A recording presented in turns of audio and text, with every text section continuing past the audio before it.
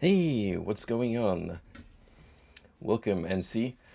Glad you enjoyed Supercut. It's a cool little game that I had a lot of fun with. And you're right, it blew my mind too when I saw the credits roll and all the Polish names. And on top of that, a Polish rock song just started blaring in the background, which completely took me by surprise. But, well, it was a nice little home accent by our boys. Kind of wild to think about just how many shooters have actually came out from Poland, Kiss my half-angel ass. including Painkiller. Thank you, Dine, for over 29 months. And he's still going on. But yeah, Painkiller is one of them. At least the initial two entries into the series. You also have the Shadow Warrior remake and Postal Brain Damage, which will look into at some point. Maybe after Nightmare Reaper. Otherwise, still have a couple of streams to knock out with this one. Oh yeah, there's also, which Frosty reminded me of, Necrovision, which is this super bizarre, semi-accurate World War One shooter. I say semi-accurate because the moment the occult starts to weave in, and you're actually out there shooting and casting spells, yeah, that's not something you learn from historical textbooks. So yeah, bottom line is there's more to the Polish video game industry than just Witcher and Cyberpunk. Lots of cool smaller studios out there doing God's work.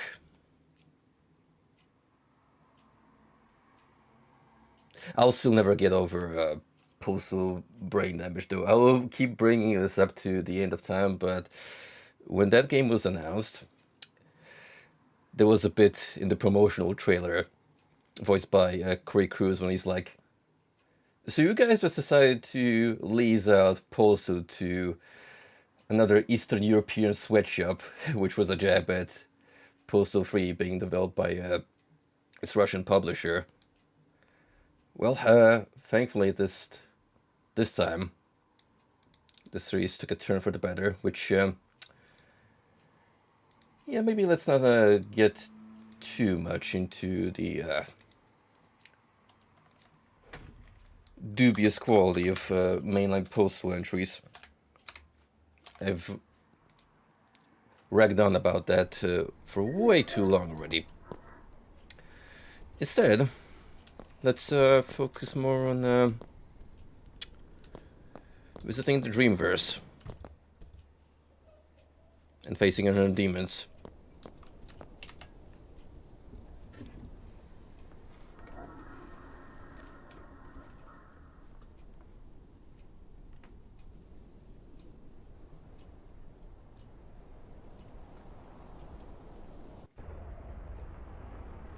Fields of Death, Part 1.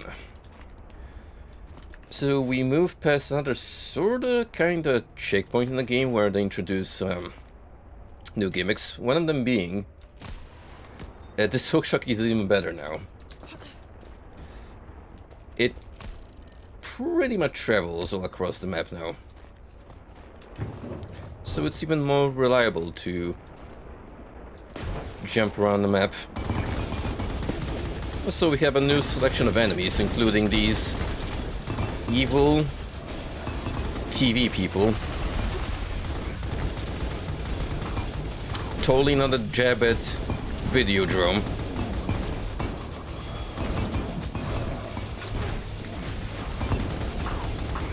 We have finally reached a point in Nightmare Reaper where, sure, at the end of the day, mobs still get obliterated by my cannon rifle, but they don't go down as easily. They actually pose some sort of threat.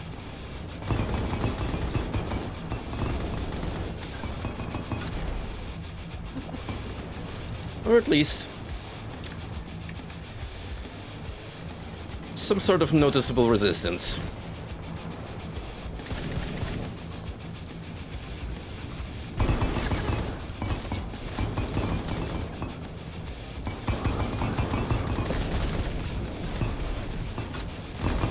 Champion mob, or like you're dead, pal?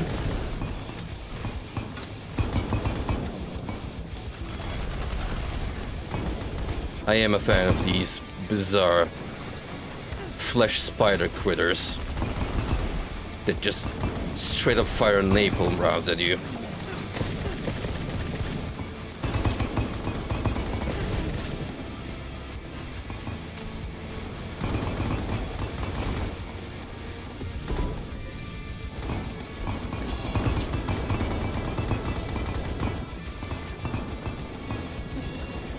And that, my friends, is how you open up a level, just straight up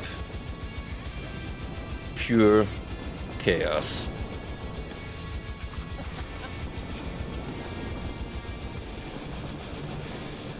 Also, flame pillars.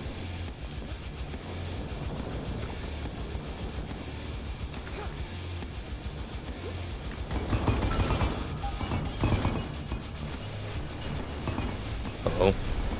Where is the source of this event? Is that the one I actually have to outlive? I think it's the latter.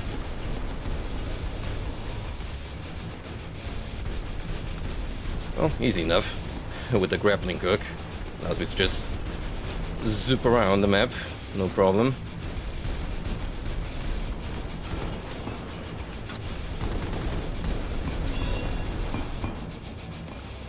There we go. Oh. Look at this beautiful attempt at making a tank. Minimalist design.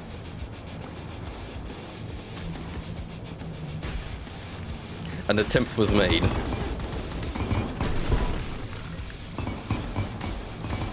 Actually, no, in today's climate you could very much well say that it's an intentional artistic choice. And totally get away with it.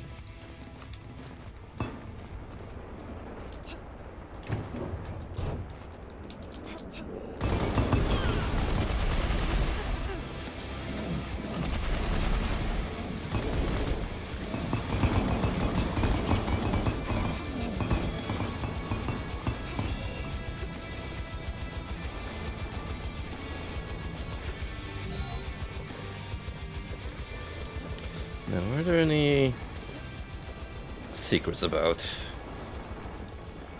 We have not yet noticed a single breakable wall.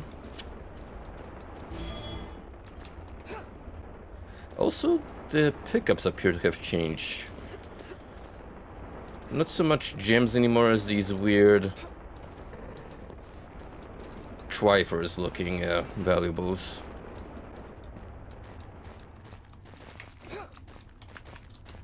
So that's a no-go right there.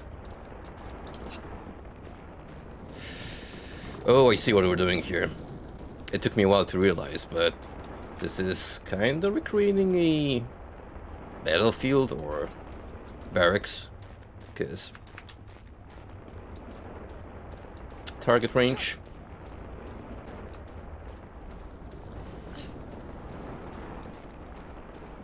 War. War never changes.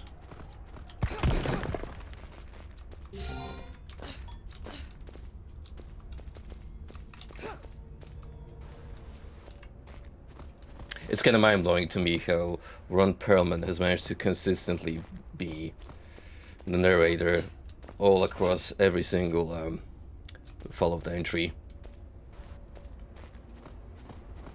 That is dedication.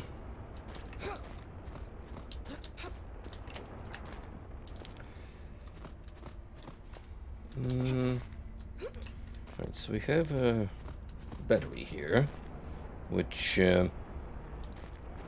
I don't know yet where I'm supposed to stick it into. I need a red key as well. Let's keep you in mind while I search for a solution. Thing is, there's not that many ways to go.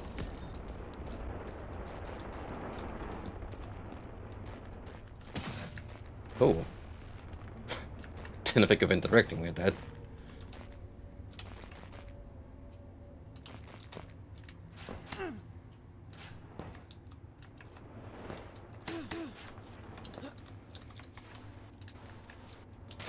Ah, so the grappling hook is disabled here. That might be a little problem. Well, maybe not. I still have the air dash enabled.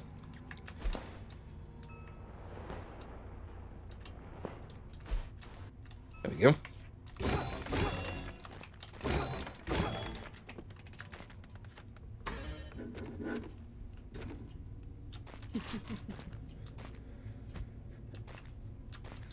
So that's neat and all. However,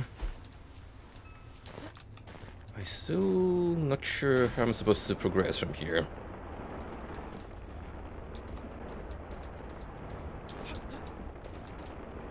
Is it possible that I just missed the key somewhere?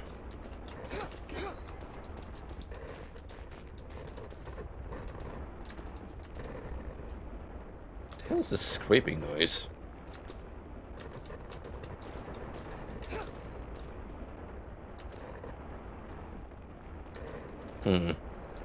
How strange.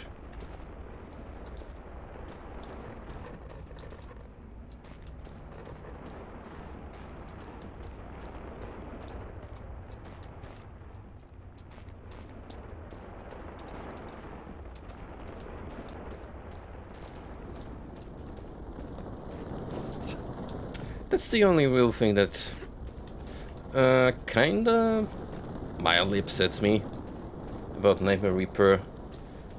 You have like this super intense rush of adrenaline when a major combat sequence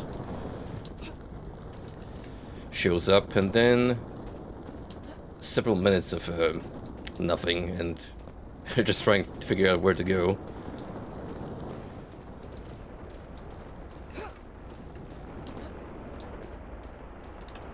Especially now that progression is a little trickier.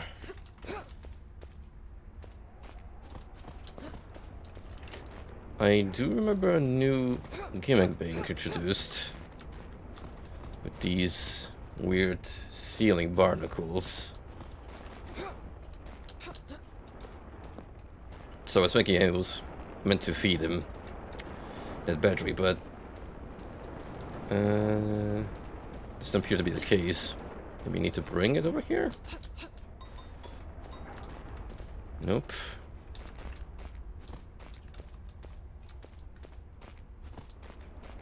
We did have a moment like this in one level where I was half expecting like a sequence break.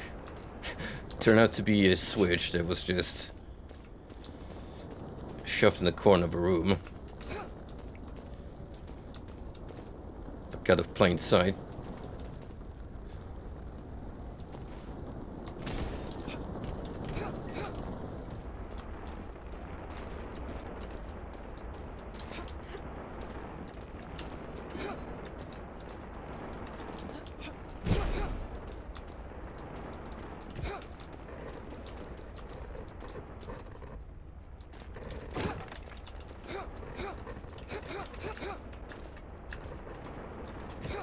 I totally hear something over here.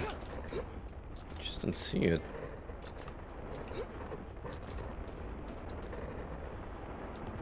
Oh wait, it's a radio.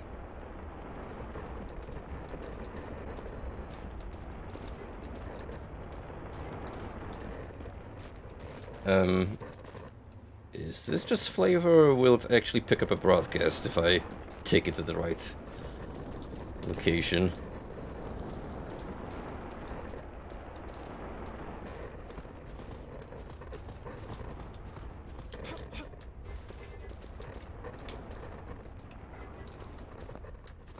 I think it's a red herring. Okay, well... what do then? After a great start where we're already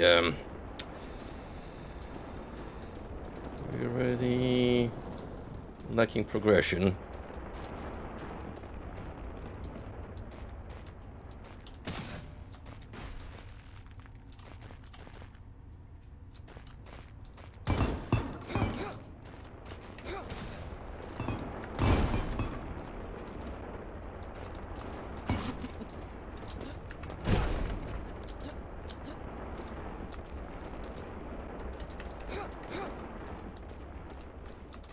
I almost have to reset the level.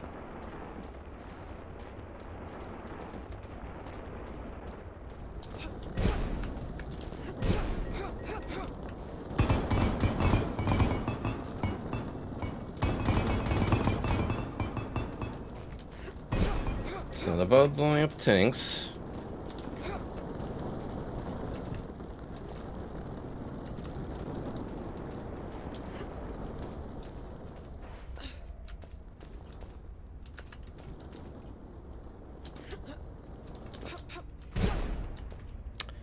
Yeah, I'm genuinely perplexed. I don't know what the heck is going on.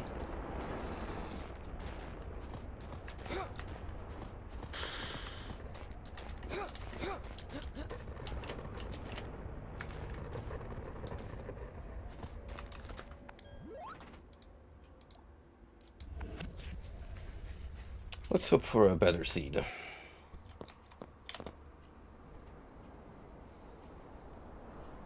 One that's less confusing.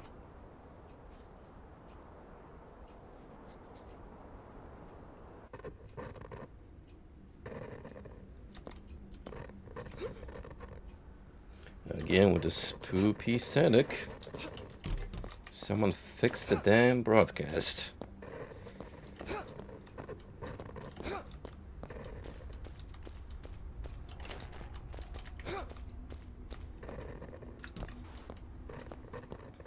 You guys would be dumbfounded when you would try and catch a signal here in central London. It's actually a nightmare to get good reception, be it for your cell phones or radios in certain areas. You'd think that would not be a problem in a major metropolis, but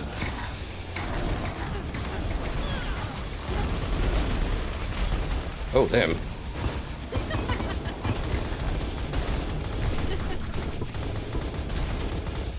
They don't call them the fields of death for nothing.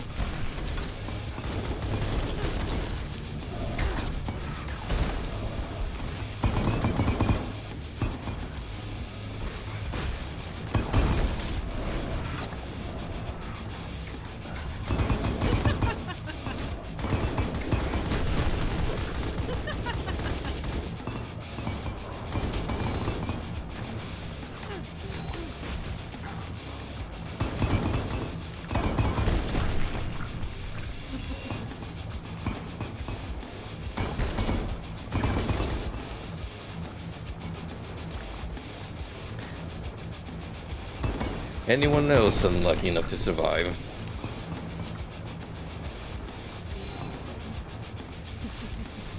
No? Good. I prefer it that way.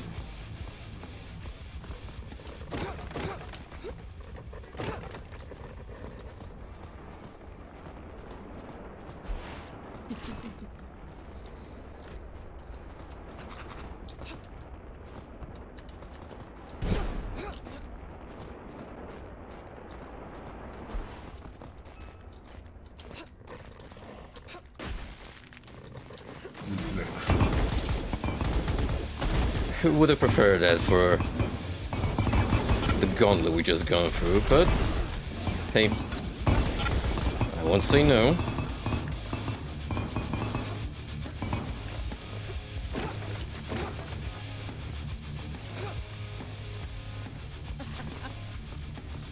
So this time around the key decided to spawn, which is Good.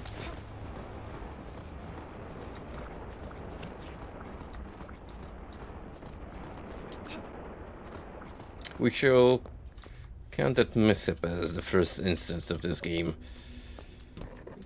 freaking out.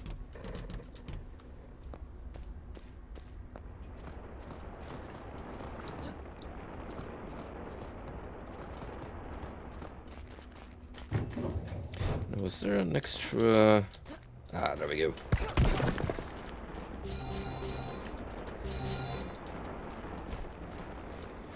Gotta get all the riches.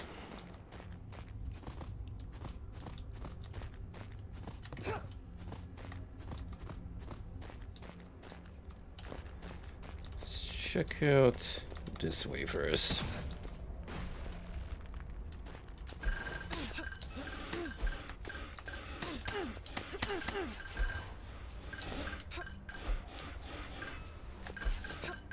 Ah, yes, the murder hallway.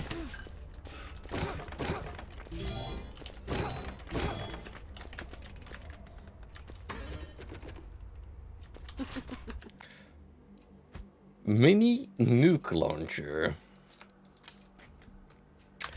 I see that the stakes have grown extremely high.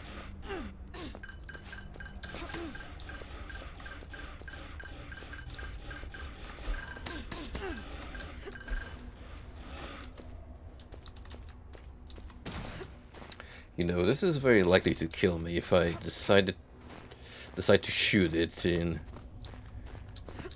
a tiny ass room, which is more likely to happen given my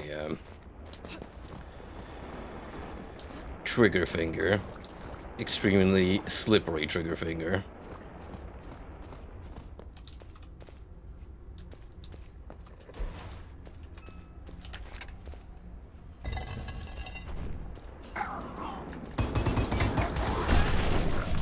Alright, let's try it out.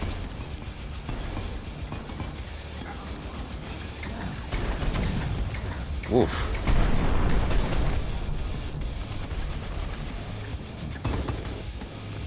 It's got knocked back out of the ass and fires an arc. That works against the weapon's credibility.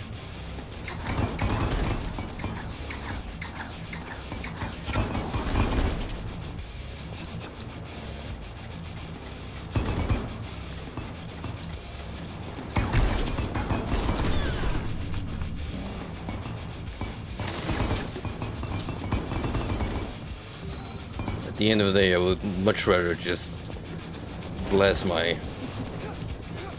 cannonball machine gun, which is about as effective, if not more.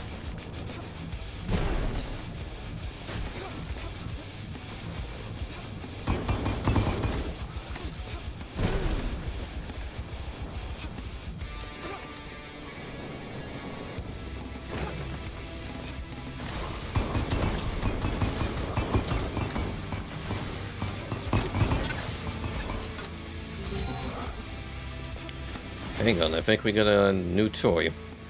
Micro penetrator. Alright. Show me what you got.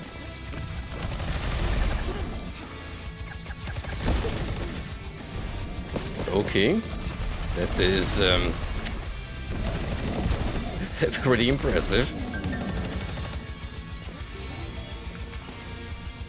Again, extreme knockback.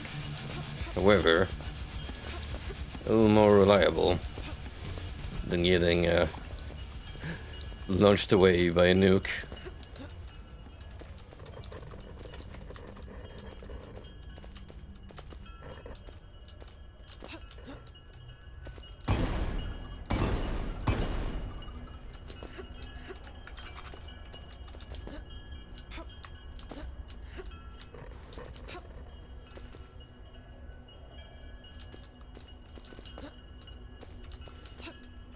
So it looks like I almost killed everything there is. Just a few hostiles remain.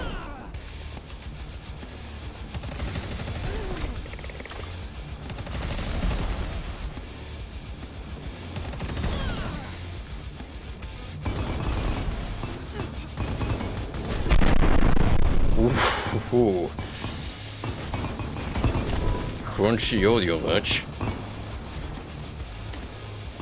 Ear status blasted into oblivion.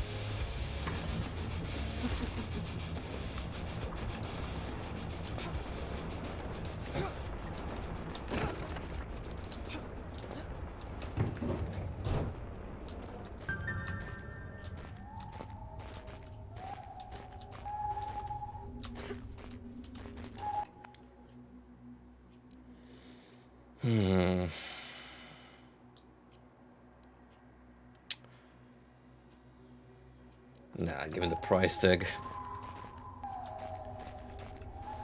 Not worth it. Rather just save the cash for upgrades.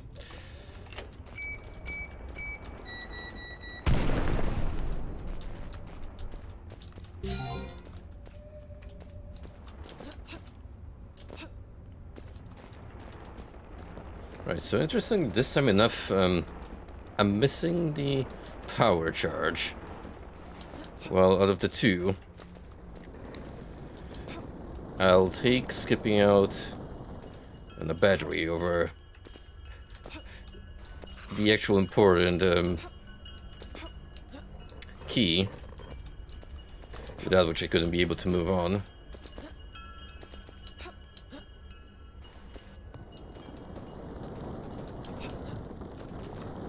It's quite possible that it's just lying around somewhere. I haven't really noticed it. Oh. Speaking of which, how did I miss out on you?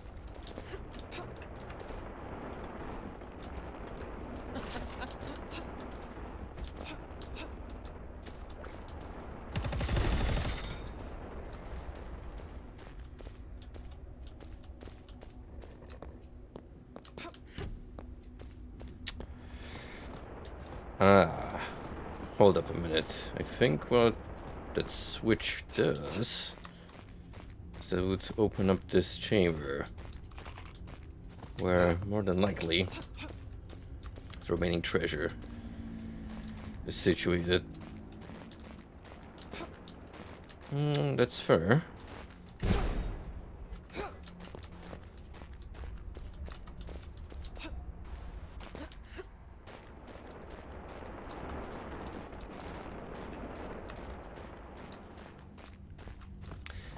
However, either the soul pack did not spawn, or it's just tucked away somewhere out of plain sight.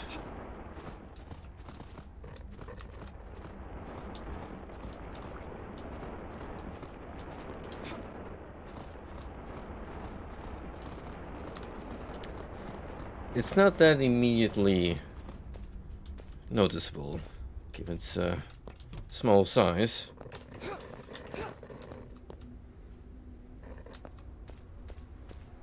So I'll probably skip out on full treasure acquisition rate and just move on.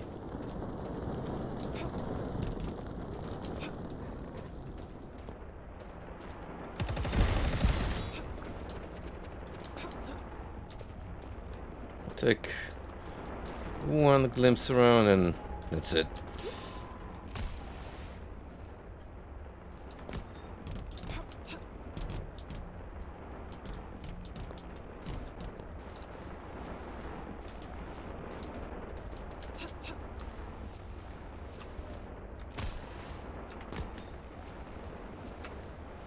Gotta love how the patient just sticks like Spider-Man to walls. It's a very good way of minimizing or completely avoiding fall damage. Which, I mean, you can buy upgrades for it, but if you can do it manually, why not? not go have much luck getting this little battery, so let us cadoodle.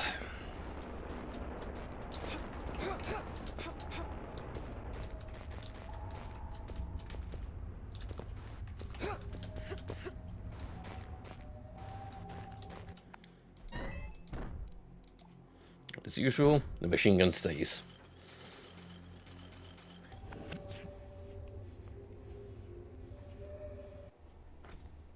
We'll keep it that way until something absolutely godlike shows up.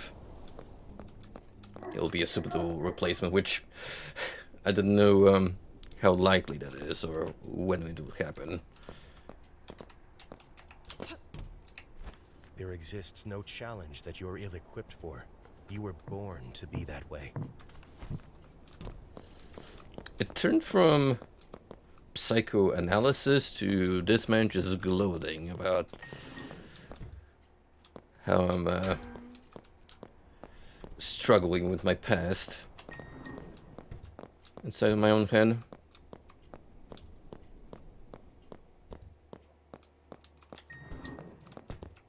Probably an interesting subject if you're a psychiatrist, sure, but for the average bread eater, it's just going to be a lot of head scratching and wondering, what is this guy going on about?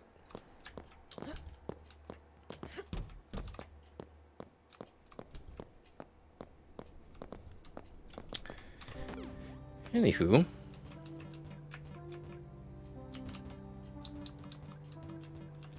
let's grab some extra treasure while we're here.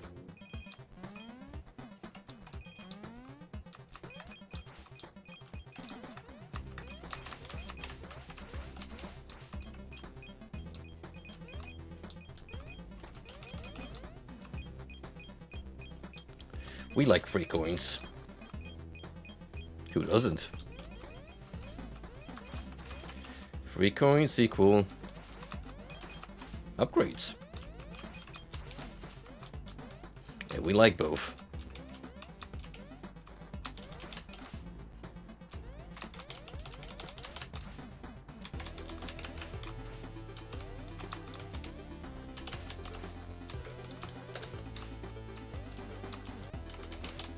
Nope, doesn't seem like I can get a good jump arc. Grab those. Oh well. Good enough.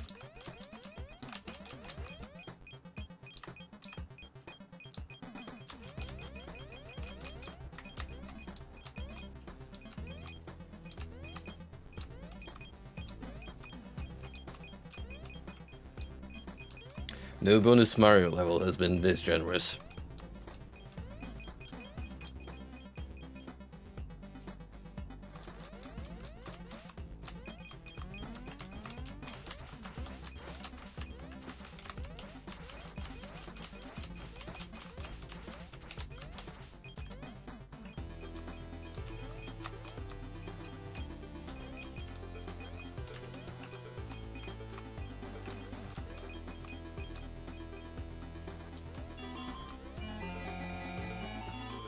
Damp. Sure is. After all, you got plenty of moisture around.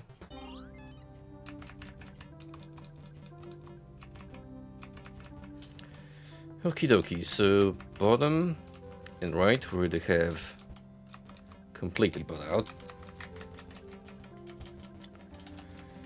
So that leaves elemental boosts, or we could maximize treasure pickups. I don't rely that much on magic weapons at the moment, so let's start off with more money's worth. And I've obtained currents and other trinkets.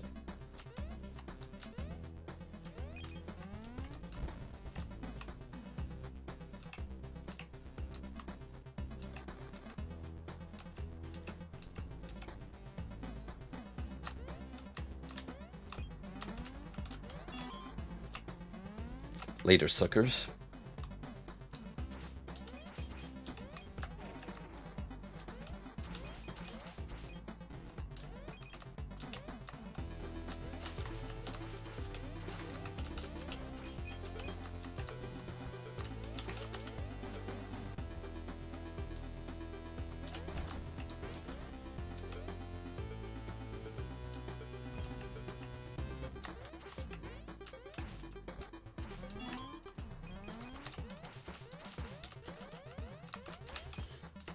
As per usual, top route proves to be the optimal route.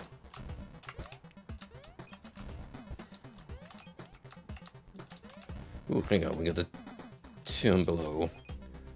How's that? Just flavor, or can I get there somehow? Probably not. If it was possible, I'd be able to clip through one of the towels.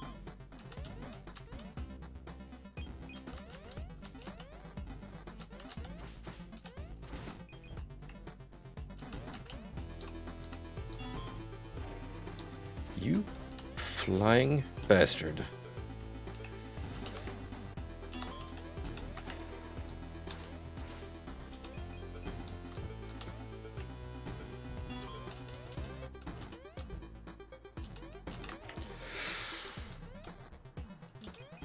Alright, I can't run off too far ahead. If anything, I want to line these two up so I only have one projectile at a time to dodge.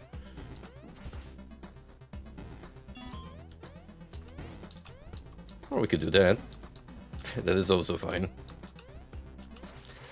Friendly fire for the win.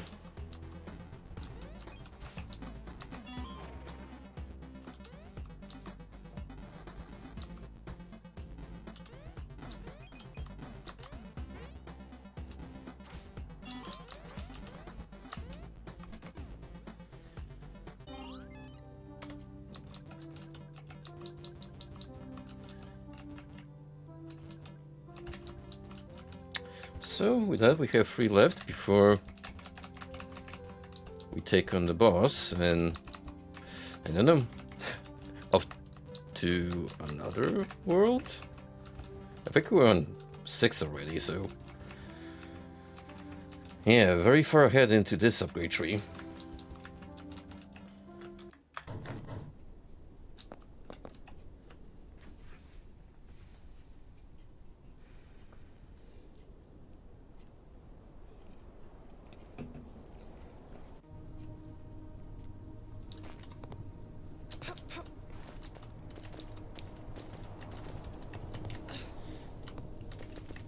One woman army. Let's go.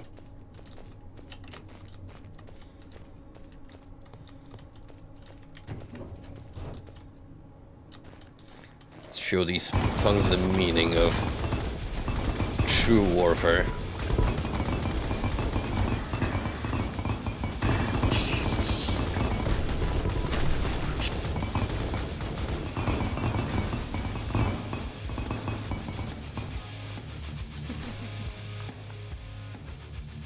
Level 3 Celestial Spear.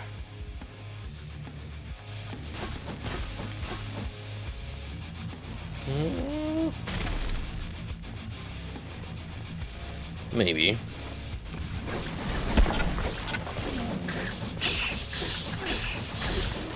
Whoa, that's actually pretty darn great. Effectively, just one-shots everything. Sure, it's primary, it's melee, but we still have a ranged alt fire.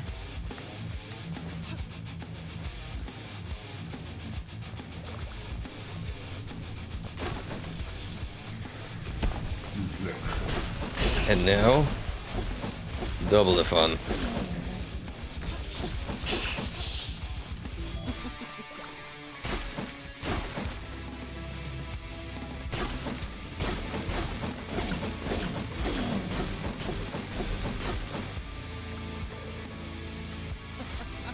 The knockback is a little... remember, it is amplified because I'm holding 2 for now.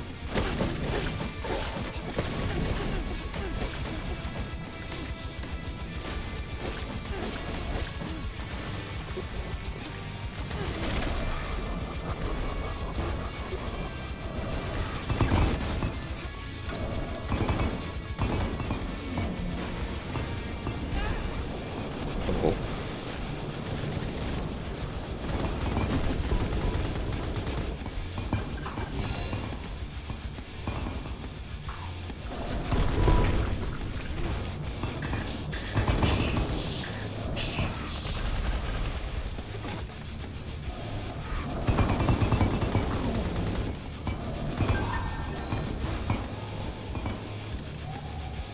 No tank slot, be it the traditional metallic or the flesh amalgamations kind.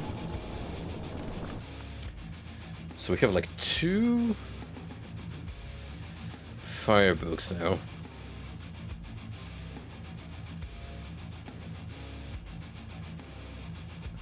Alright, this sounds interesting, even though it's manual by nature.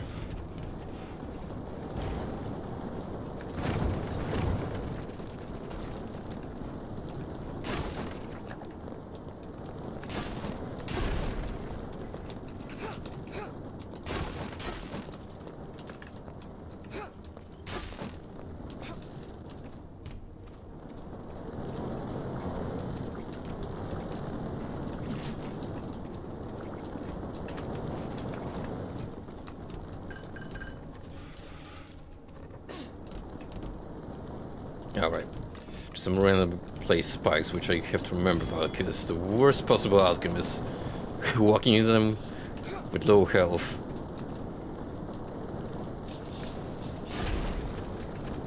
That'd be a very embarrassing end for a run.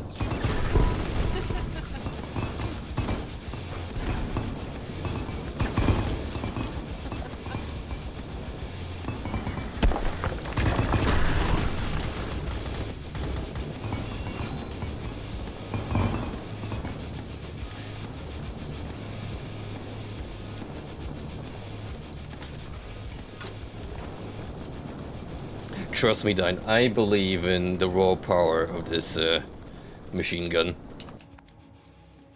The random projectile property alone, which basically turns bullets into cannonballs alone, is incredible.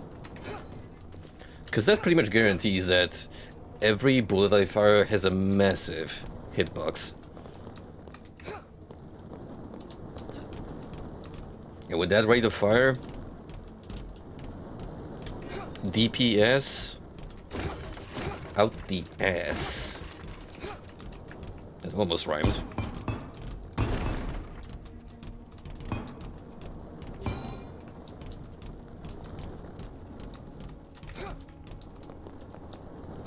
What's new with you, bud? How's life been treating you?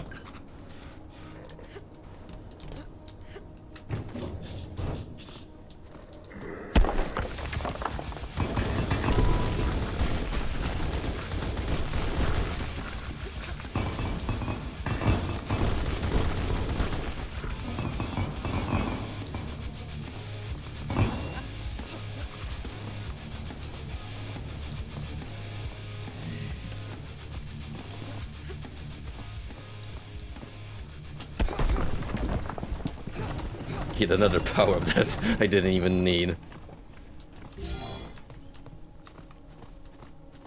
Well, at least we get to appreciate everything in slow motion now.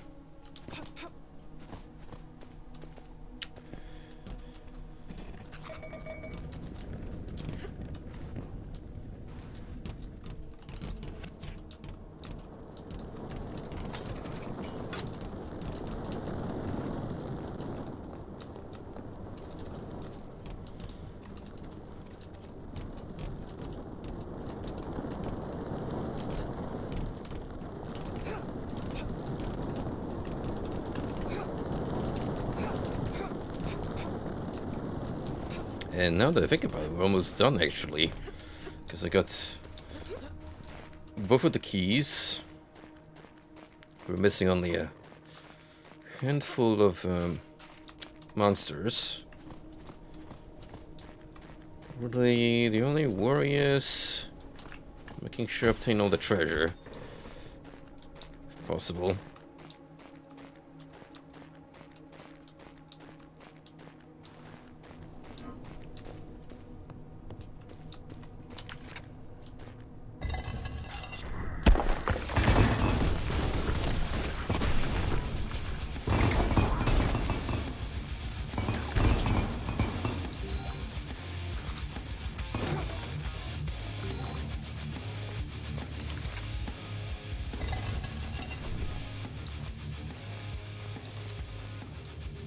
Oh, exit has been located.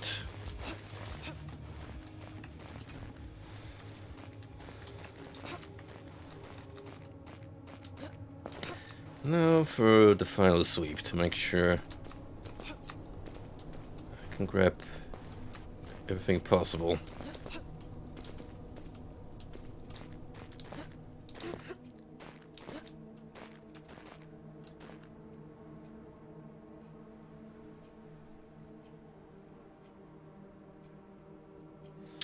Oof, well that sucks. Hopefully you can get a replacement soon.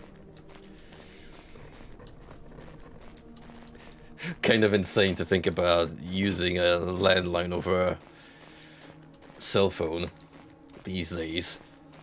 But, yeah, sometimes the simpler solutions prove to be the more efficient ones.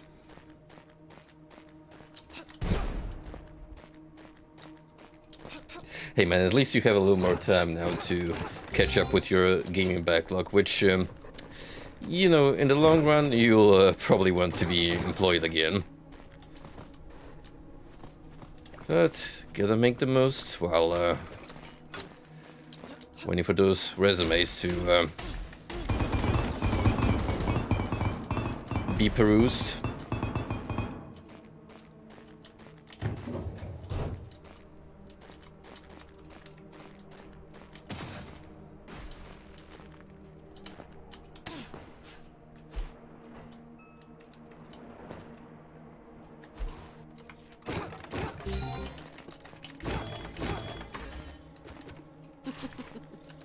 What is this contraption?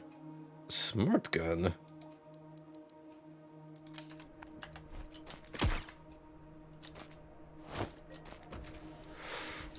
Oh! So that's why it looks like that. The old fire is just setting up a sentry.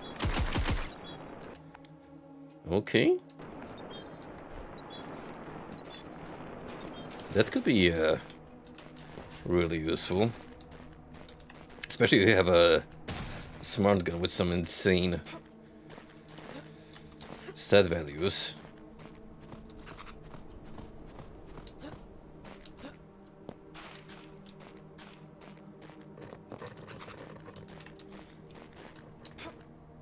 My guy, personally, during this summer sale, I have done an incredible job at expanding my backlog even further, because I did go a little crazy with the purchases. However, pretty much everything that I have acquired from Steam, GOG, and the Humble Cyberpunk bundle, which I do recommend because it's got some pretty good games in the package, like Ghost Runner, which I'm looking forward to trying out my own. Pretty much everything I acquired has the potential of being streamed. And speaking of set potential, I think after the next Underworld stream, I'm going to do another variety pack of some shorter titles I've picked up from Steam. They've been on my wishlist for a while, and they look like some unusual and interesting indie titles that we could get some entertainment out of. Hey, Frosty. What's up? How did you end up with D&D yesterday? Did you actually had a good run after I left?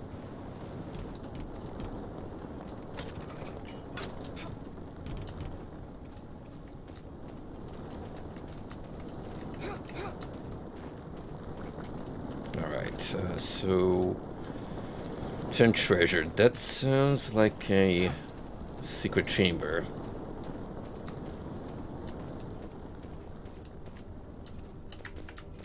Sure enough. But they require explosives.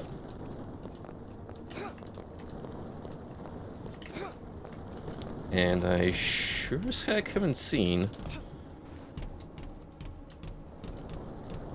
a satchel anywhere.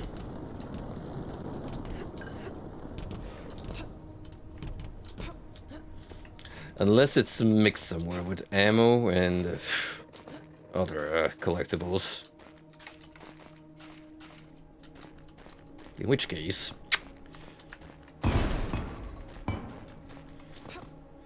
might have to skip on all treasures again.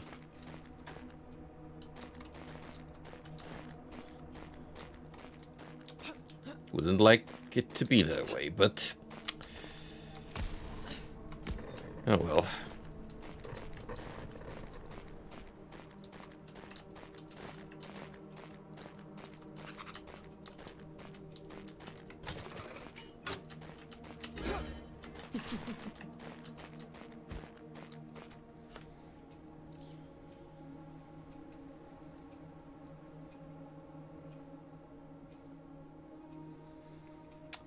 Oh damn, so that can actually happen, huh? Bad RNG that leads you to an unwinnable situation.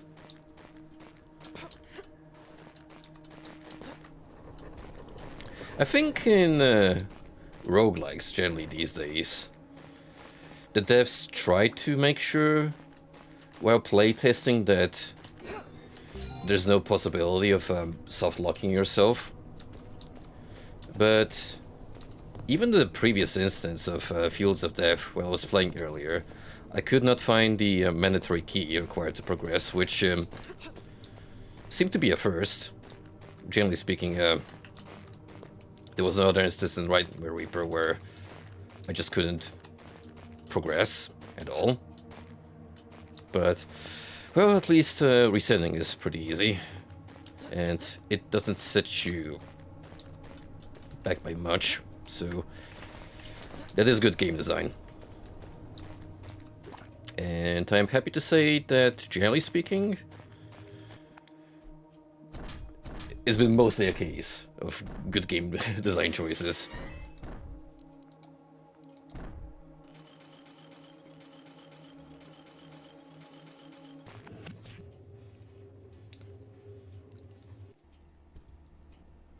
Did you eventually end up figuring out what was the curse that afflicted your character? Are there any good guides for the game that explain the inner workings of Slayer?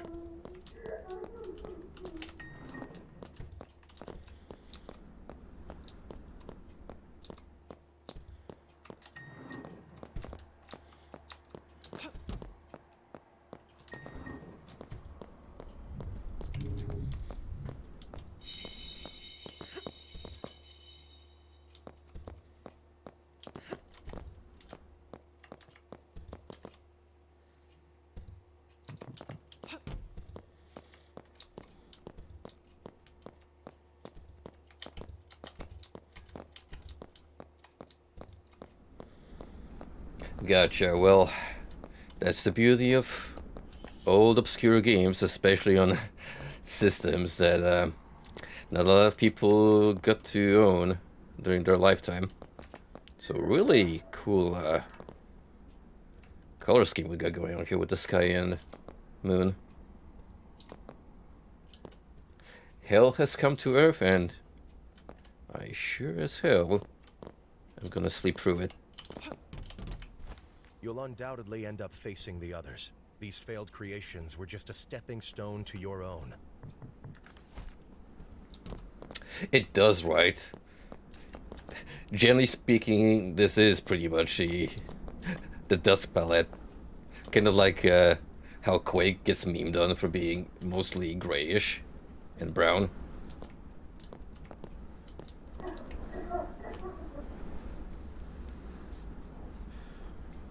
I'll take orange and red, however, because at least it's more vibrant. Oh, hey. We're inside of trenches now, most likely.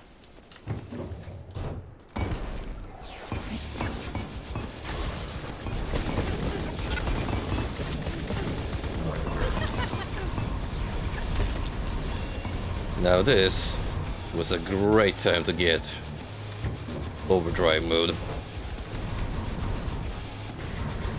Especially since we have spawners.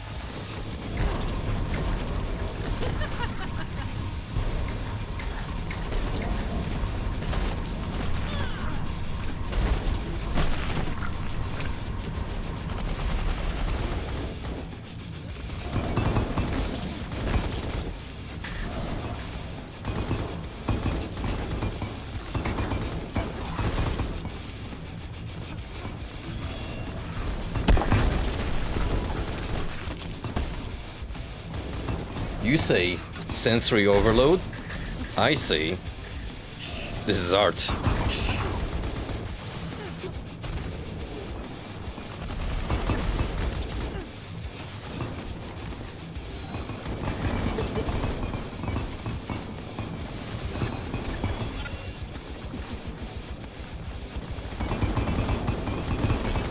It definitely depends on the person playing, because this kind of hectic environment will be a little too much for certain players, but for me, I actually kind of just end up entering this kind of zen-like trance, where it's just me and whatever the game throws at me.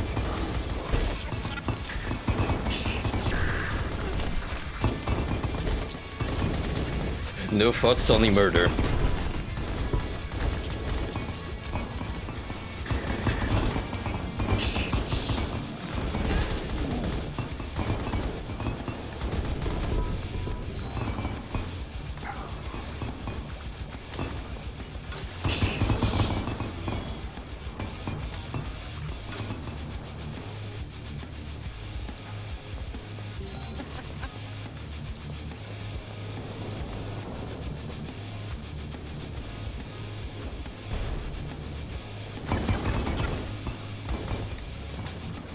Oh yeah, did you end up watching that Soldier of Fortune video courtesy of Civi? I'm gonna be honest, I never really got to try any of the games from that IP. But I am impressed with not only the level of gore that appears to be prevalent throughout the game, but the gameplay actually looks like it will feel fantastic. It's like the man pointed out, not every shooter builds this power fantasy of you actually feeling super strong.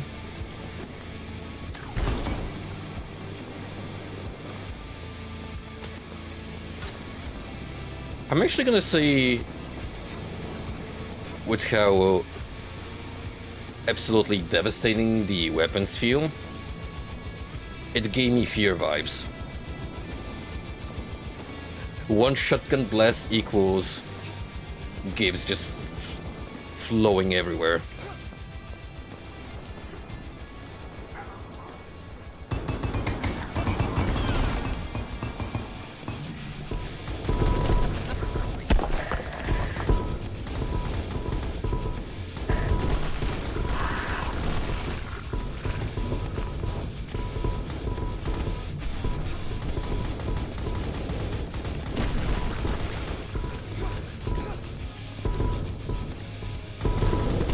case you can't figure out what's going on, don't worry. I'm in the same boat as you guys.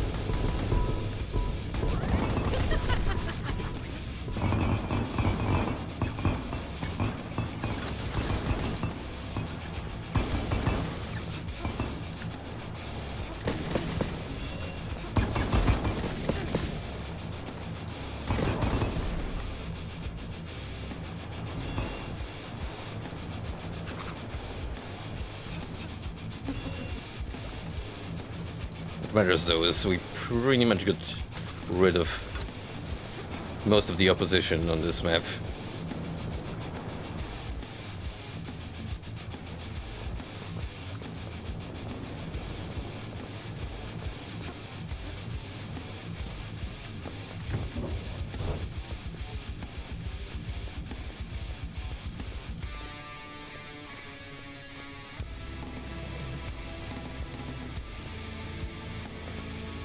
This is a rather strange building. Kind of gives me classic Doom vibes. Like just a staircase that brings you to some elevation above, where you could snipe the demons scuttling about.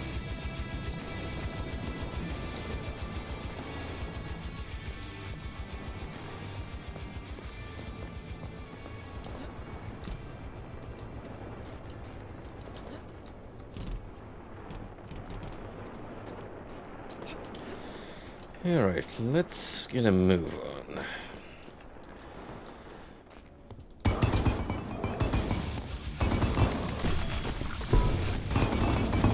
Need to die first.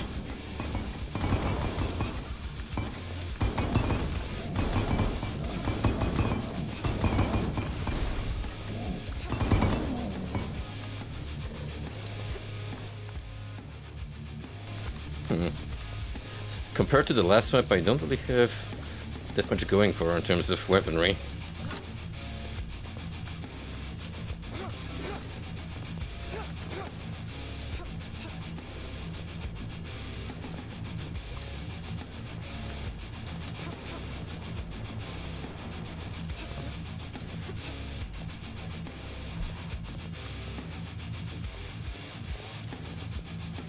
Oh.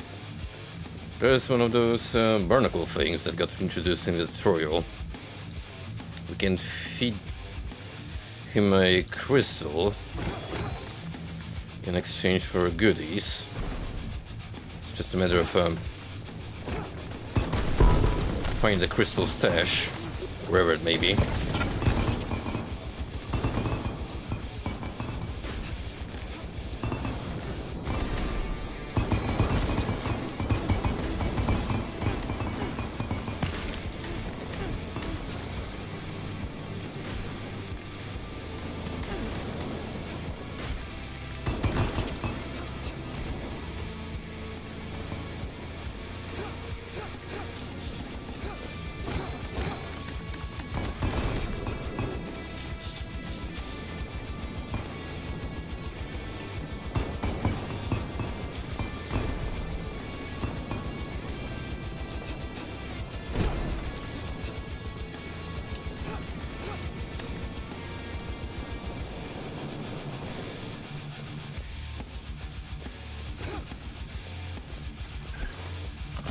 Oh,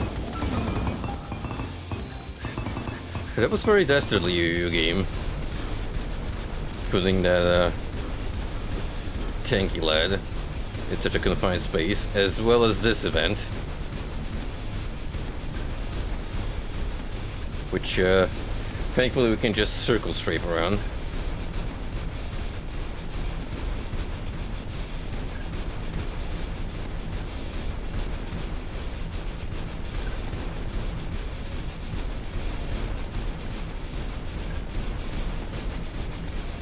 Disclaimer, vertigo warning.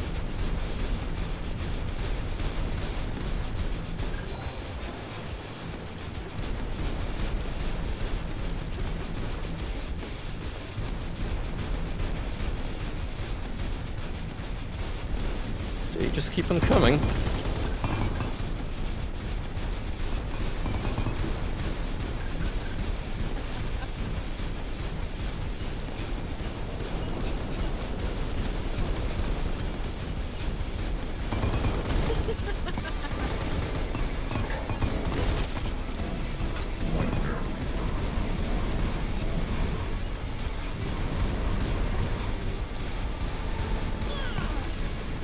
Okay, we really need to find the source of these fireballs and destroy it. Which is not gonna be easy. Granted, it's spawned somewhere in a hallway, most likely.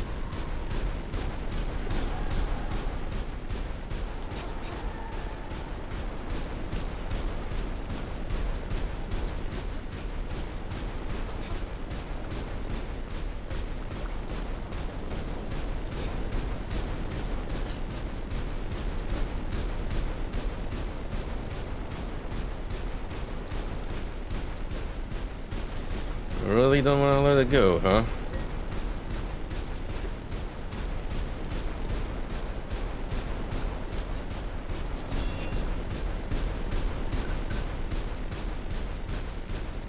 And if this keeps up, it will eventually end up getting up the ghost. Whew.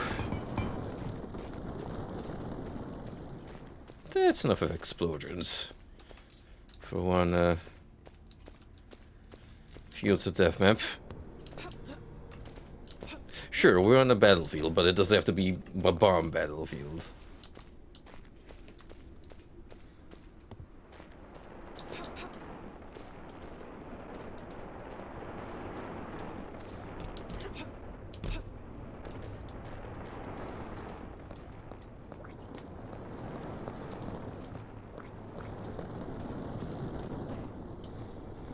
And now, for the most important question of all, can I get all the goodies on one map for once?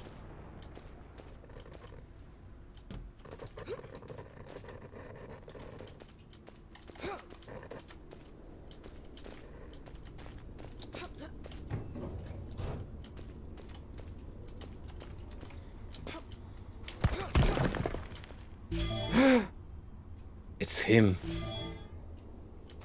The boy. Now, if you ever needed a seal of quality, look no further.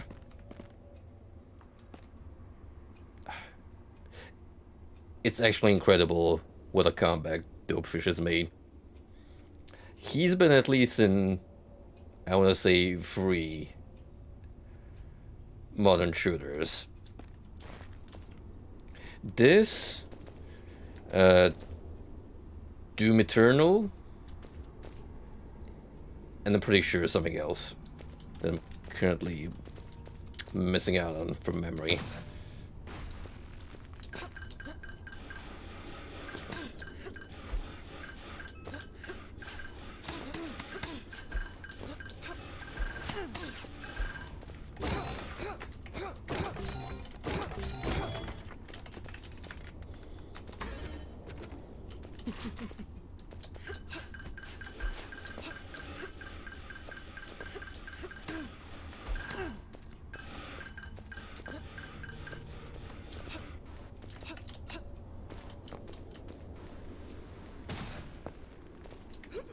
I wonder if this is the object I need to bring over to our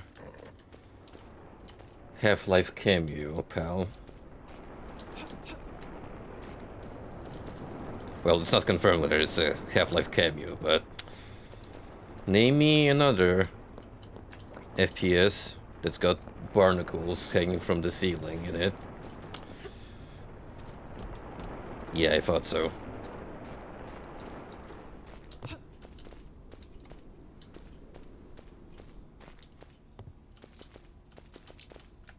You want this spell?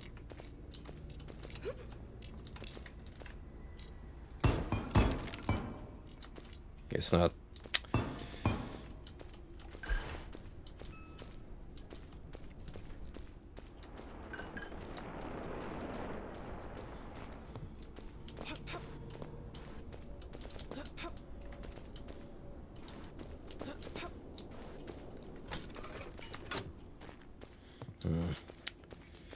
It's only 3 trinkets, which is actually kind of annoying, but, well, I finished Mass before with 1 left.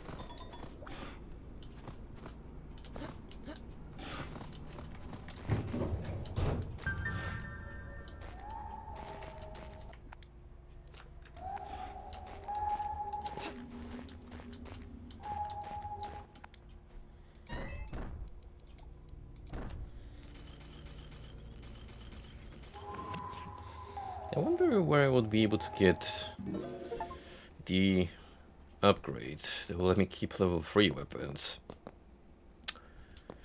Because that sure would be the next optimal step. While my failures were many, they were inevitable steps towards the ideal creation. Incrementation is key. Uh-oh.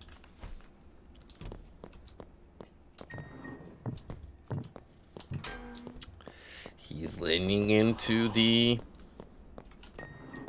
evil scientist man, trying to make his own twisted creation.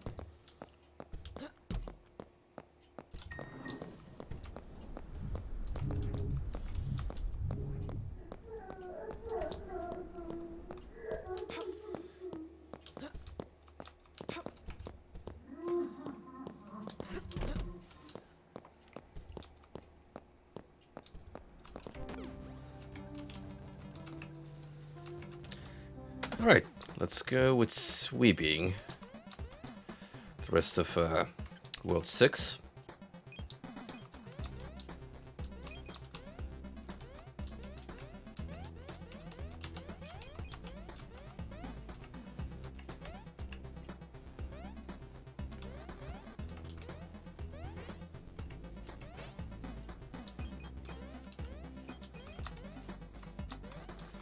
Ooh. It's gonna be a little rough.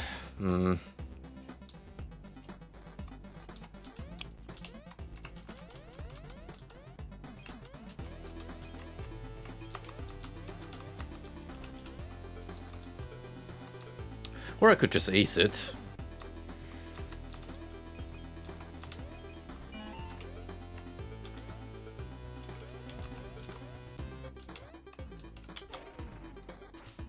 This right here, however. Remember when I name dropped the Teenage Mutant Ninja Turtles game with the notorious Underworlder maze? Yeah, this is kind of giving the same vibes.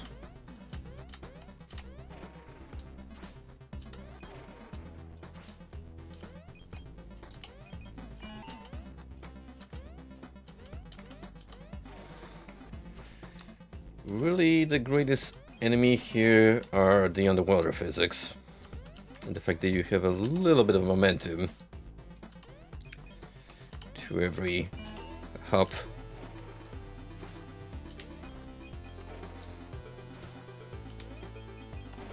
So it's all about gauging how far will you go.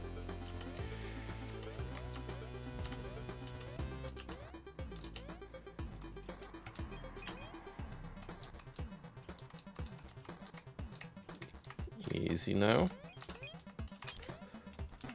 Hey.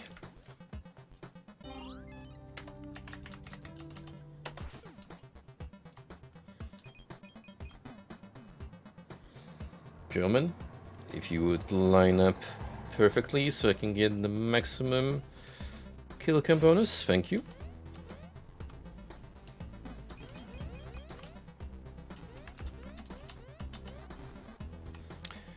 Semi-dual lads.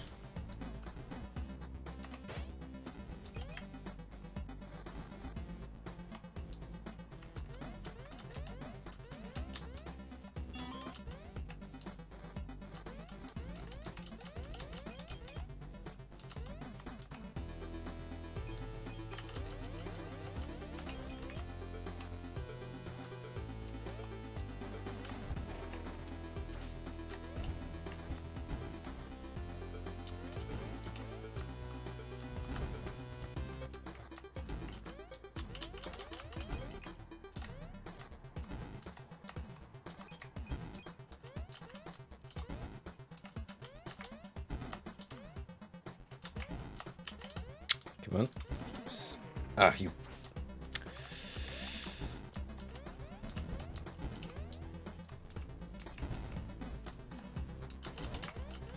Tricky part is actually luring them to one side and having them stay just in time to swoop past without getting shot.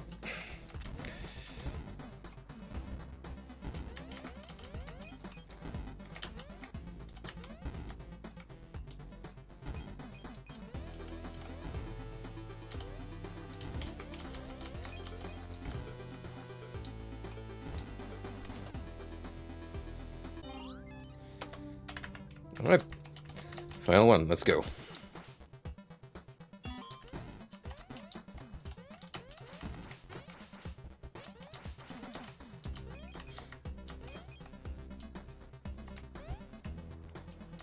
Oh, it's a different way of going on about that.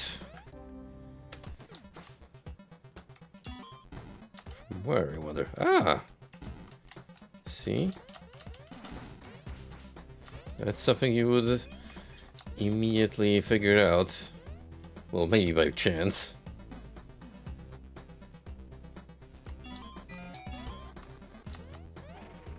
More optimal route. And greater value for collectible.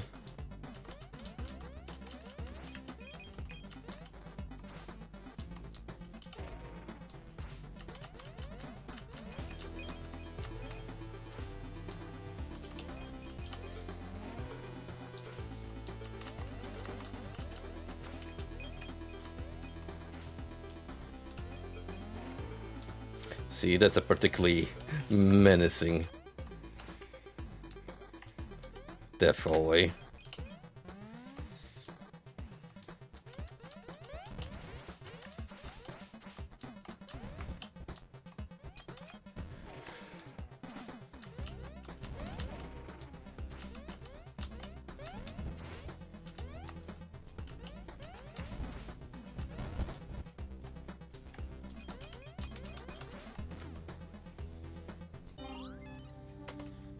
Alright, perfect. And with that, we can move on to the boss. Will it be the last instance? Who knows? Now we got the added factor of jellyfish. So it's not just a straight run towards not Bowser slash we have Godzilla at home. However you want to call him.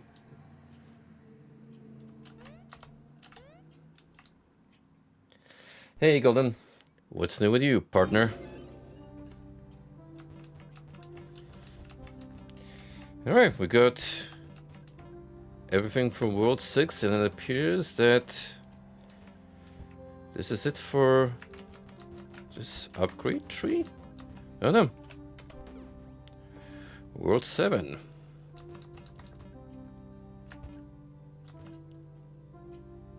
Yeah, it would have been weird if I at least couldn't have acquired level 3 weapon acquisition.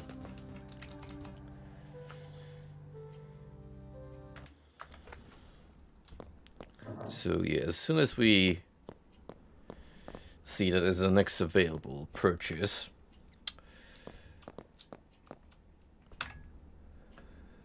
we shall mosey on to getting it.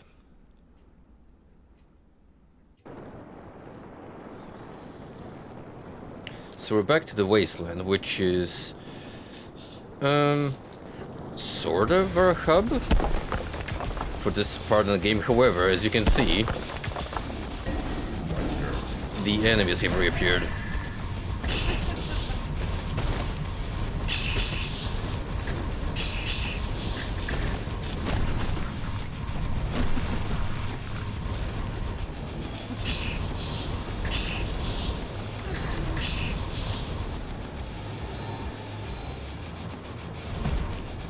Or rather, this is a massive level which trails off to other levels along the way. A rather unique design choice, I have to say.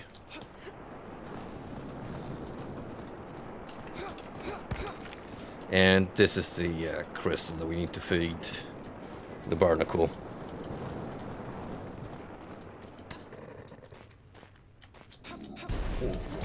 Should we see one?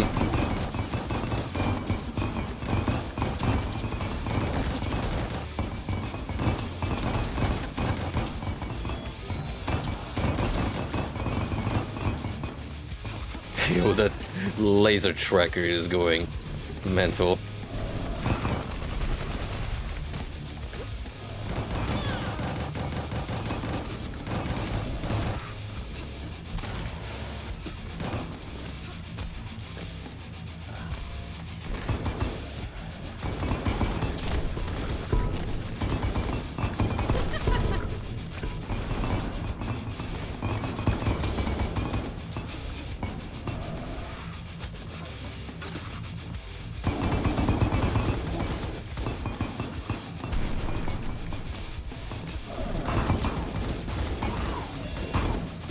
Get rid of these annoying snipers as soon as possible.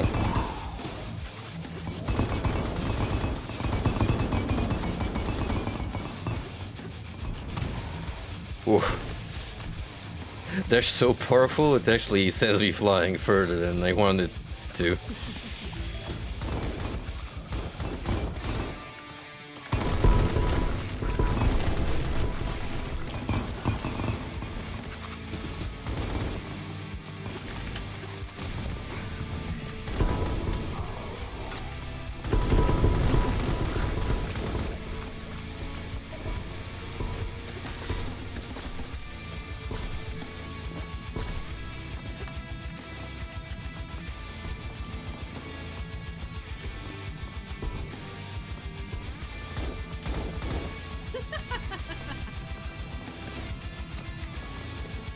I'm just gonna chill here and wait for the chest to open.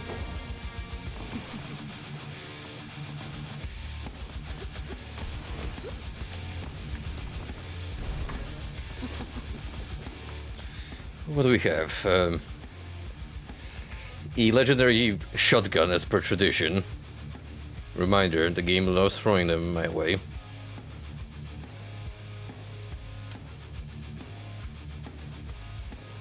Let's go with this lineup. This is a peculiar item right here. But it does send magical skulls of doom. So I like it.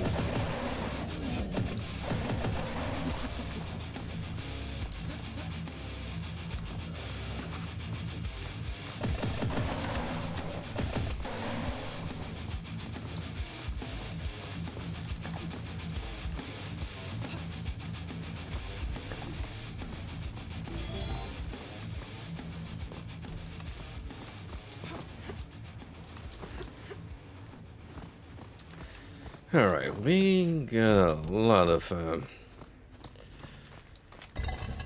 opposition. Absolutely destroyed.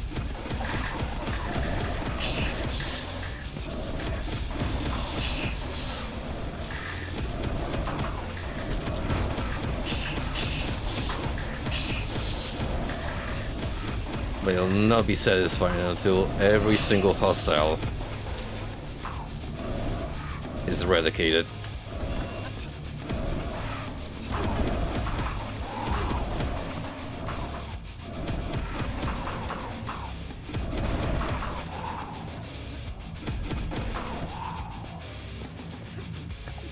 Great feature of these skulls.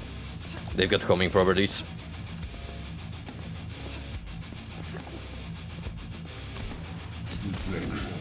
Truly a game with good Bone Brothers. Be it of the physical or the metaphysical kind.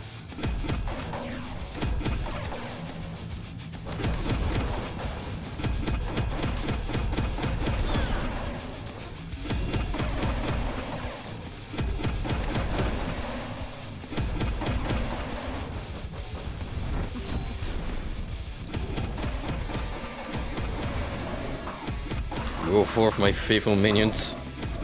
Destroy.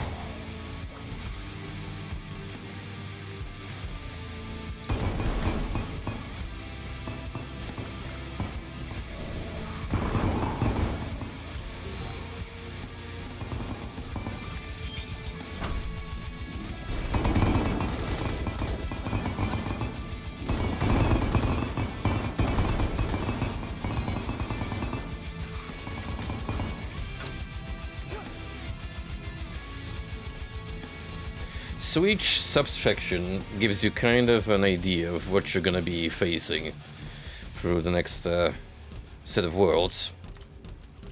We got limited oxygen supply, so it appears we're going to space from this teleporter.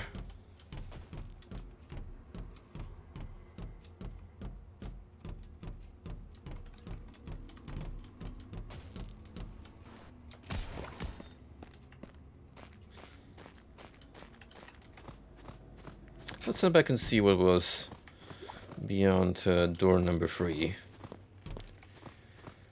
If we can, it is. One of them may not be accessible. But I think, if anything, that's because that's where the boss is gonna be residing.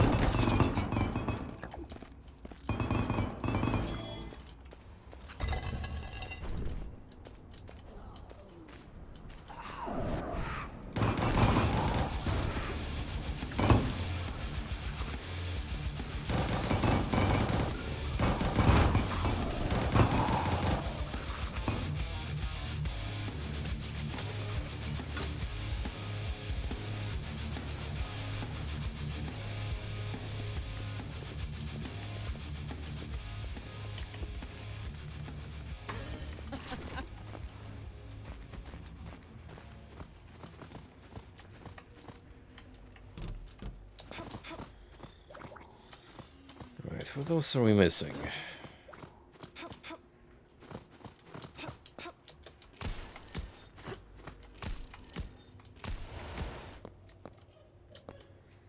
Yeah. So she is crying over yonder. So we need another half of this door gone, which, as you suspect, is after we complete the space station, or whatever the heck lies beyond that transportation panel. I don't actually know where the rest of the enemies are. Can hear some squelching here and there.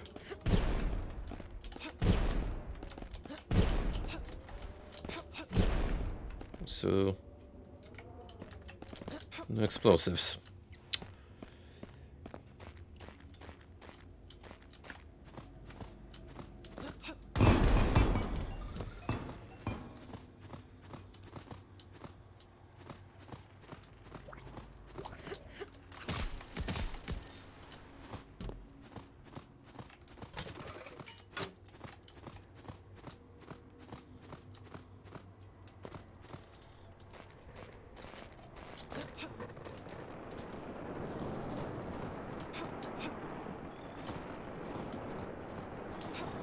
I think I got everything that's immediately accessible.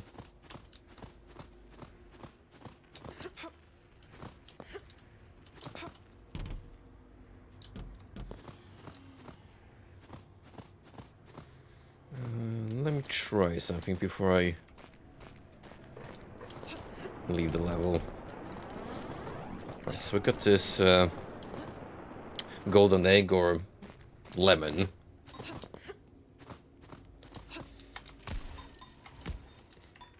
And the thing is,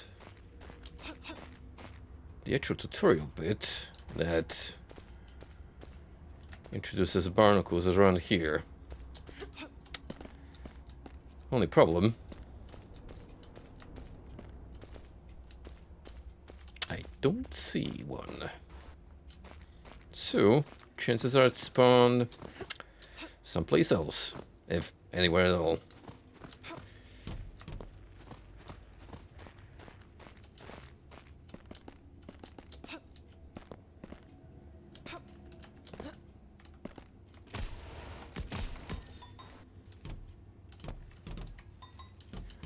Oh well. You win some, you lose some.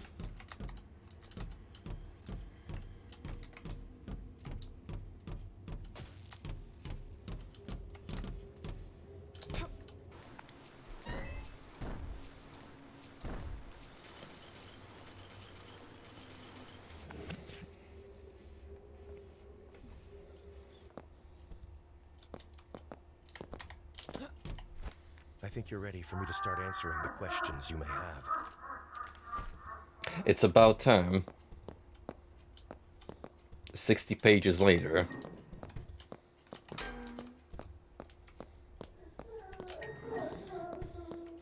If someone told me I'd be reading an encyclopedia instead of a diary, you may as well have recorded an audiobook for me instead.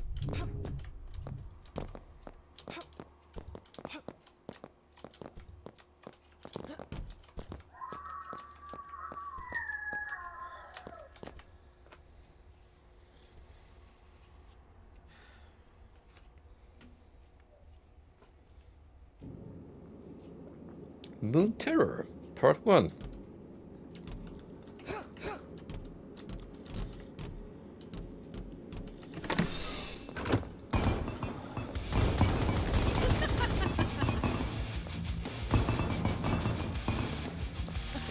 Who would have thought we would become the doomed Space Marine?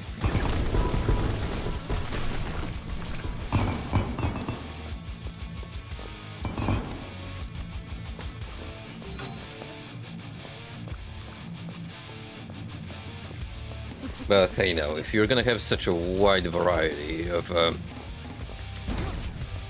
combat scenarios, you gotta have something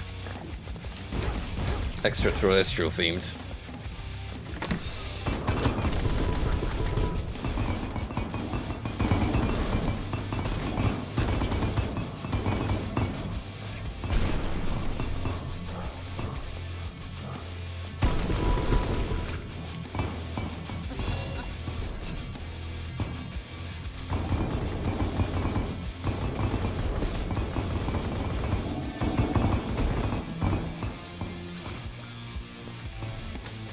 How is she surviving without a spacesuit on? She's not. The oxygen supply is eventually gonna run out. Or rather, how long she's able to hold her breath for.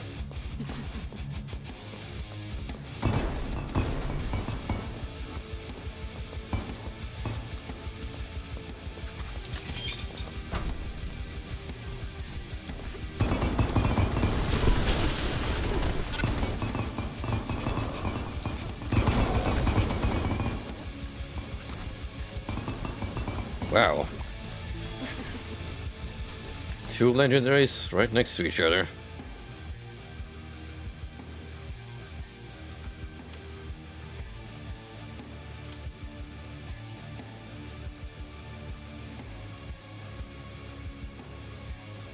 That pool is absolutely nuts. But that's a trend I've established a long time ago now. When you get a weapon with either knockback or pull attached to it, it's always gonna be bonkers. At least 300% upwards.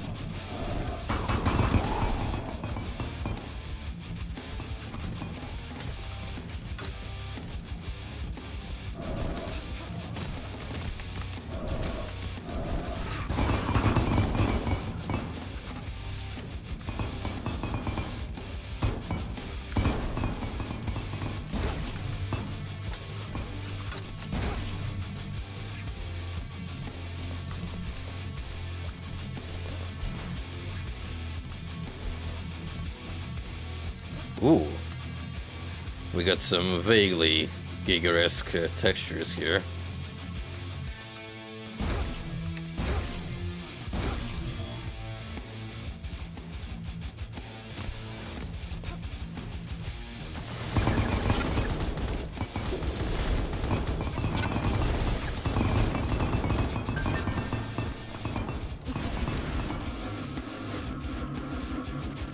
Oh. Not the barrels of fun.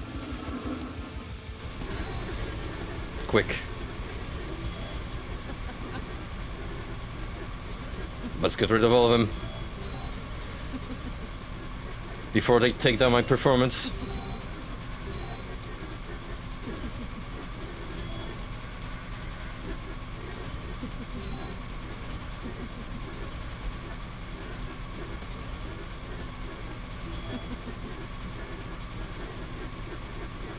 This is basically Lawnmower Simulator, but for psychopaths.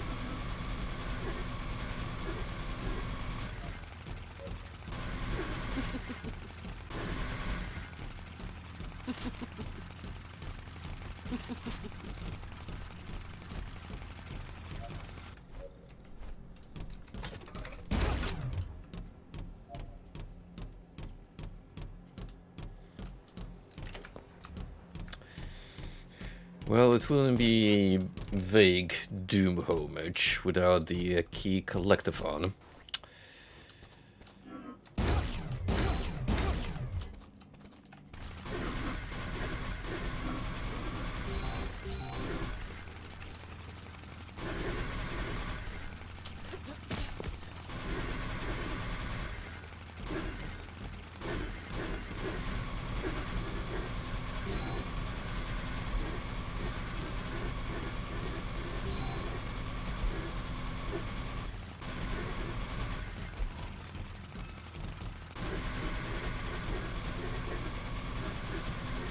Achievement acquired.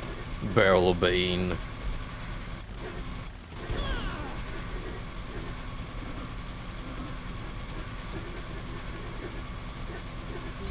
Clutter combo of the charts.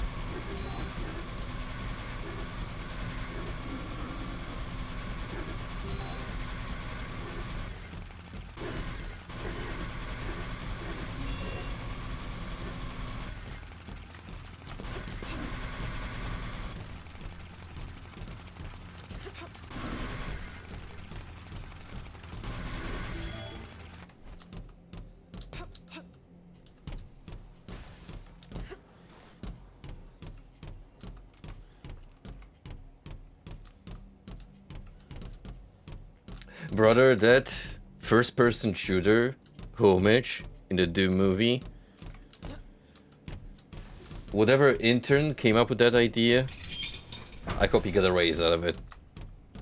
Because there's no way the actual director, who thought that the rest was good enough to not only greenlit but actually film, came up with that concept of their own accord.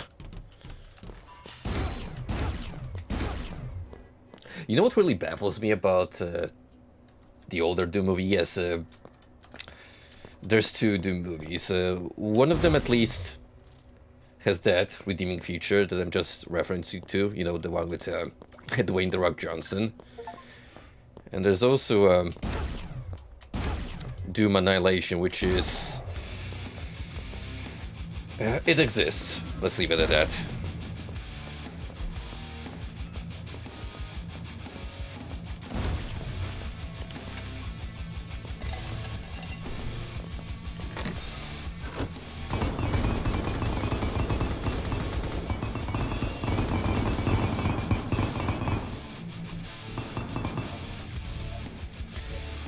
Finally, we get to see the gimmick in full glory. Eat up.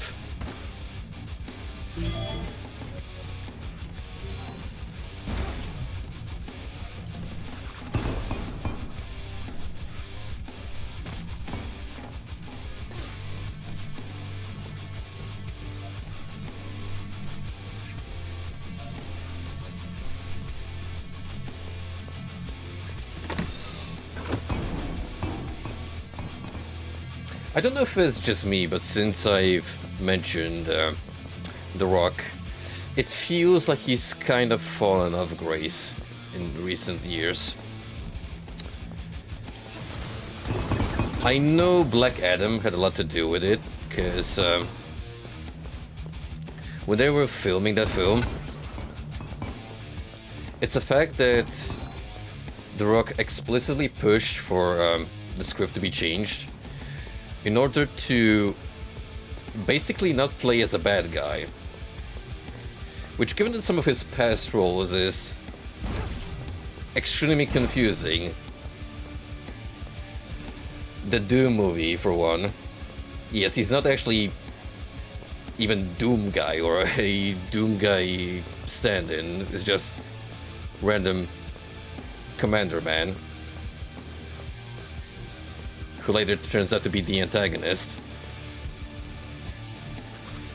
But yeah, they turned Black Adam into an anti-hero kind of figure, and it made no sense in the context of the comics from what I'm aware of.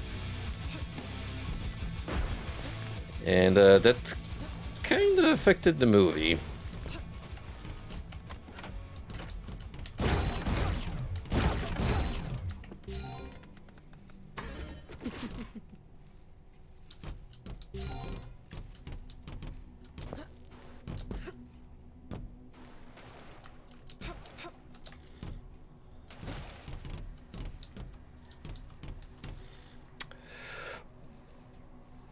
You know, I don't even remember if there was a Nine Inch Nails song featured in the older Doom movie, but given the time period that came out in, it's perfectly plausible.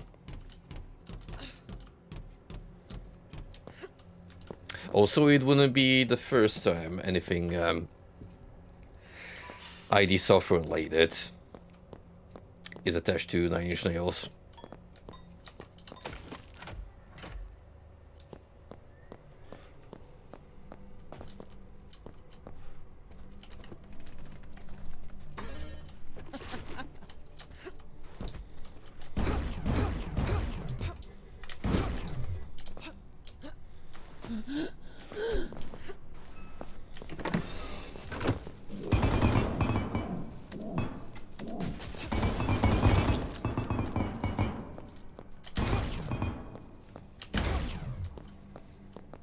Oh, that's a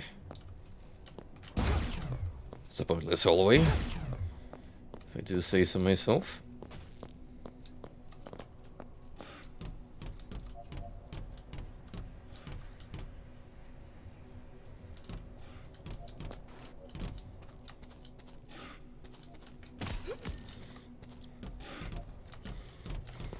I don't know if I'm in the correct mindset for a Doom movie rewatch, but if we're talking about cinema, I recently got to watch Interstellar, and second favorite Christopher Nolan flick for sure. Like, that was just a majestic experience. Like, it's one of those movies where you actually get immersed in the scenery and just enjoy the environments laid out before your eyes. It really did like a splendid job at getting you excited for the space voyage that we're going through and the different worlds they encounter along the way. I'm probably gonna try and peep Tenet before I get to watch Oppenheimer. That's apparently another one of those Nolan productions that's just wacky sci-fi.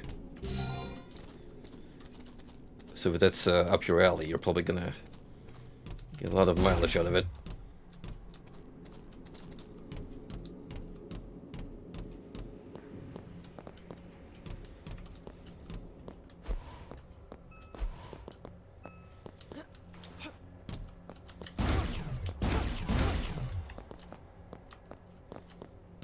So since I mentioned Civi earlier, now I'm starting to vaguely recall this part of Nightmare Reaper from his review.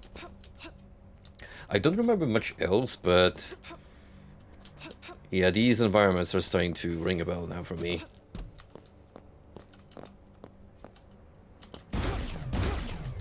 It's the part of the game where the levels start to get especially more intricate, so they're not necessarily like quick sweeps depending on how far you want to be.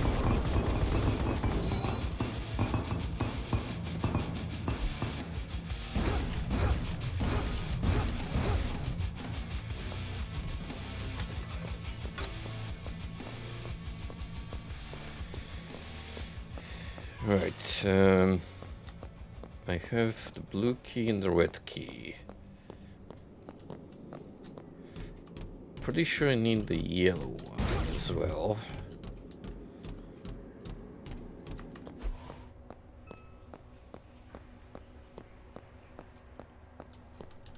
Okay, see the blue door. Haven't been there.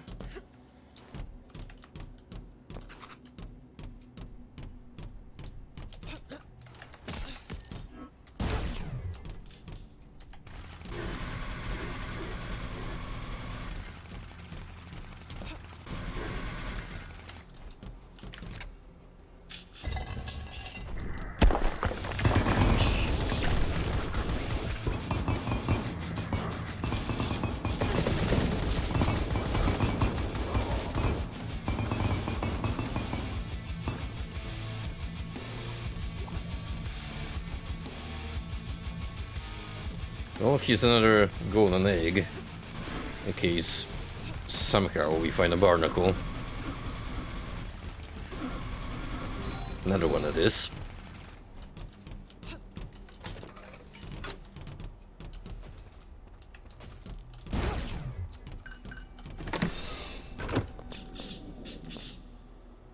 Oh. Bird friend?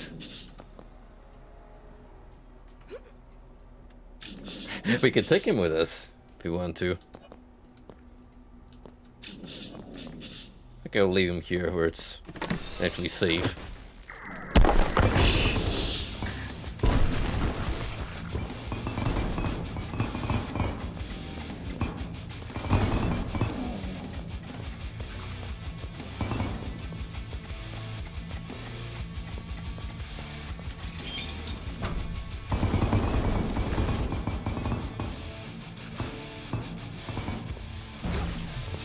And that's that. All keys acquired, so let's traverse to the exit.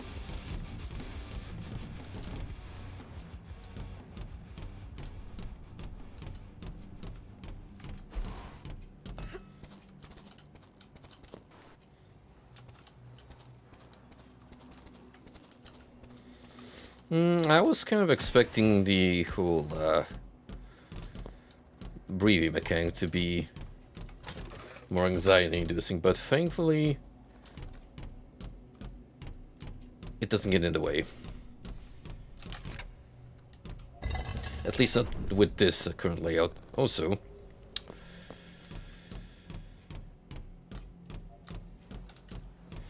since I did see another lemon rock, may as well feed our pal here. Chances are he's gonna go drop some extra treasure.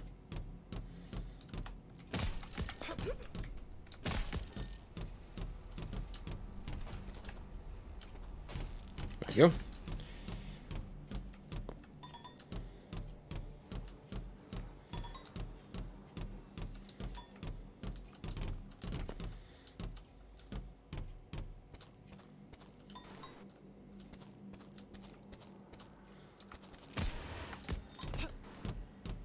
PSA to make sure that if you have a barnacle in the vicinity, check up on it.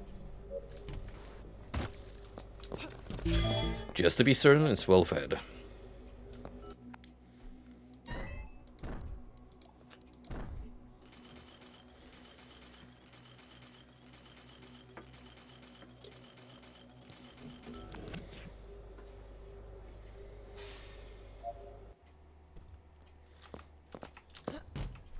First, why am I telling you all of this? Soon, I'll be needing something from you. Soon. Train mark.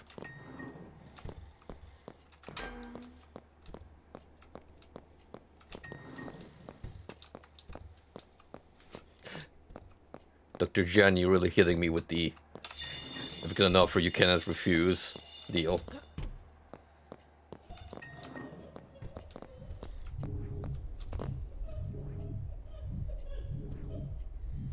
I see you. I think you're slick.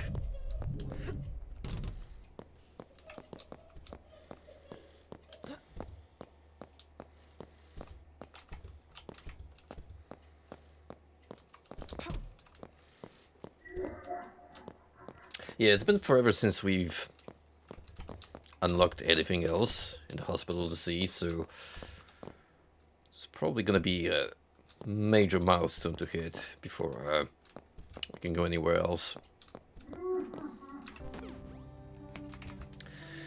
Now, let's start with purchasing upgrades. So, look at that. We actually get to fight back now. For once.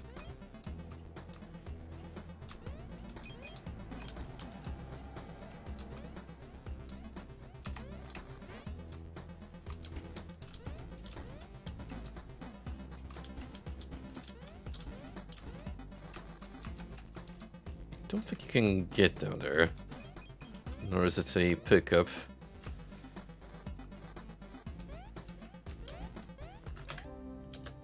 Hold on, let's see something on the upper platform though.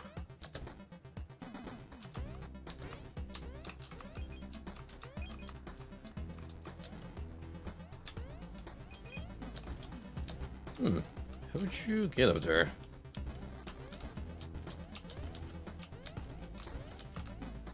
Weird.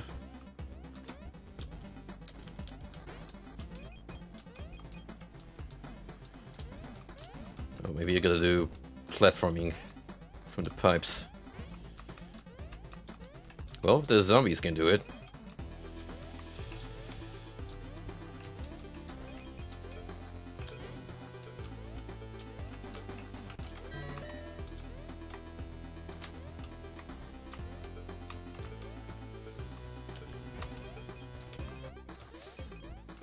I know, right? And it's not even the only minigame you can play to obtain upgrades.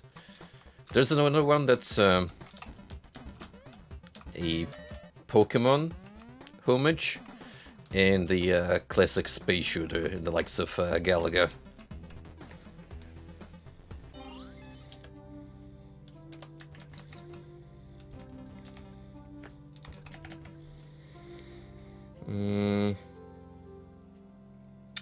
I forget which icon indicates level 3 weapons. It's either gonna be the one to the bottom left or going from here to the right hand side. That will probably go left first anyway because there's another health boost.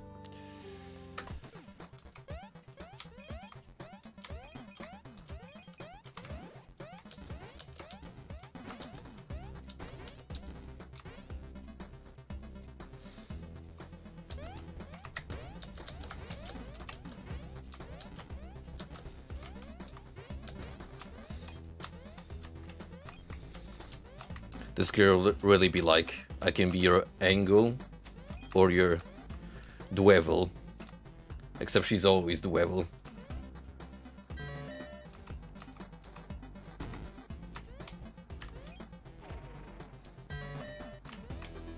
Oh. That's that is misleading.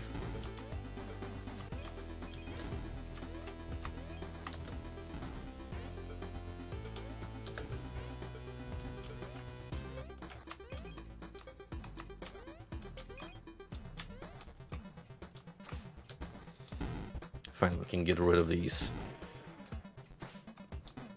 pesky bastards.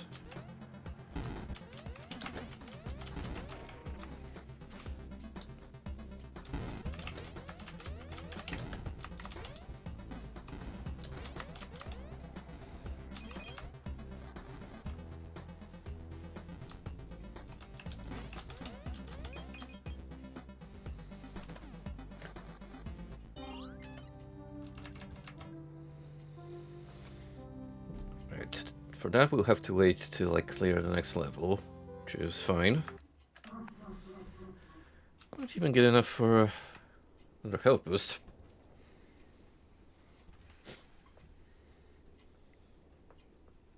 So as far as I understand, you can hit like 300 health max easily. If you're consistent with boosting the patient.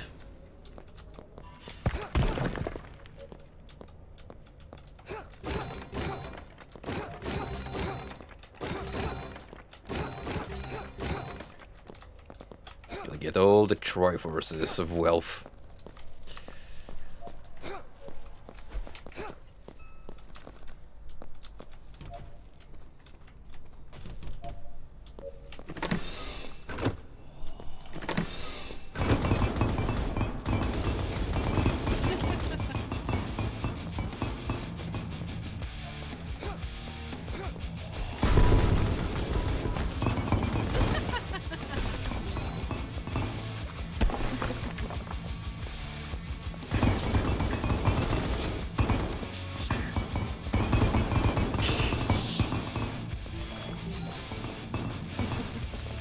I do like these weird little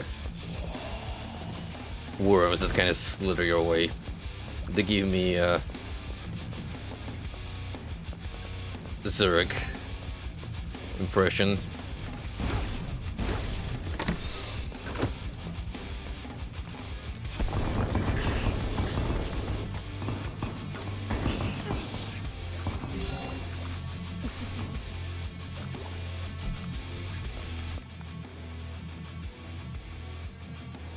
Not that much different from my first legendary, stat-wise.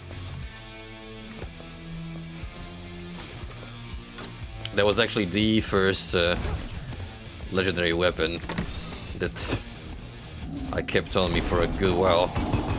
We're switching over.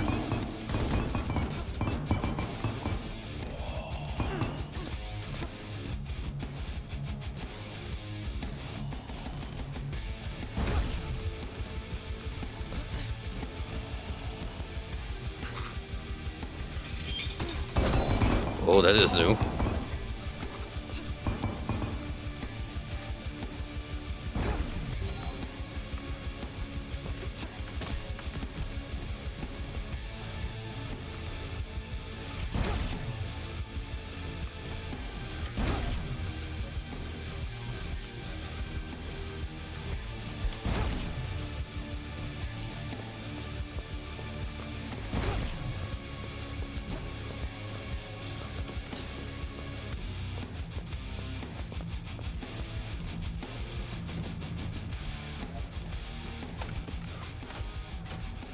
Easy enough find.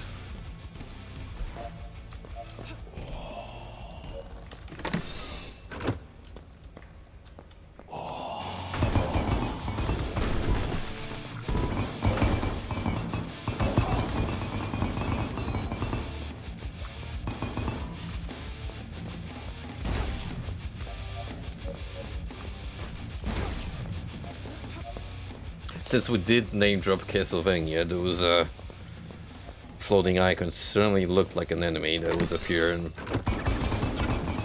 one Castlevania entry.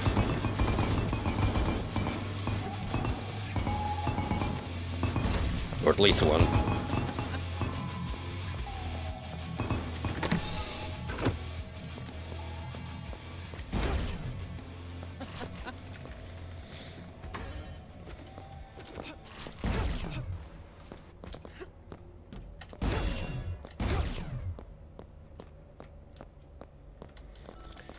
What do you got for me, Doc? No thanks.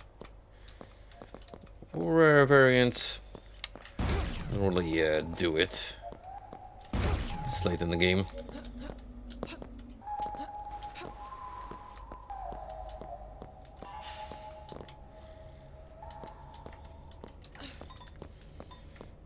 I should probably take this lemon with me. In case we do find barnacle to feed. So that door we can't do anything with yet. Probably another switch I have to flip somewhere. As per old school first-person shooter tradition.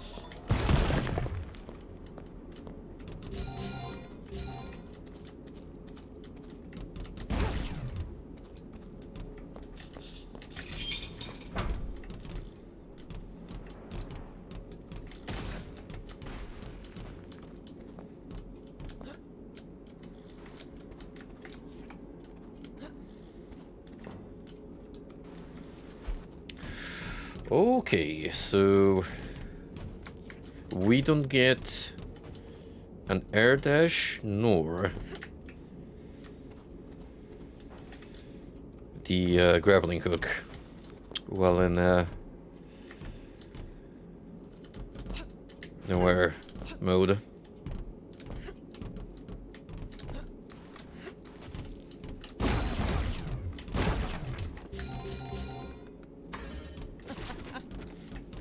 Not a biggie, as you can see.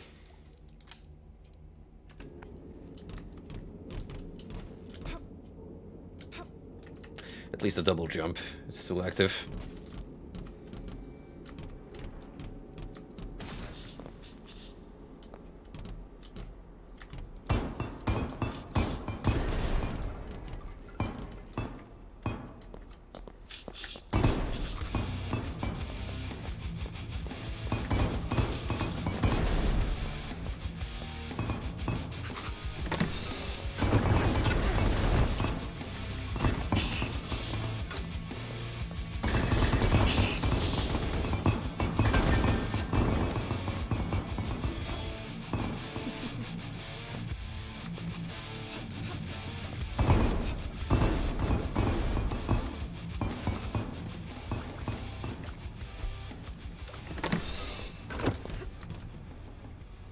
Oh, it's actually two of you. So we got a extra lemon to spare.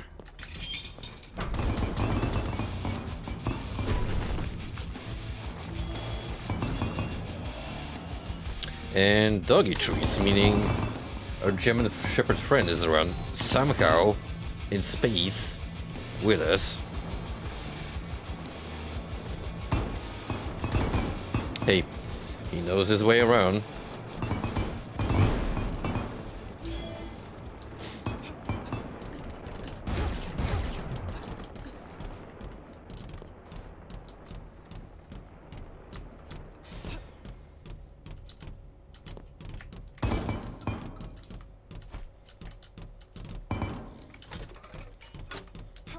Maybe we'll find him chilling out somewhere, but first I'm gonna get one treat for you.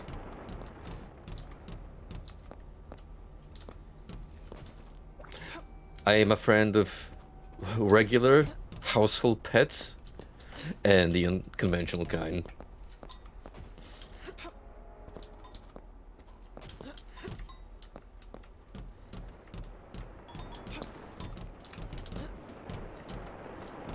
Eat up.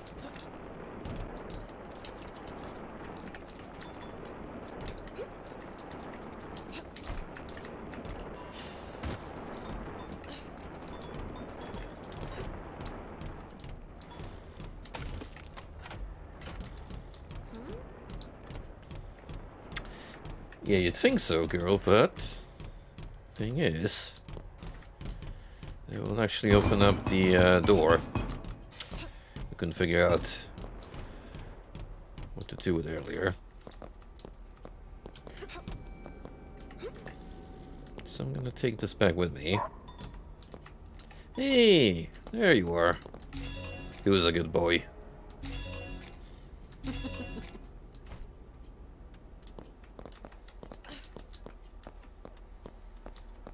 And yep, for every dog biscuit, you get a piece of treasure in return.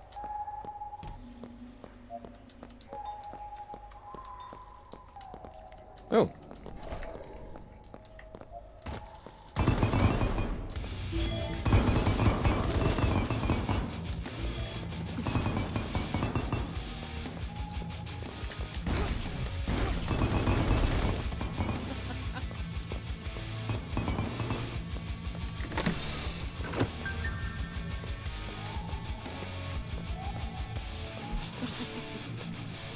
Right, I'm missing an item and some enemies.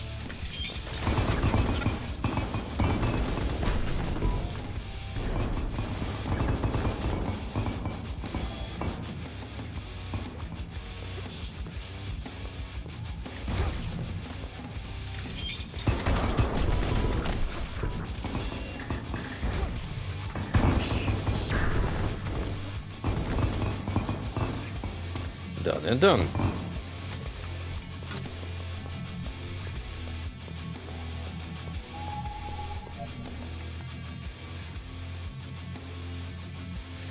Look at all the money I would get at this point for pawning off a machine gun. Eventually I'm gonna have to do it. Well, maybe. A lot depends on the RNG. But for now, it has served me so well, I just have no reason to part with it.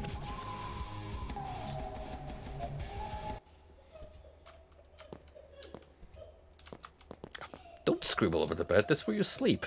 Sheesh. Well, I mean, there's plenty of other beds around, suppose.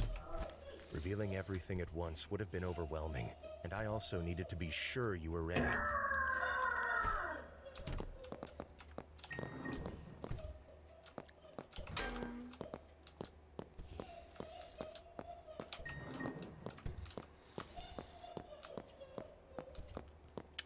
How long have we been living here now?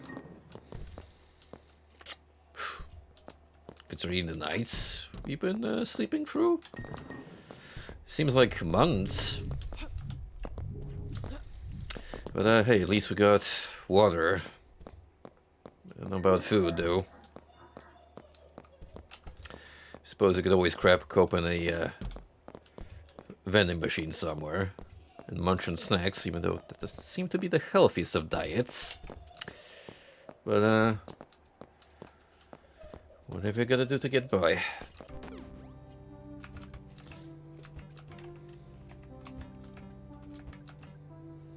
Alright, we gotta get this first.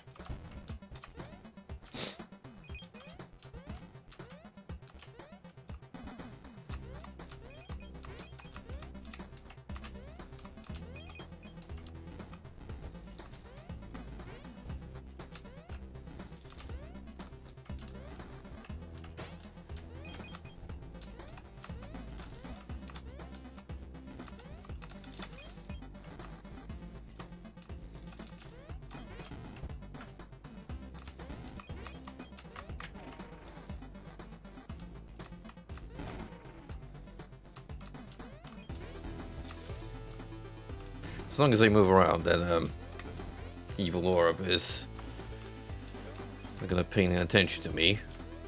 But I'm gonna need you to move around so I can grab the gem that you've been guarding.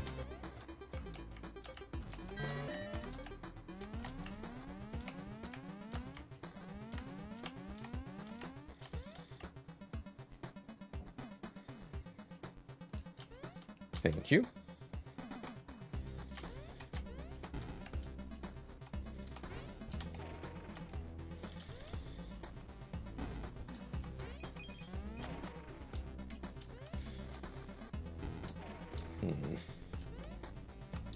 This is a rather evil layout, but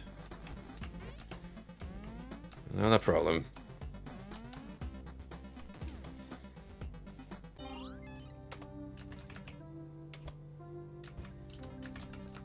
So, another life upgrade awaits. Maybe after we clear the space station.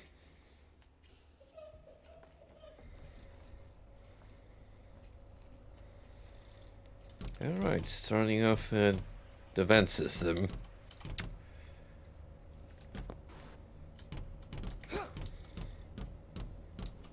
I'm not gonna say the word. You know what I was gonna reference, but I'm not gonna add any fuel to the fire.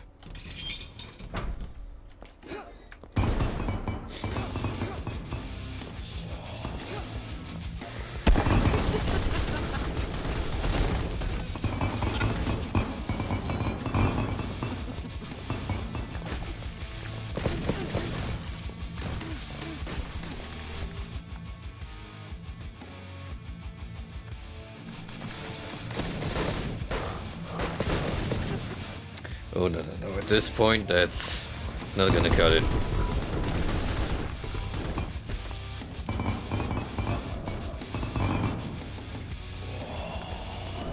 That's a pretty gnarly pattern on that evil sentient symbol.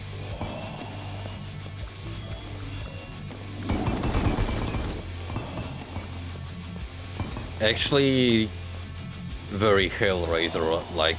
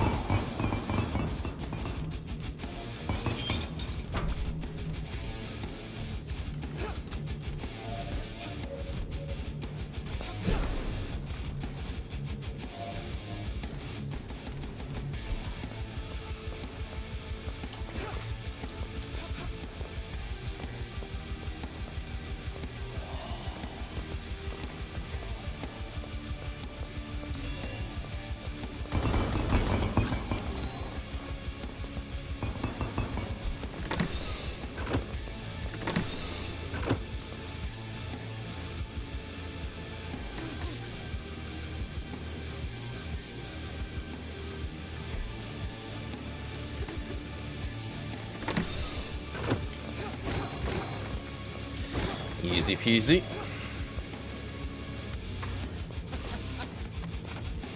The only challenge in this area were the dwarves that freeze you. That's slowing down your movement. But with a dash, you can just zip past them. Alright, so I'm gonna need you to spit out the battery pack, which, you guessed it, we're gonna need a lemon.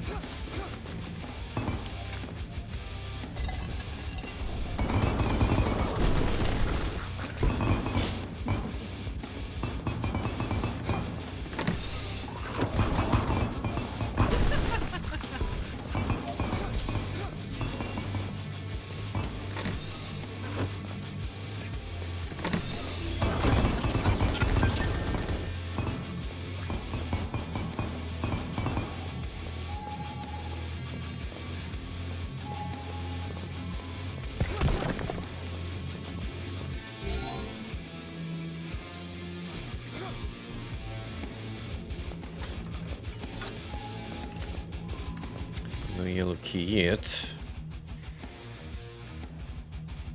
Kickback 4. What do you mean by that?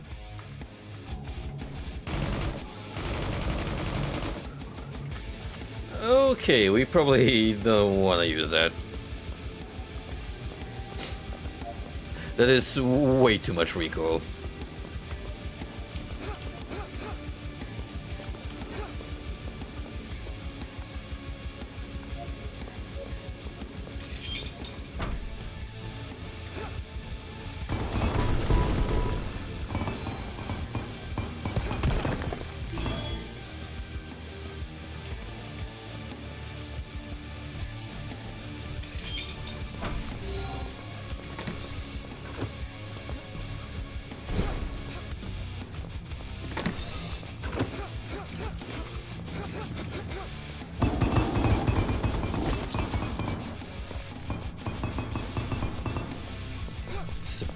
Pretty big floor.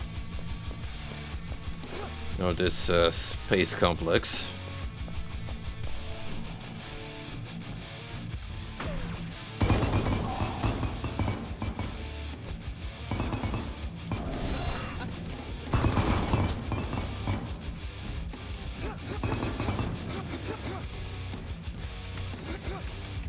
Notice how fast my kick animation has gotten. Duke Nukem would have been proud.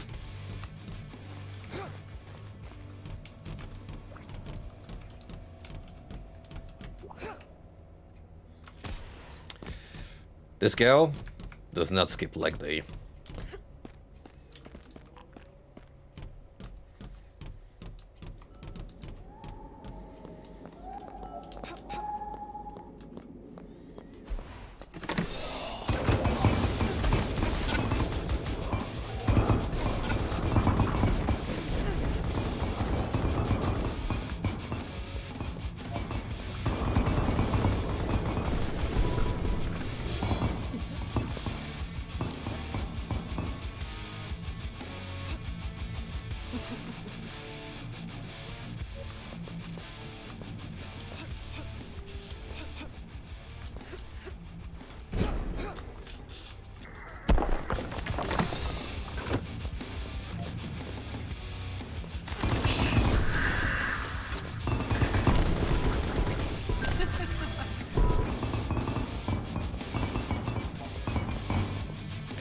Well,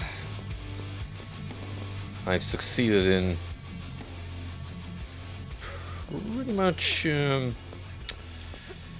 destroying most of the infestation playing this level.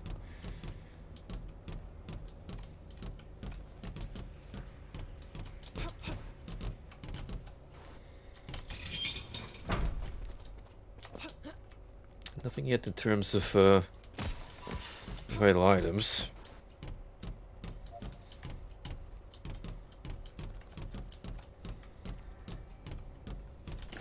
Yeah, we need to flip a switch to get that door open.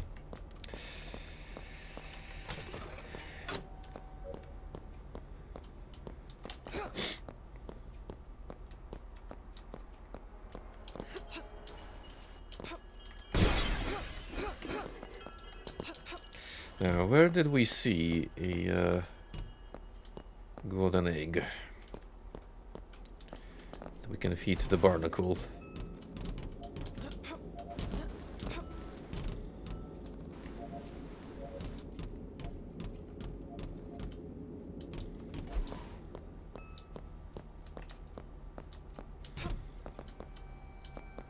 Because that's the thing we definitely need to do.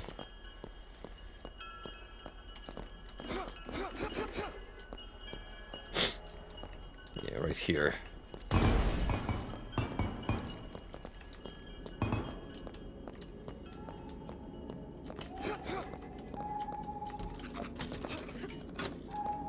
Essentially, I'm gonna have to run through every room again and check to make sure I haven't missed. But then again, there's also this door.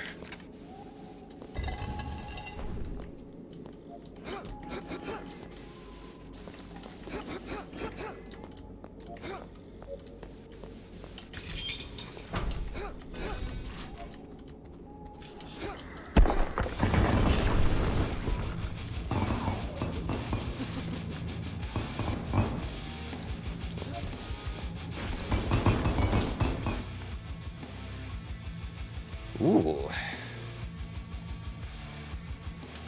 More powerful buddies.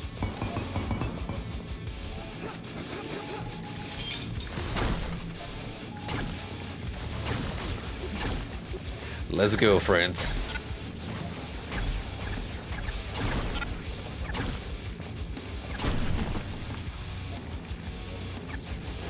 Necromancer run, let's go.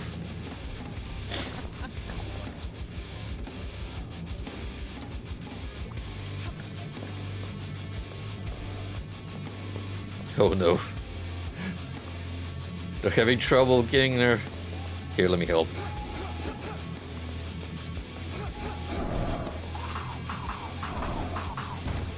Relin, boys. Good job, gang.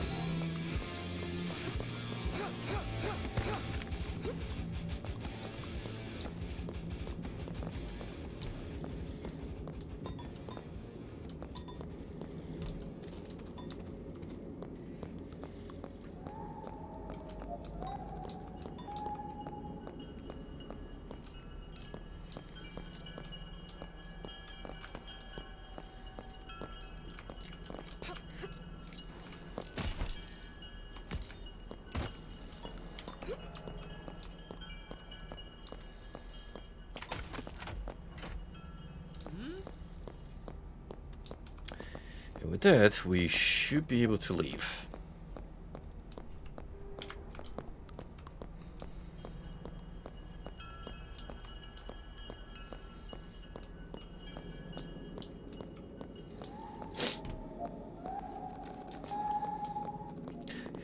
We left the station pretty much in the same state the ship was by the end of Event Horizon, but well, given what's going on.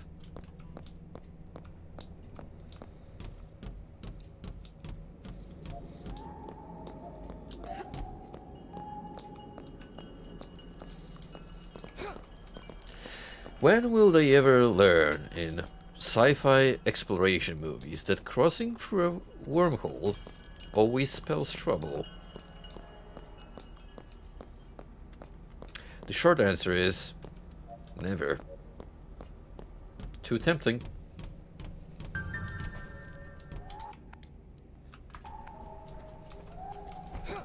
Ah.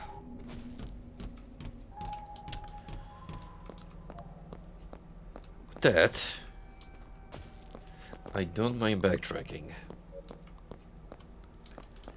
Because now I can actually blow that wall up and get, hopefully, all the items.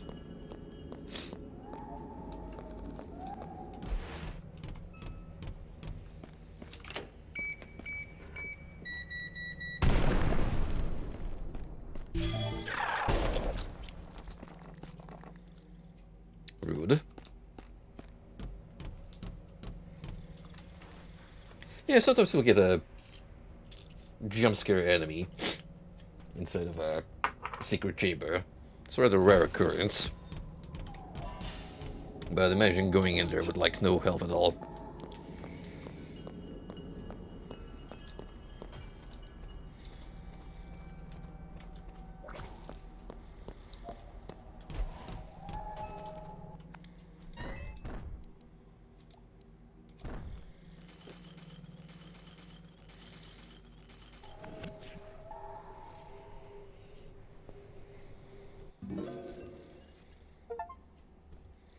Alright, Moonter out of the way. Do you hear her? Do you hear her cries in the aftermath of the carnage? Yeah, Shadow Me just doesn't want to leave me alone. But is it a shadow or my true self? Yeah, you can tell I have too much Persona 4 in the brain now. I've actually went ahead and sped through Yukiko's dungeon, so now I have a little time to spare before the next major event happens, which apparently is a thing you can do. Like, you don't have to wait till the last minute to clear a vital part of the game.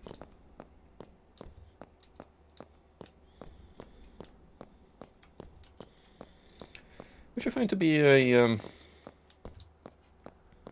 nice design choice. It is a little confusing though with that much freedom, because it's like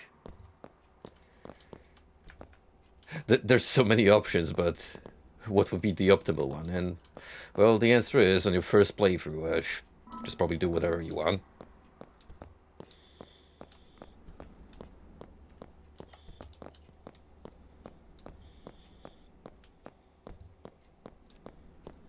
You know, one thing that really bugs me, though, about Persona, and I don't know how they treat that in the other SMT spin-offs from Atlas, but so basically Personas are stands, is the gist of it, right? So why on earth would I be able to use Jack Frost as a manifestation of my willpower to survive? Well, in the other alternate dimension, he's just a silly little demon. I'll tell you what's up with that. I'm just thinking too much about it. Because those bastards are too lazy to come up with new assets.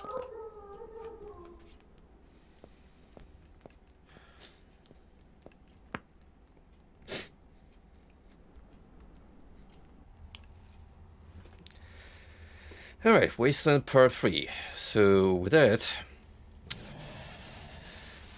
I think we should be able to go for the boss now.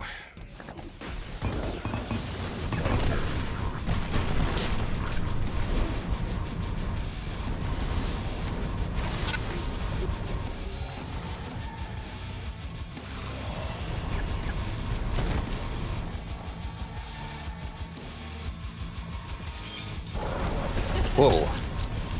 Talk about a welcome committee over here.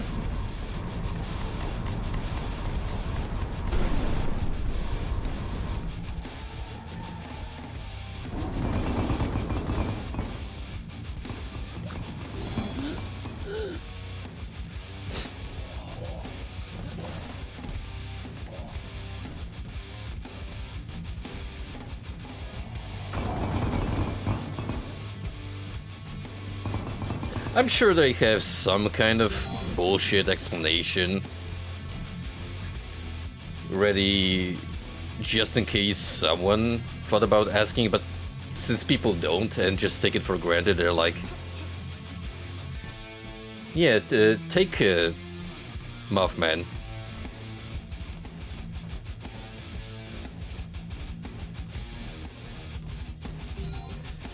One game he's a demon, and in one, just an extension of yourself.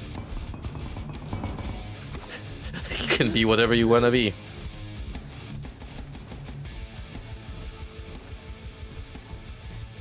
Literally the wild card? Oh, okay, so maybe I have to go a little further then. To get a proper explanation.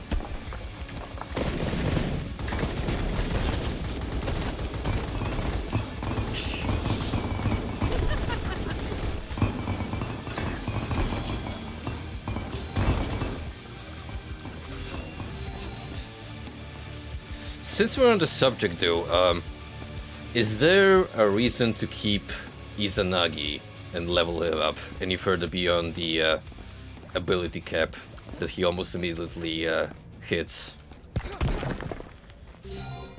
Because I pretty much use him to get Valkyrie, who's pretty nice to have around at this stage just because of media.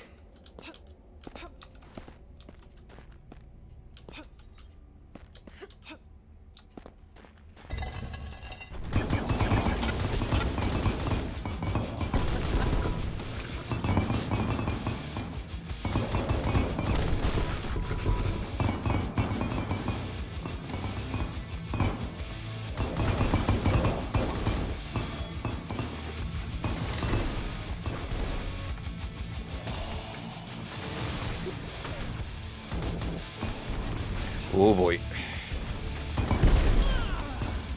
It would have been tragic if I blew myself up.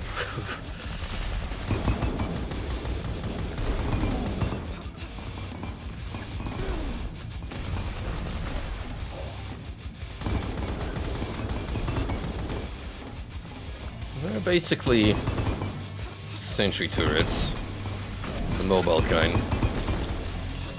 with this positioning. And we got a golden key for some reason.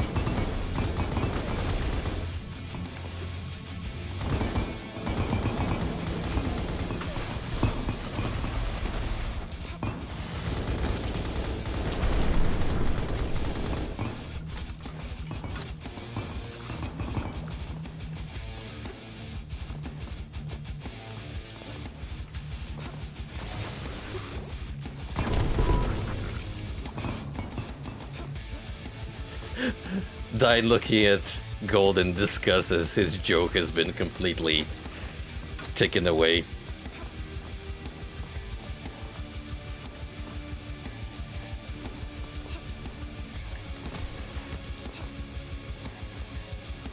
Gotcha. I know for a fact I'm gonna have a fun time just sitting for hours on end in the Velvet Room, trying out new fusion combinations. I mean, that's one of the charms of Atlus games. Coming up with new interesting companions to help you out in battle.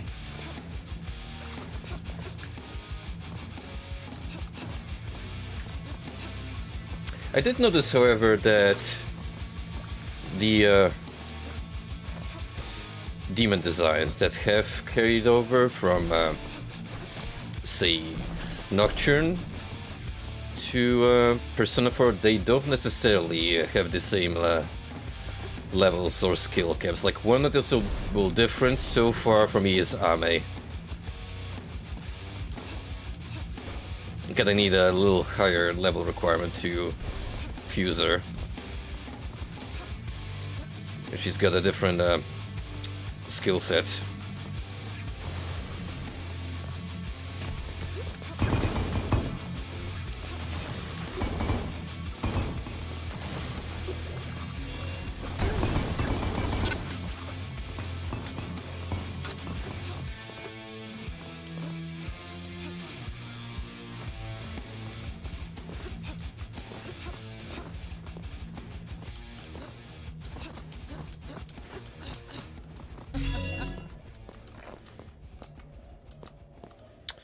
Ah, so it's not gonna be that simple. I still need the yellow key as well. Meaning, we got ourselves some more exploration to do.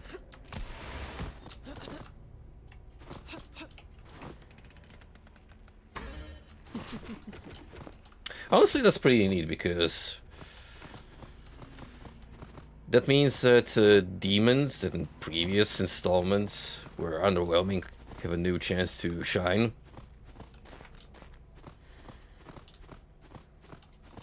Not to mention,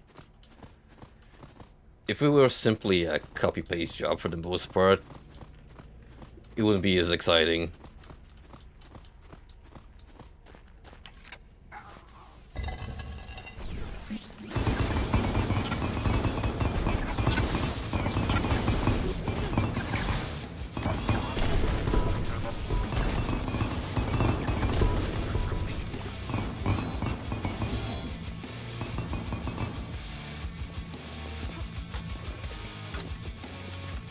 Wow, 3 weapon chests. 1 chamber. Anyway, this is a ridiculous weapon, but that's actually how we figured out the projectile on my machine gun. Not this variant though. It's the old fire version. Talk about Lady Luck smiling upon me with this blessed weapon.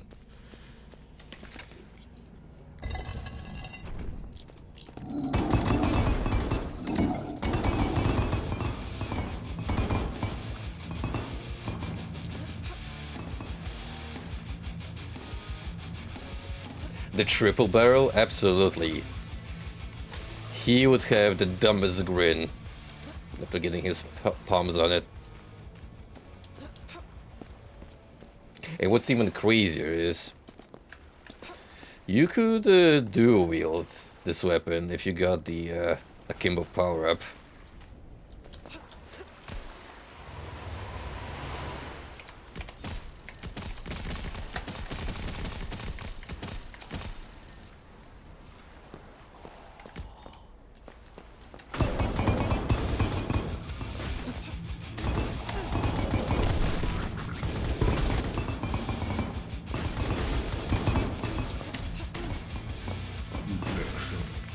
In fact, let's do that right now.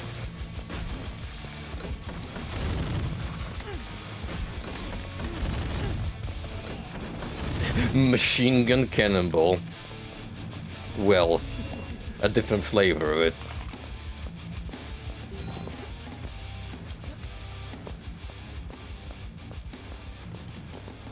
I just love how the sprites overlay on top of each other.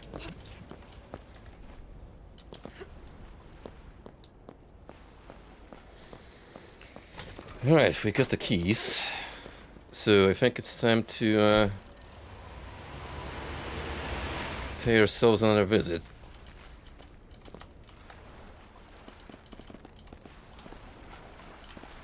Oh.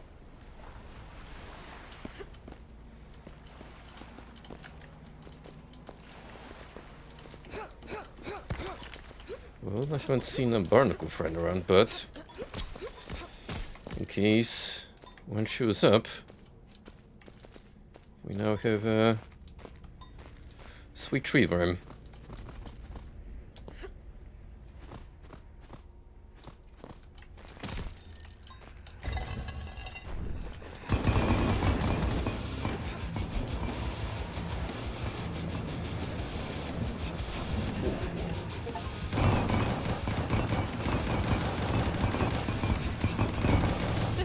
Can I get two carbs at the same time? Oh yeah. Look at this nutbag just propelling me backwards.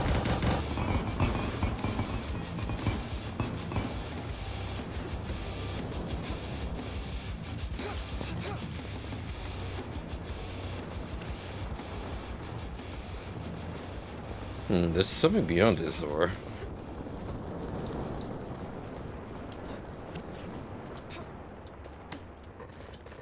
Now, how would you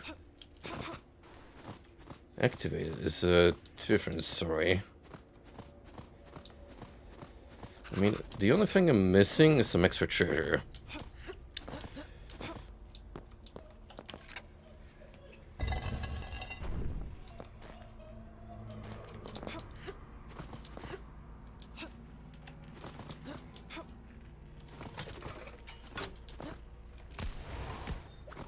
Let's have one more look around.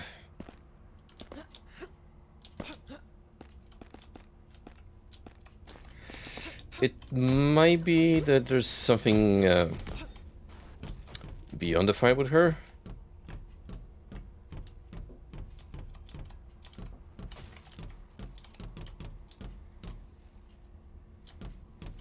Yeah, we do have a switch here that needs to be activated. Well, possibly.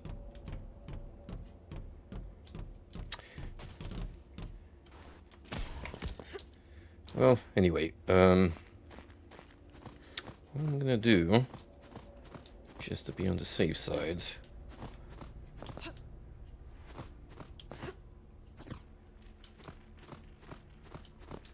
is I'm gonna take this egg with me.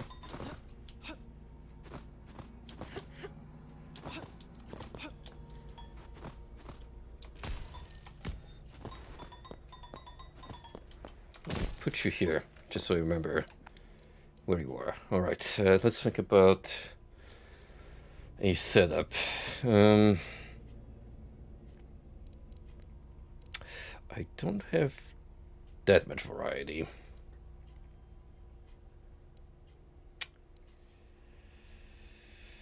So this is gonna use heavy ammo. This is also heavy ammo. This is magic. That's about as good enough as it will get, I think. Well, here's hoping we can annihilate the boss quickly and swiftly.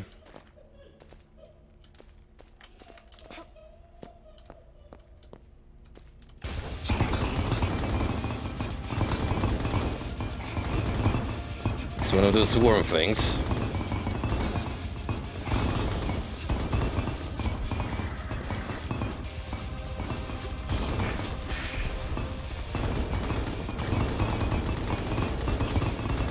It doesn't do a whole lot. Besides some of the helpers.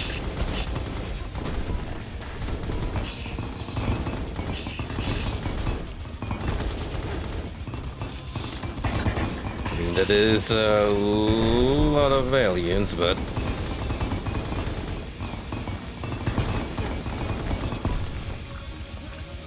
obliterated. Maybe there was a phase 2. Maybe a little more challenging, but sweeped.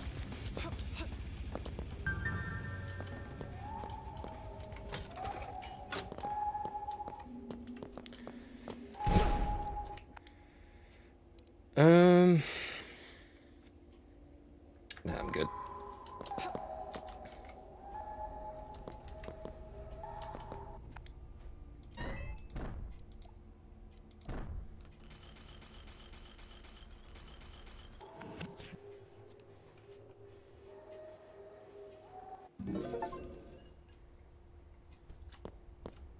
Well, it's a beautiful day outside for once.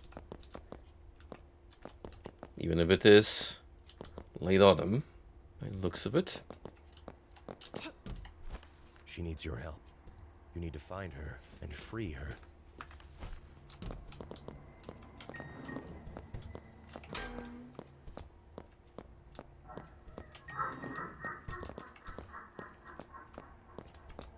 Yeah, I bet you this is gonna be a convoluted rhetoric about how the actual troubled me is attempting to save the true me, locked away deep in the subconsciousness.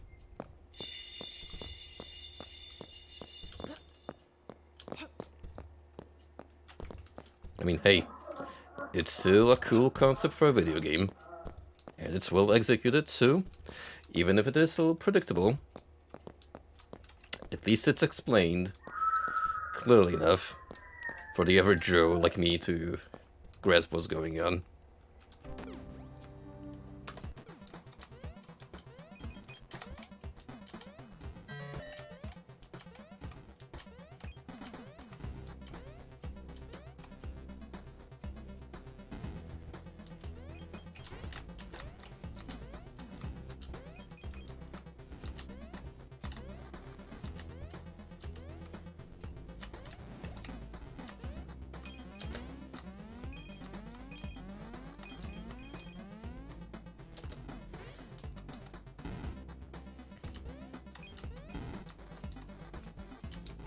Oops.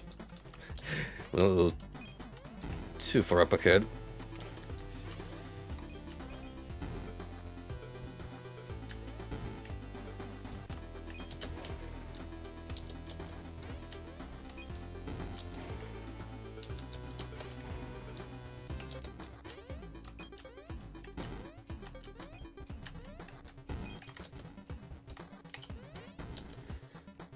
Well, at least your projectile goes through the cultist ones.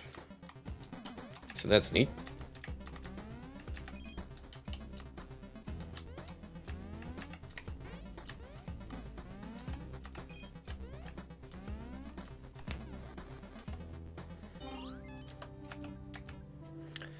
Wow. Keep 2 weapons. Alright, that's a new twist. So if I found a good substitute, rather a good supplementary, I could actually keep it as backup for the machine gun. Yeah, I think I'm gonna grind enough money just to nab that.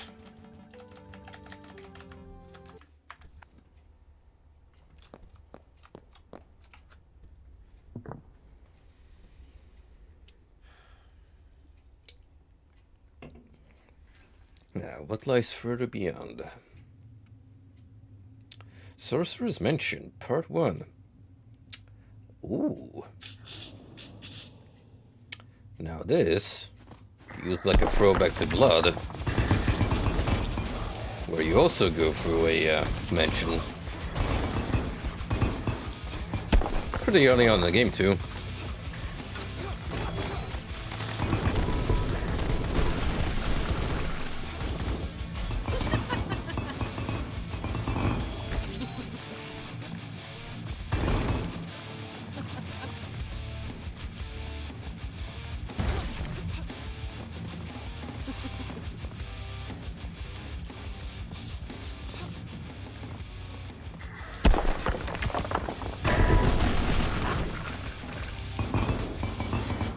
Nothing like jumping on top of an enemy spawner.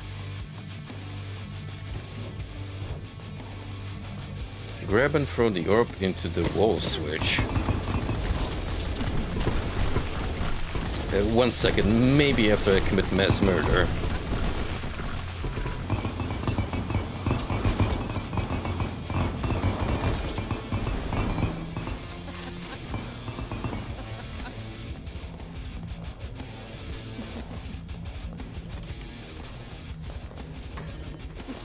Actually, now that I think about it, We've been through a level like this before. Very similar aesthetic.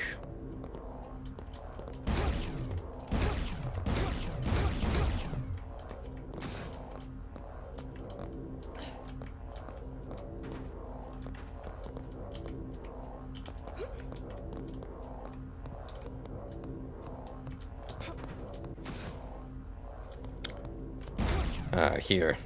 Gotcha. Eventually we'll return to its starting position.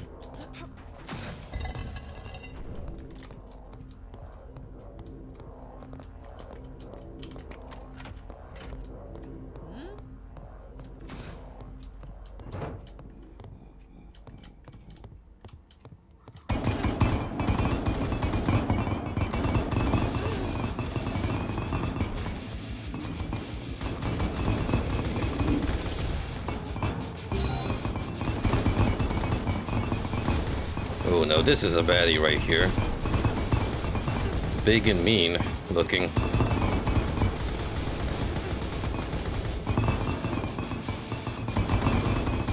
Also extremely tanky.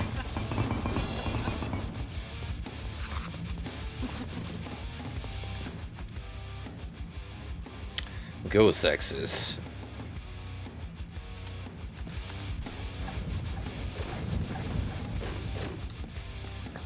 Well, too bad we can't carry a backup weapon just yet, otherwise there would have been an interesting candidate.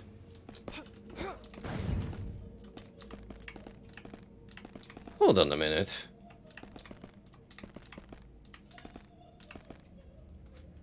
Why are you there? This is only part 1. Unless we're following the wasteland pattern here.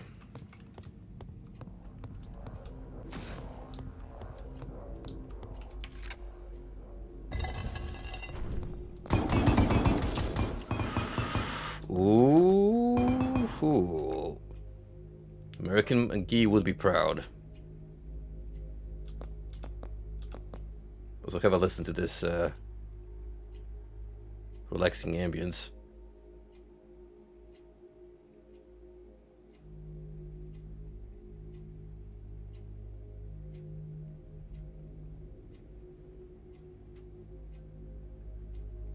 I live for surreal aesthetics like these.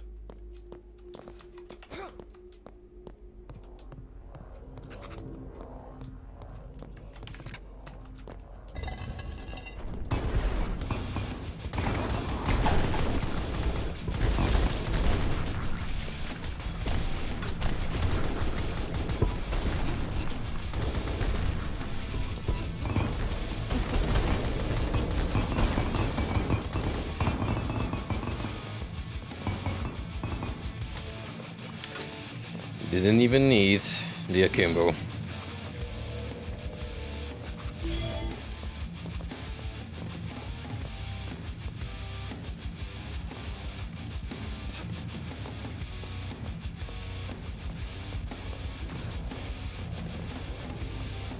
Well, I suppose there's only one place to go from here.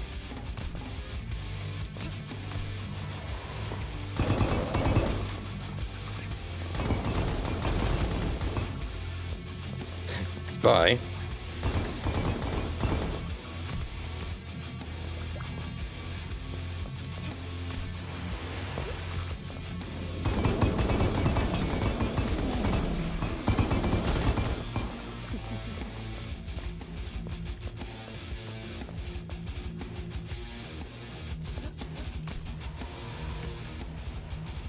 Ooh.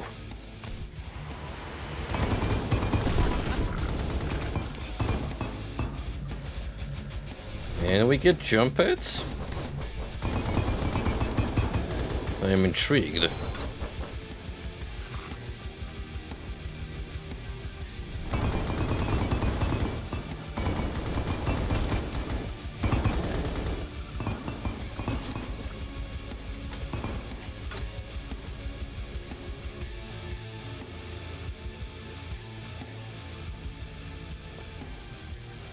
Alright. Hold up, we're missing a couple of guys.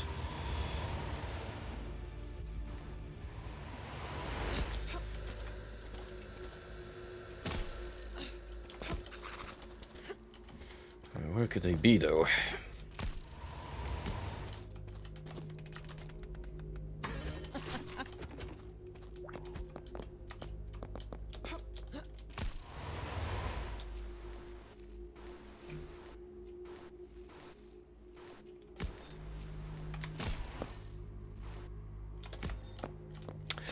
Swinging around can definitely get a little messy, but the amount of clutch saves you can do is actually quite astonishing. Just by swinging around wildly.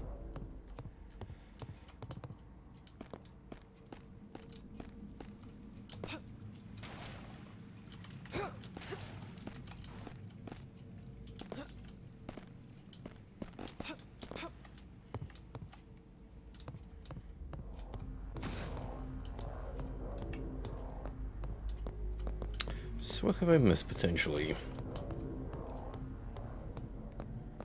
That would affect the kill count. Oh!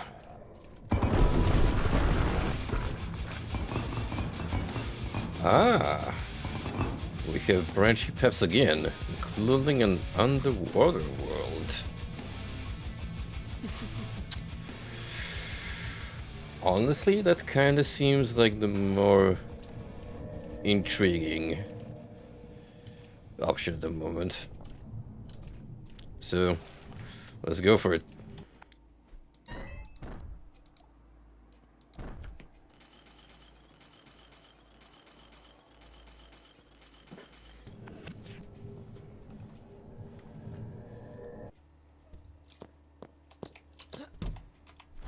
The others have kept her hidden from me, but I was able to detect her presence.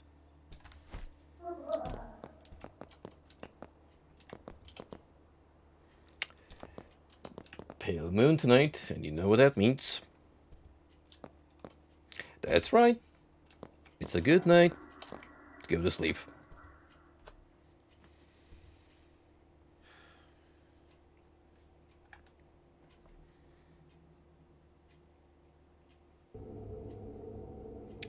Crushing Deaths, Part 1.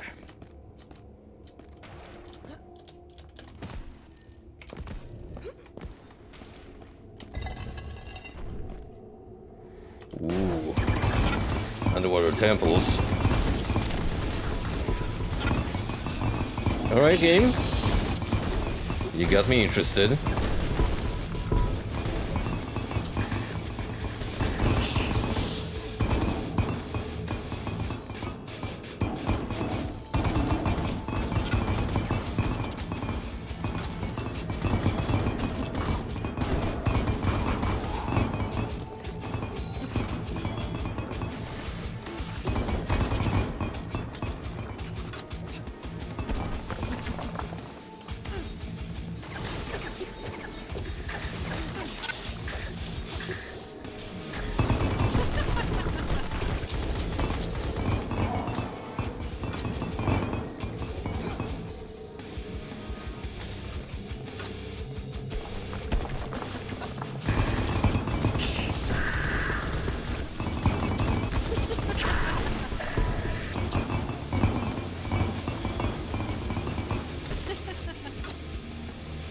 Well, that was quick work of that enemy rush.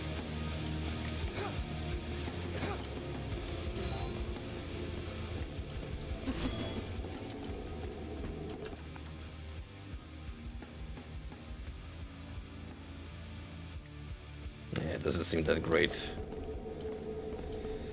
This katana it is. Infernal Rod. I don't believe we've seen this before.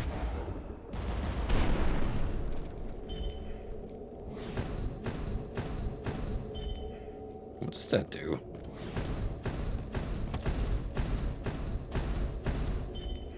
Oh. Alright.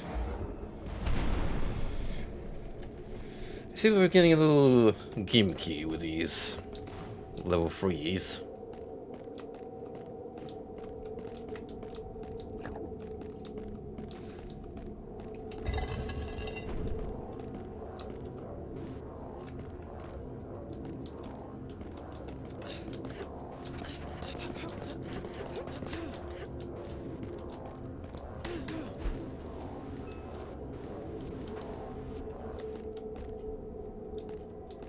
Okay, I'm gonna have to be a little faster than that.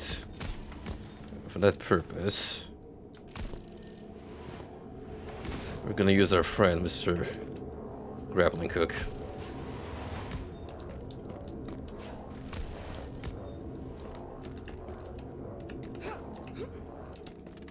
Oh, right. How would I throw it, though?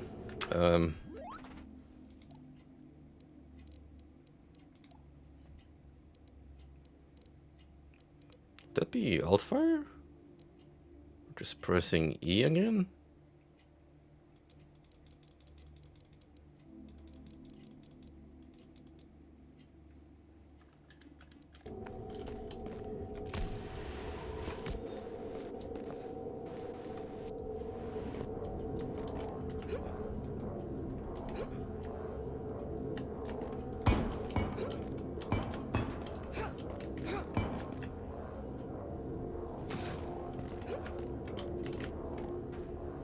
I think you just have to build some momentum and then check it while moving forward. It's a bit wonky.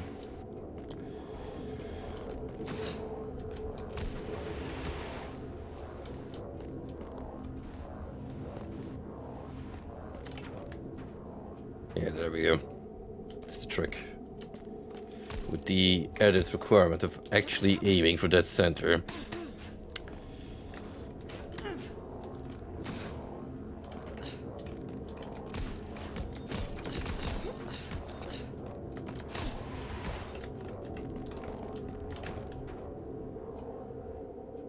Oh, come on.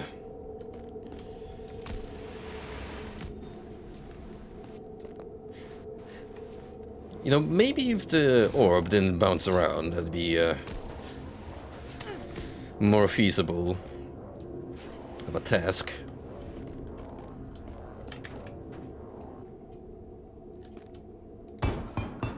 That definitely touched the panel. So,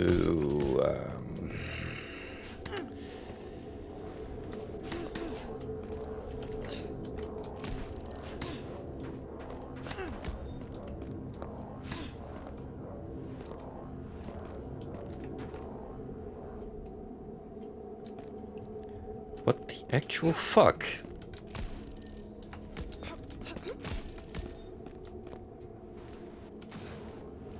I mean, if I could just move there myself and place it, sure.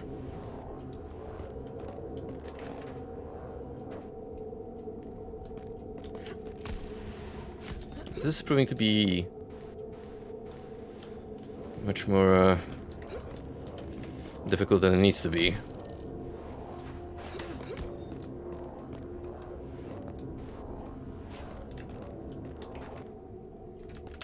Yeah, not worth it.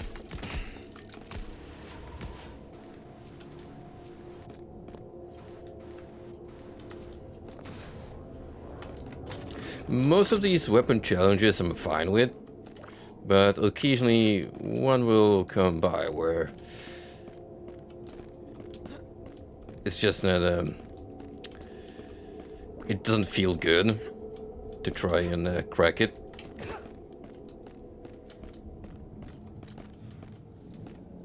So instead, let's go for a dip into this underwater Minecraft world.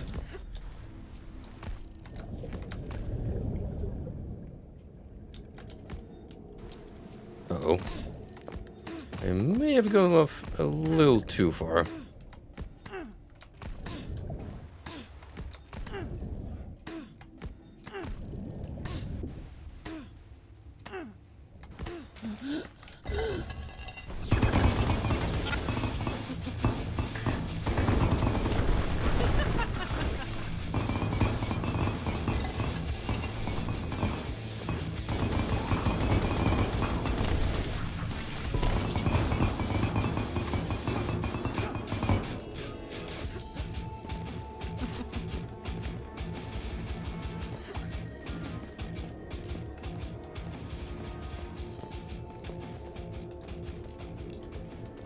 I think I need to feed our pal here.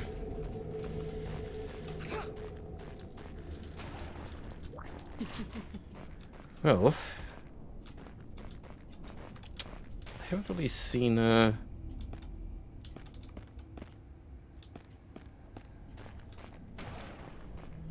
crystal. I could check his way.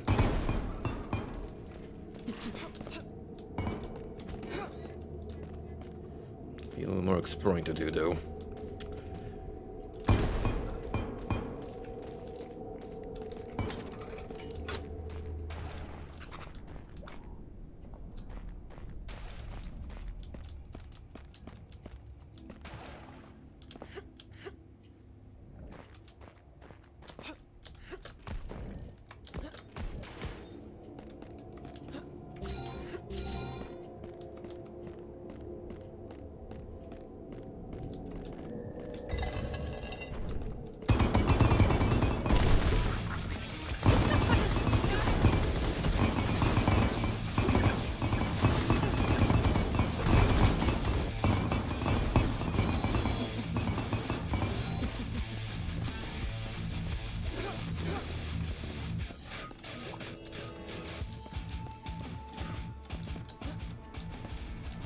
Ah, there you are.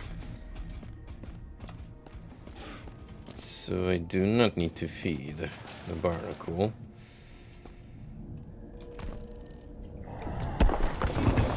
Although, it is possible because we got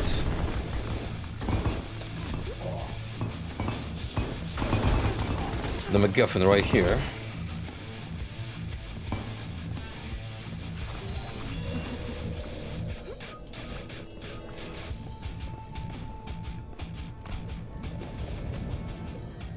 Whoa, that's a little too high for comfort.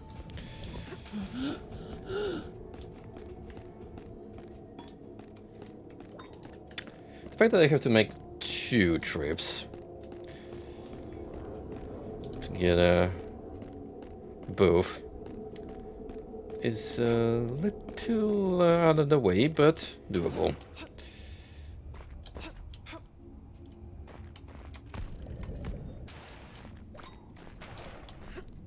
You know, these levels are actually a good means of teaching you how to enhance your movement with the grappling hook.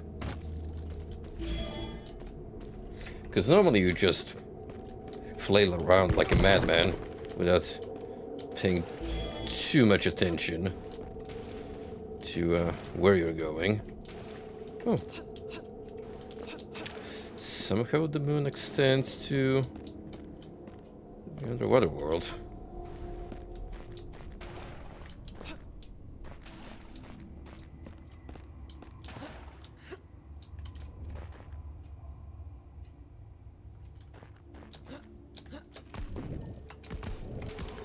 Someone had to experience a dream like that. When they're deep underwater, and yet they can see the skyline for some reason.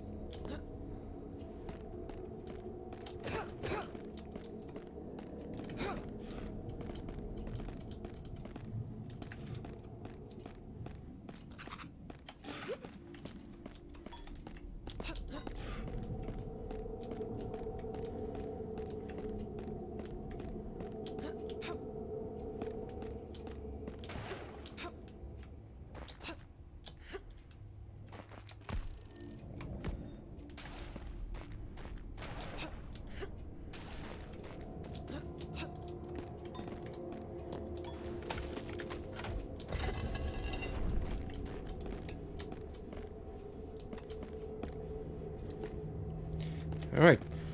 Let's get out of here.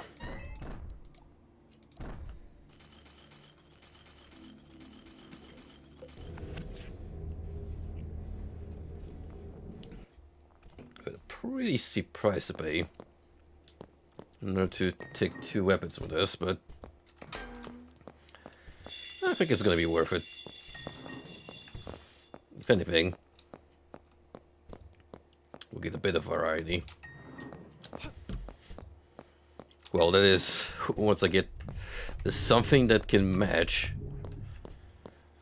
that ridiculous rifle and power.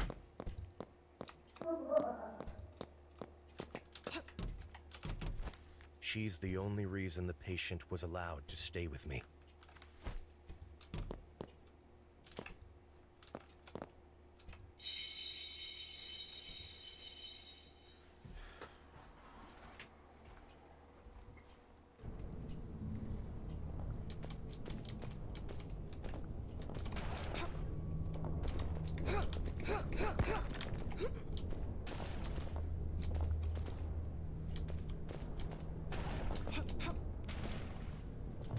Yes, I'm bringing this with me, just in case.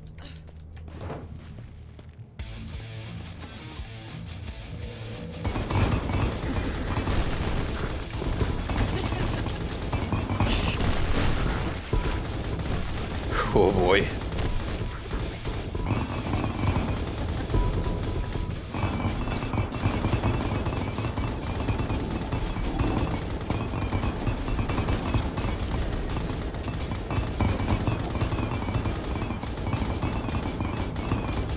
Is this what it feels like to be in the middle of a hurricane where there's tons of debris flying right by you?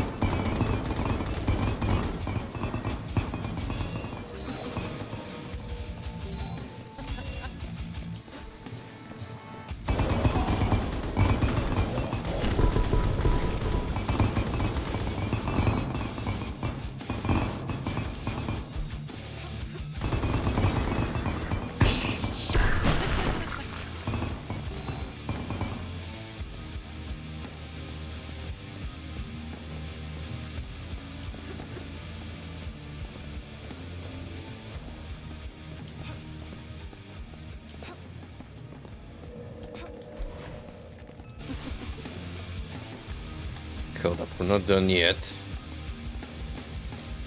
By the sounds of it, we got 1 responder somewhere.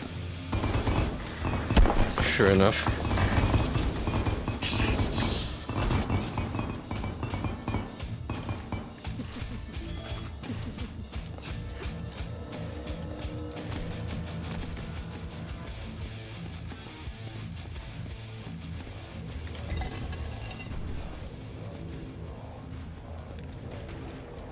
One of these,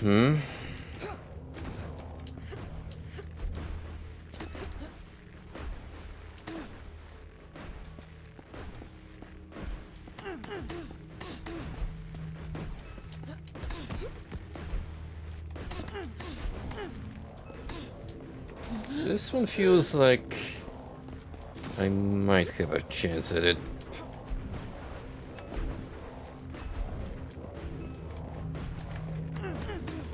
No, never mind, it's the same exact bullshit.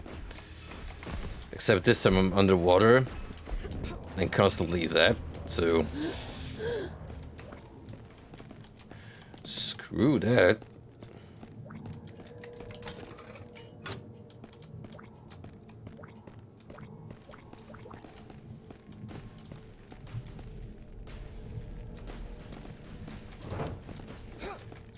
I need to figure out where Mr. Barnacle is. Because I got a gut feeling I'm gonna need his services.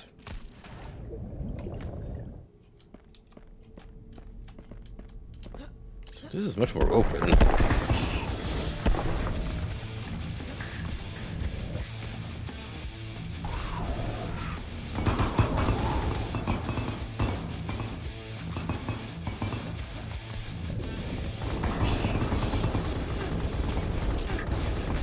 Look at this pure carnage.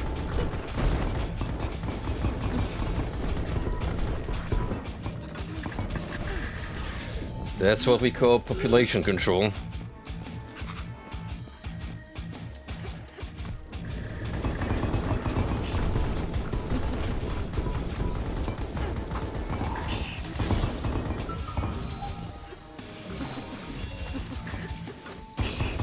On guard? In this scenario?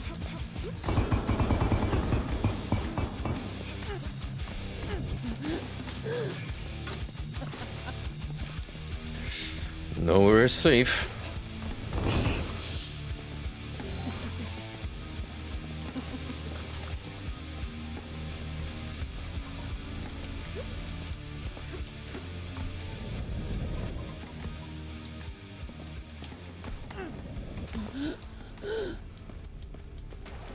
Wait, this is just straight up the exit, isn't it? That early? I find it to be bizarre.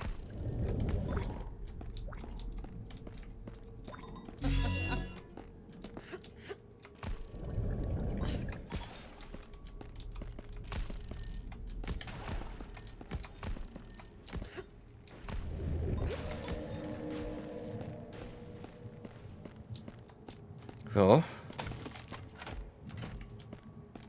I did flip the switch, so let's see what's behind the door by the exit.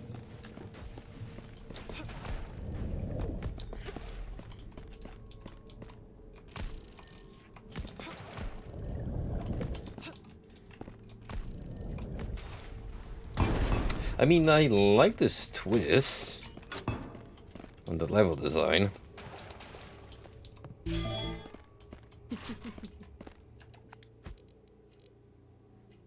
Blake Rock?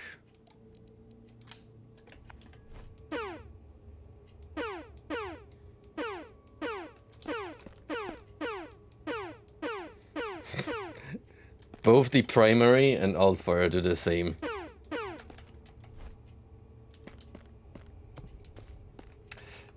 Is that a reference to what I'm thinking it is?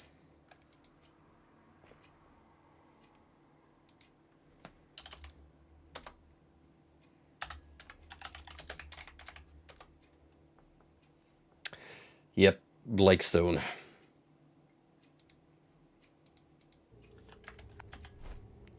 It's almost the same pistol featured in the game, which also has been recently covered by Civi, so it all comes back together.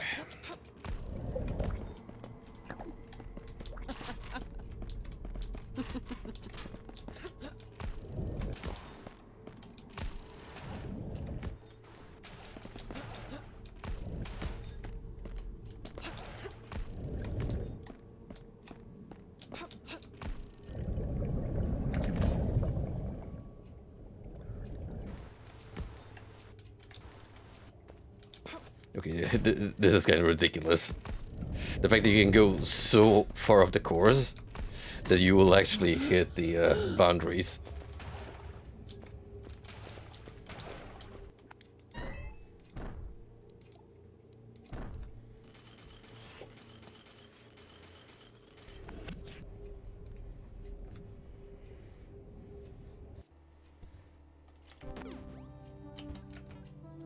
Not yet though. I think one more and we'll be able to get that.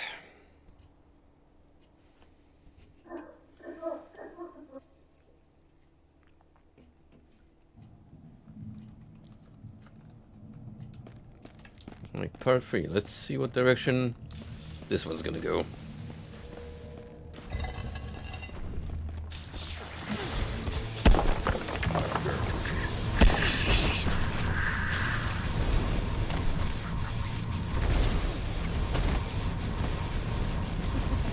Well, a true Nightmare Reaper fashion. It starts off with a bang.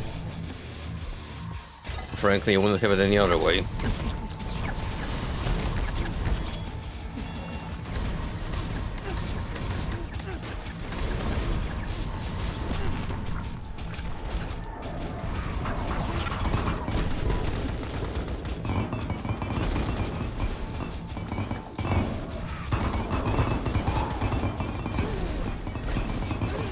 Whoa, whoa, whoa, whoa, whoa, whoa, whoa, whoa.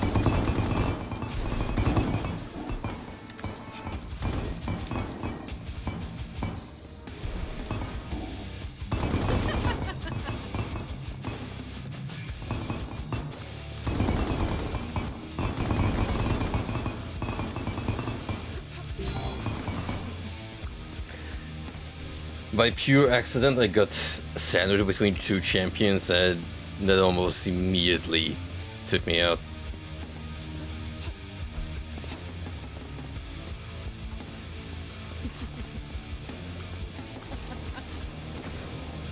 Alright, how... Yeah, never mind. I was gonna suss out. That's sus with two S's, not one, so don't get any funny ideas. But since the exact same pattern, nah, not even gonna bother.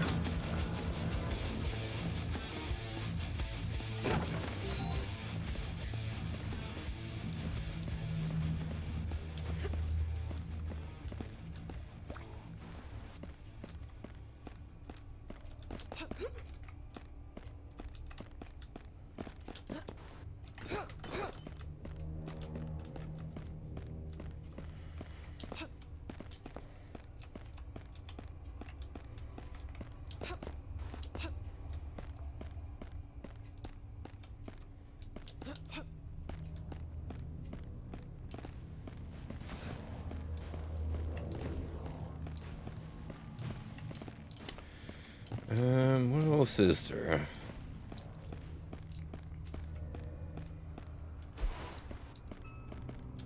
Ah, okay, we're gonna make the climb here.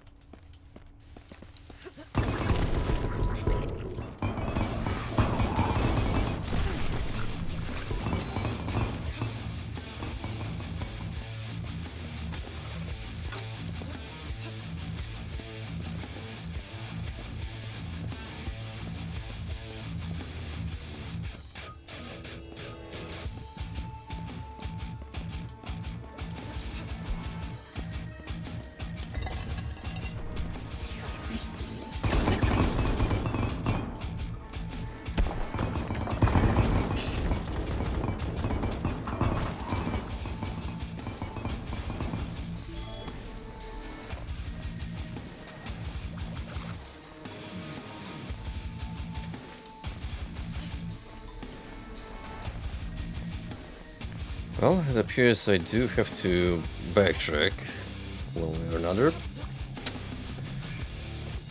So...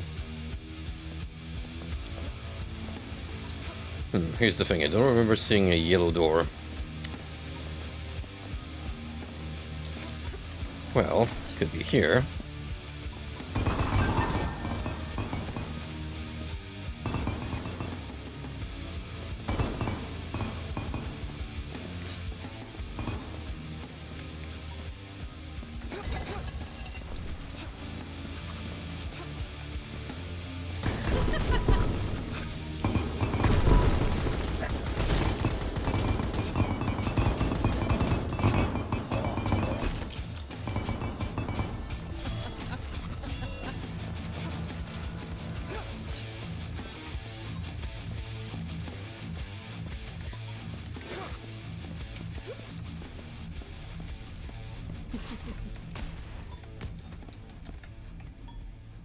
Okay, let's climbing on this stage. Now we gotta make a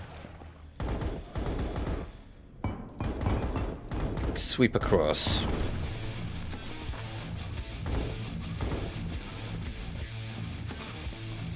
I ain't going without my lucky golden egg.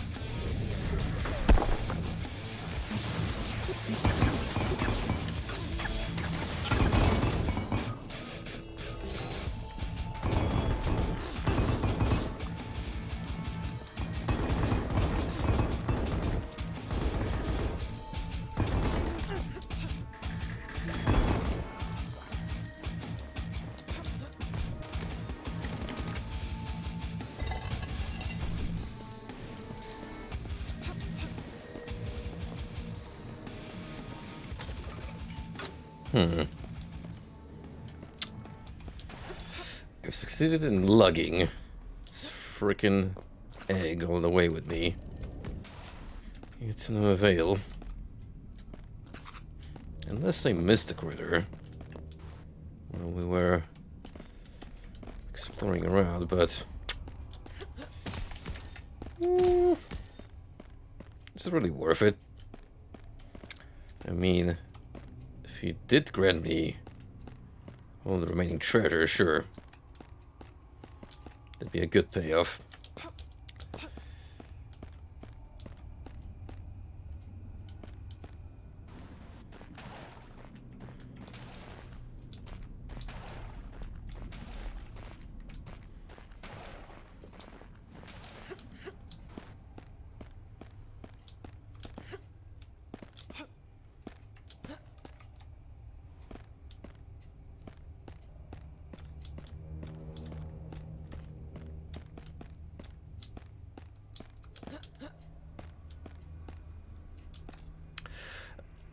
You were here all this time, you son of a...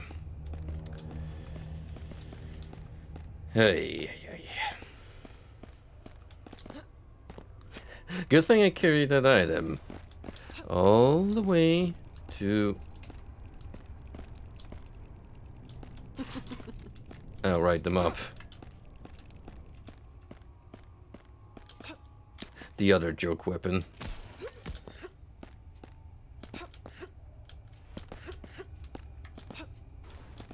I also have a explosive charge on me. They did not see a wall it would correspond to.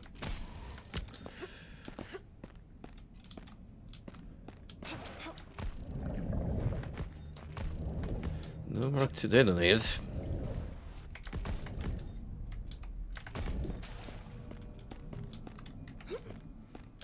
Alright, let's go, buddy.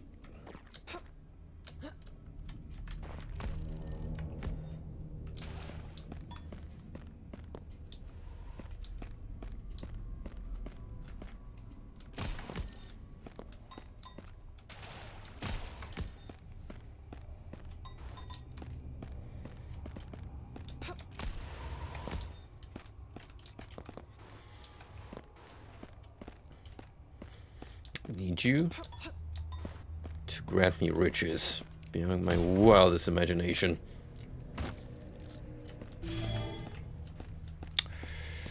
So that was purely optional. Ah, alright.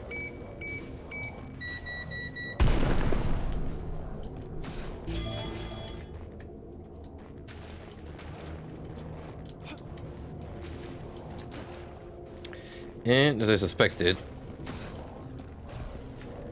that's the last valuable here, which, you know, I'm not gonna get, because I'm not a fan of these weird puzzles.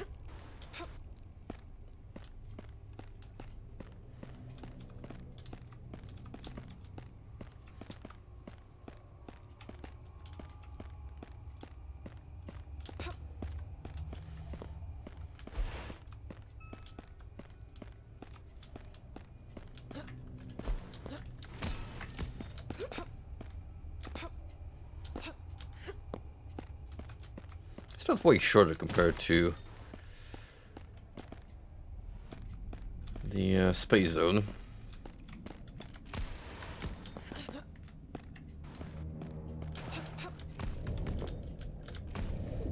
I think part 2 was the highlight of the Underwater Kingdom.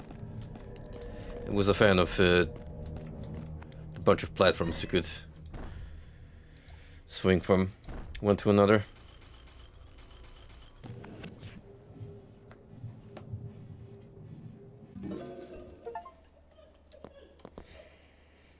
Alright, crushing depths done. Now let's get ourselves the ability to carry 2 weapons.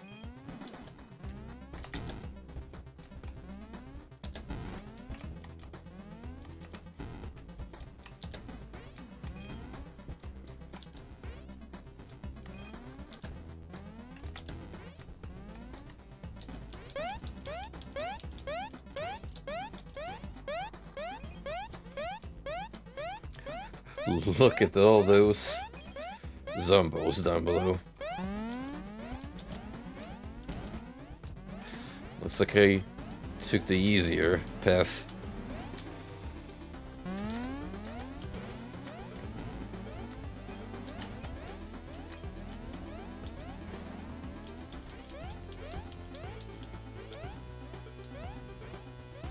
And then again, if you went through the bottom, you could go all the way around and... Ah, fuck. I wanted to hop above the exit. Oh well.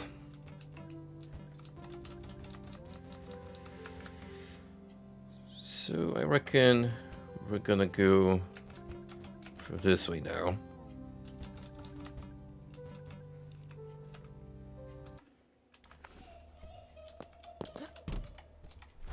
She must be saved at all costs, because if you fail her, you erase yourself.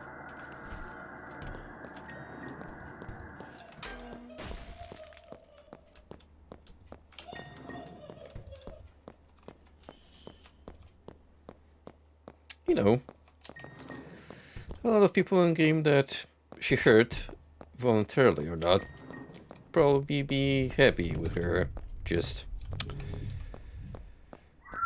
fading from existence.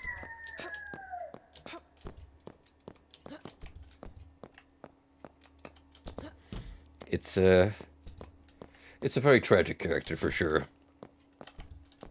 Like, you read through all these notes, get a better understanding of the patient's backstory, and it's like, damn, this girl never had a chance to begin with in life.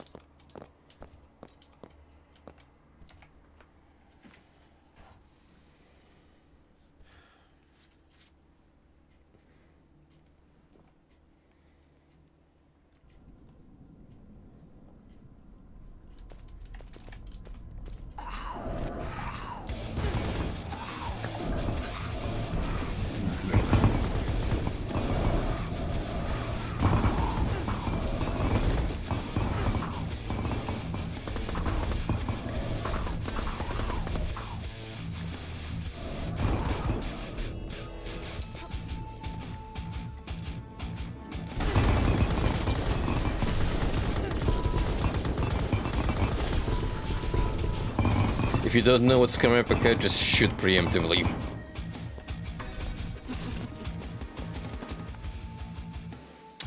Try a grenade launcher.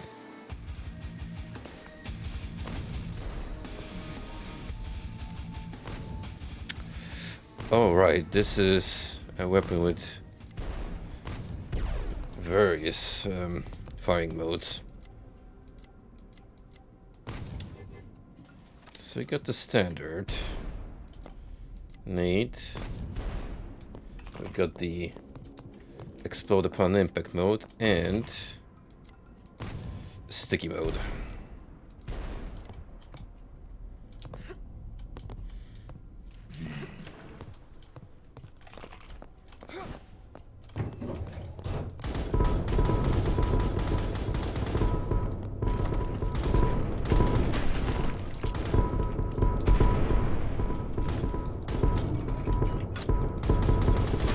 Now this is cinematic.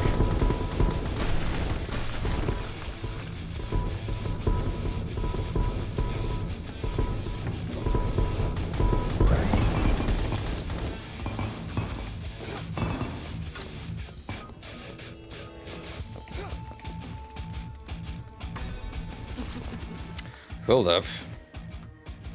Happy sniper.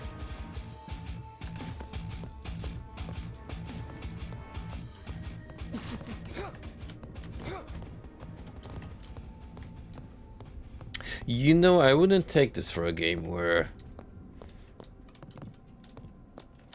you would want the long range, waiting it out approach, especially with the way the rooms are constructed. But we could give it a try.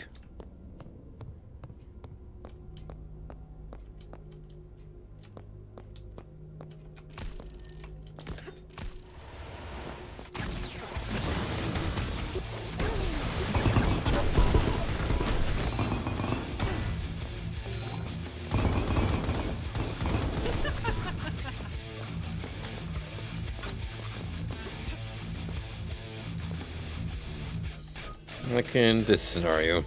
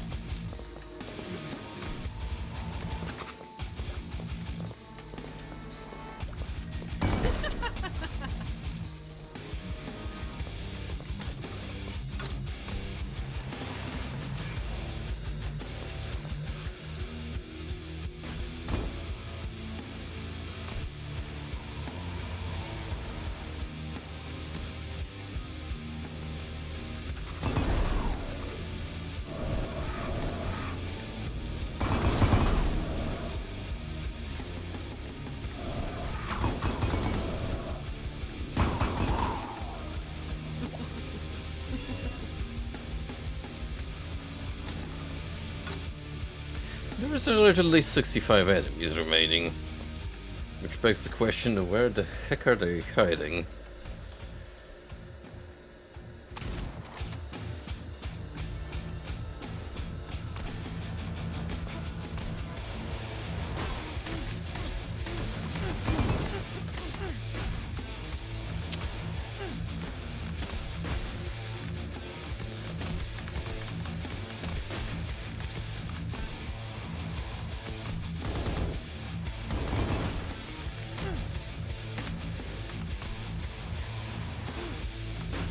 That swine can disable my grappling hook, which I don't appreciate.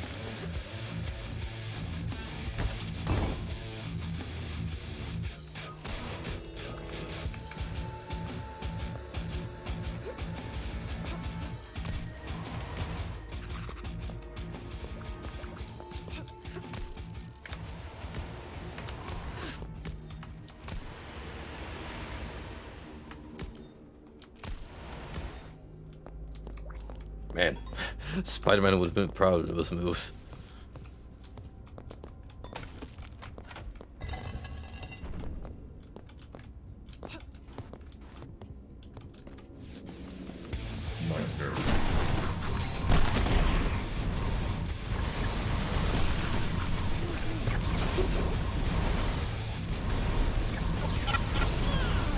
God damn.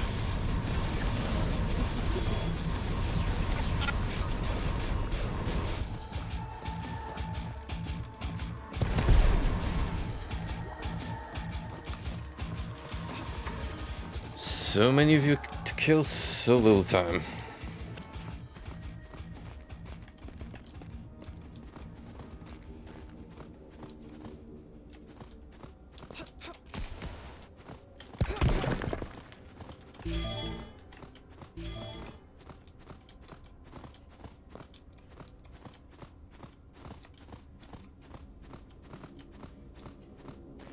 Now it is possible that I picked the wrong door to open, assuming the other key is locked behind this one.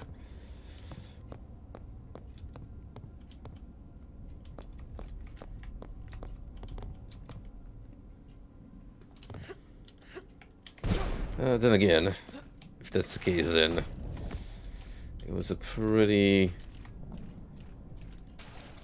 wild guess to make.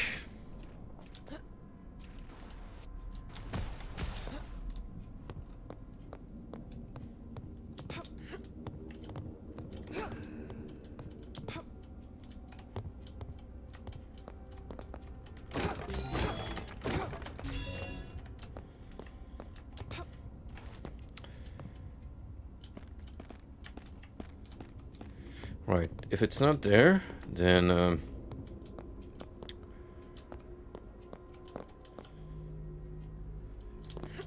the other energy pack has to be somewhere here. Like the first one.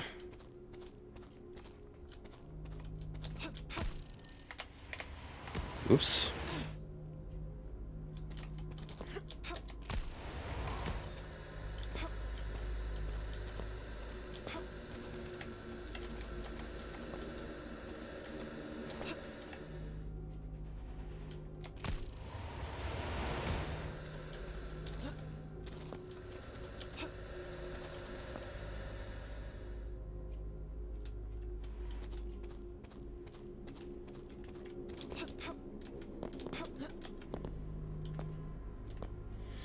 Yeah, I think I opened the wrong door.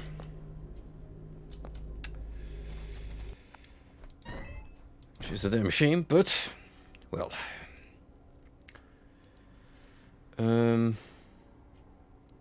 Tough call. Could go with explosives. Although I feel like the sniper could have some uses.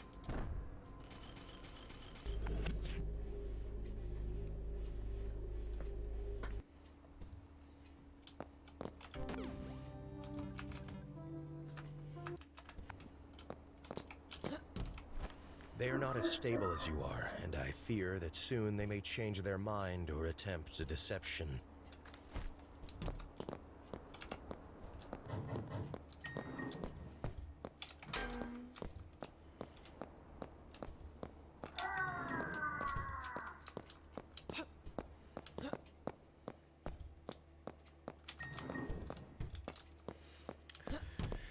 Yep, nothing new. So yeah, I doubt we're gonna experience a change anytime soon. Maybe after we fight the next boss in line. Cause let's see. What do the Achievos tell us? Our current rate of progression.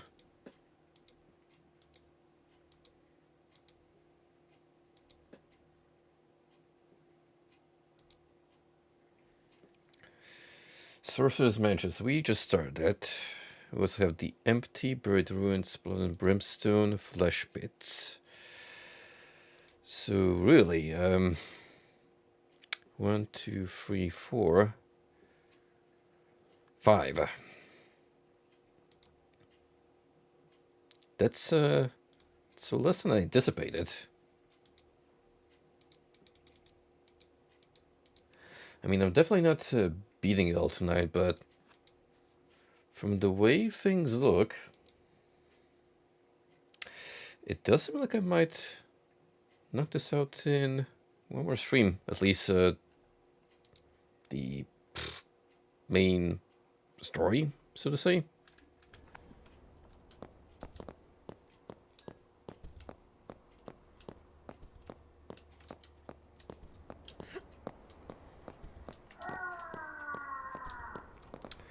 So what I'm gonna do is at least tackle the next set in line. Alright, the Empty. So we're pretty much in liminal space void, which, by the way, looks fantastic. Like those pixelated galaxies in the background. Chef's kiss.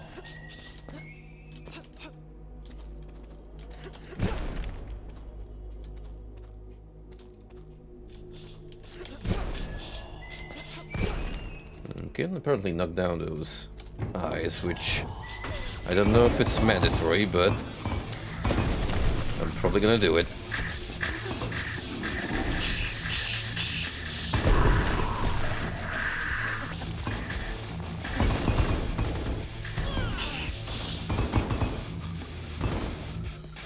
Whoa, who are you, partner? A cowboy is probably the last enemy variant in the world I expect to see in the Nether.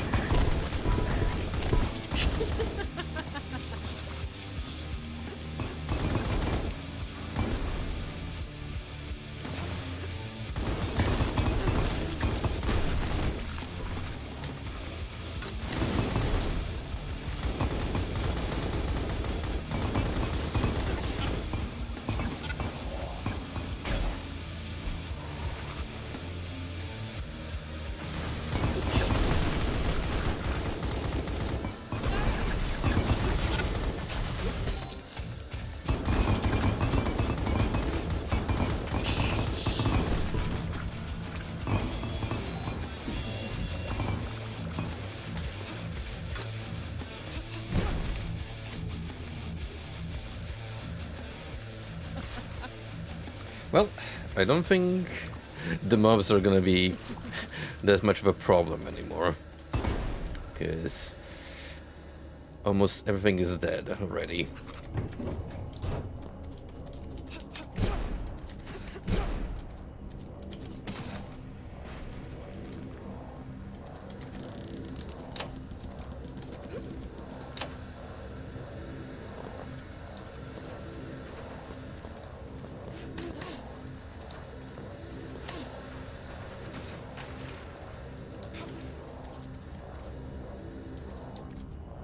Weird. Where is the target anyway?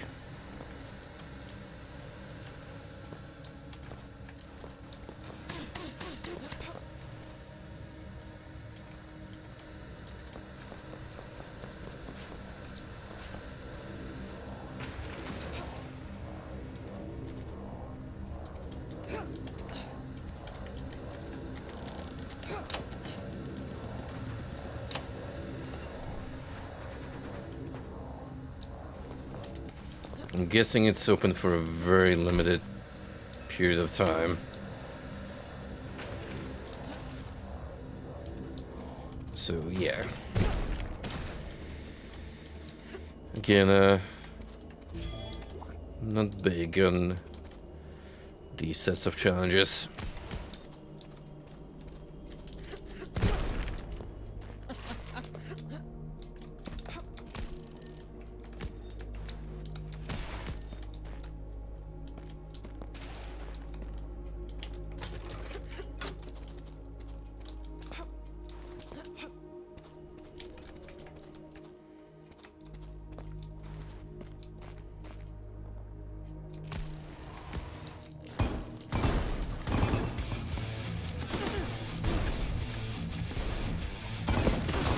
Probably should have thought about using the sniper earlier, before I tracked their ire.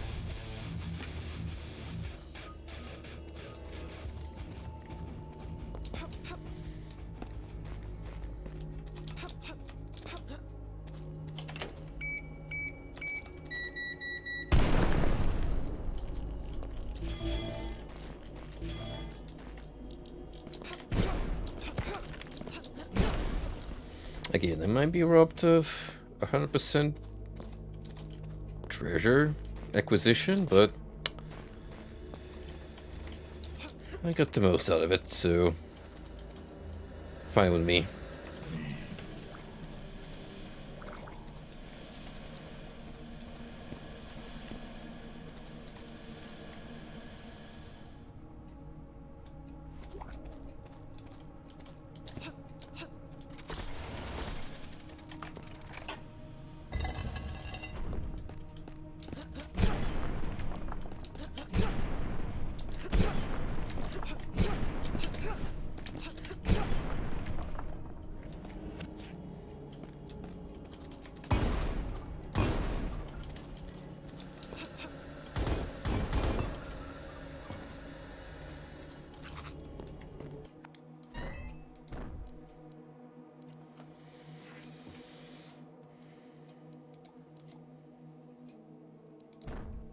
Yeah, unfortunately, still does not extend to level 3. Which, heck if I know if I'll be able to get on the first playthrough. That seems like it requires way more Sponduli, then I can afford to gather. If I had doubt that her innocence was absent, I'd have to terminate the whole project.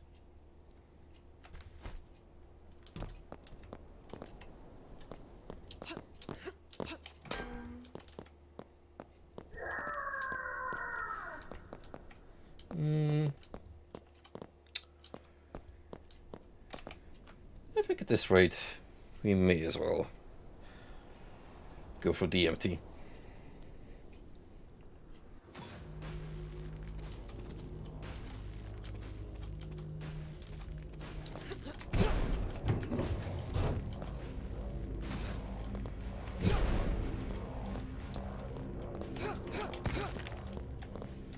Yeah, what's this nonsense about?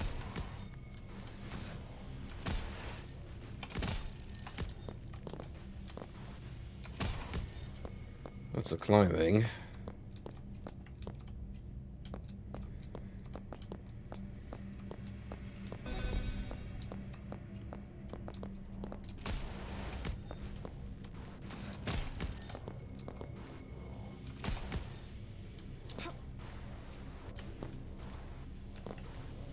Can I make it on time, though?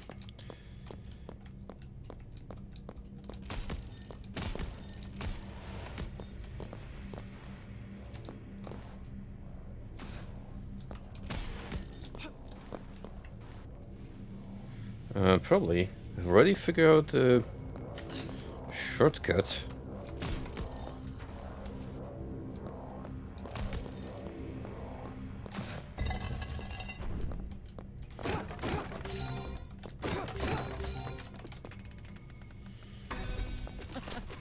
Well, judgment done to do for once. Anyway, legendary orbital cannon. We might have a little fun with this one.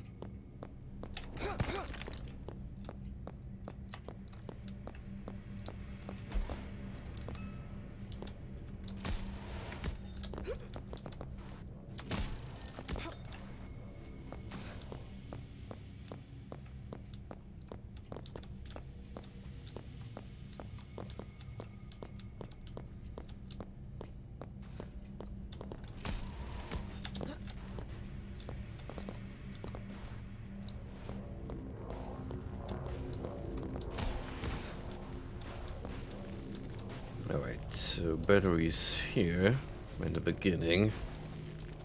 Let's remember that.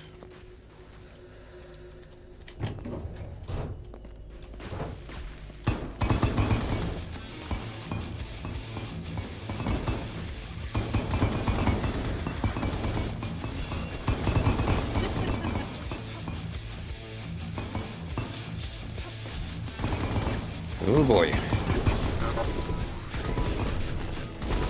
That is a buttload of spawners.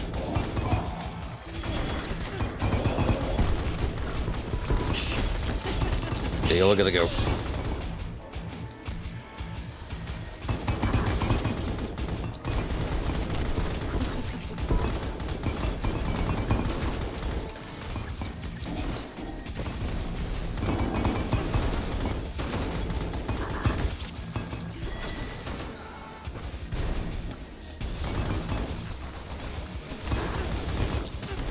Whoa, whoa, whoa, whoa, whoa, whoa, whoa, whoa, whoa.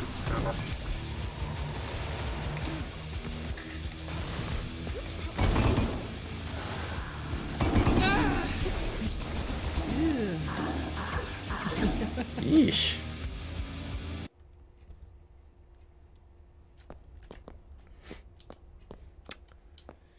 Well, that was rather unfortunate.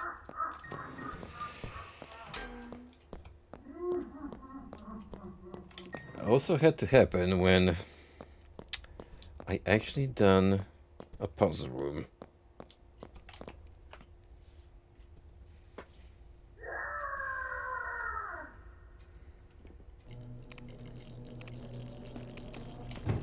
Totally not gonna bite me in the ass.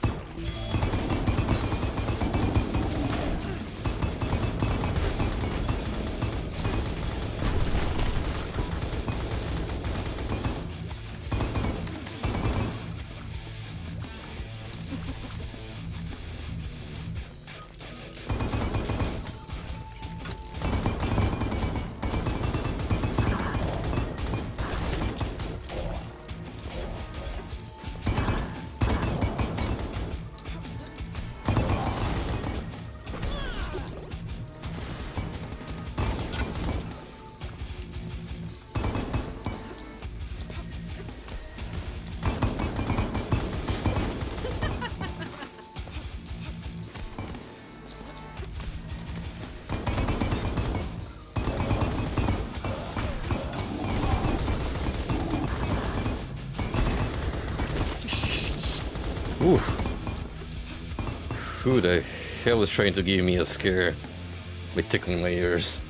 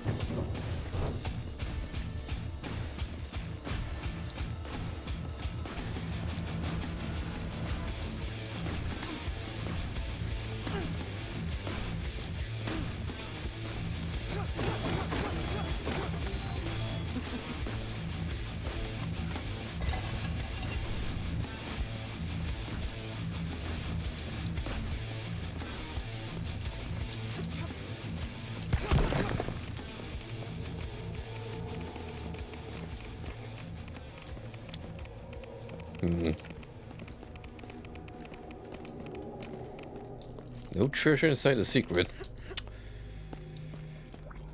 It's rather disappointing.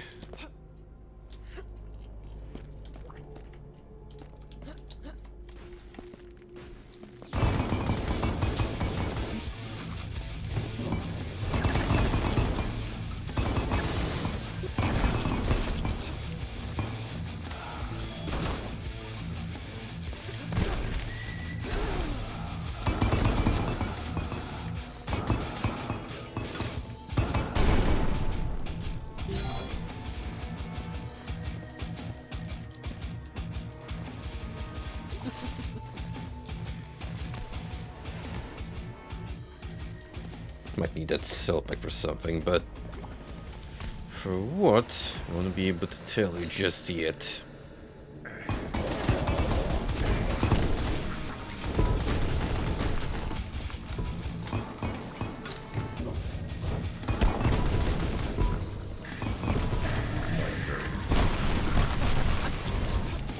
This door.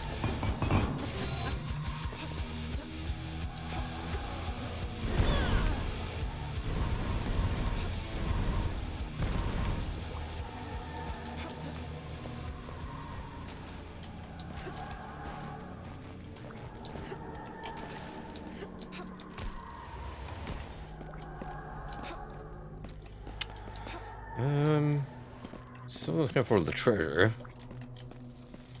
Which begs the question. What it might be. First things first, let's make sure I plant this to the switch, as it's kind of vital.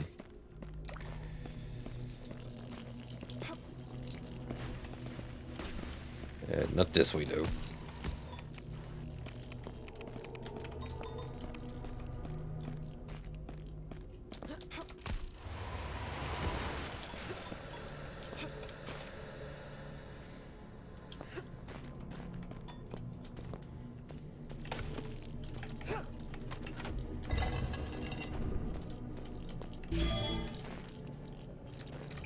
Okay, that wasn't even the exit.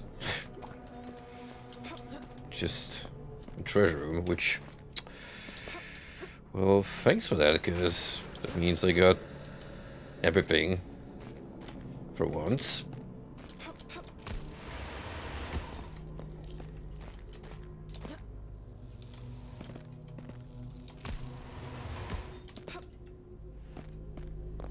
Oh, right.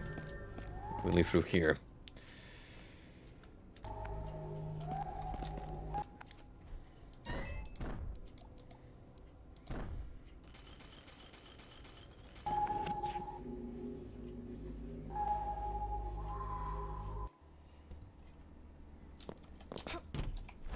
Over the years that you've been working, I've seen most of the others disappear.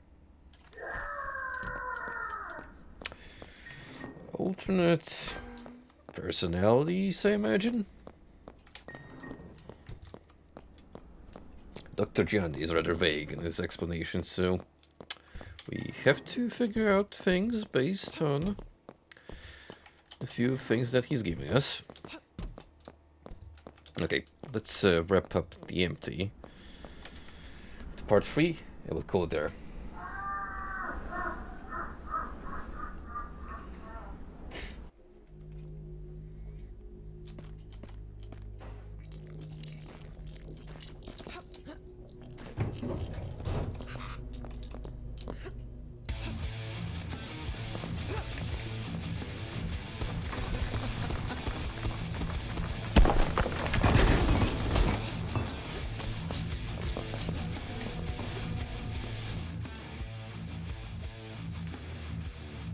Ooh, hang on.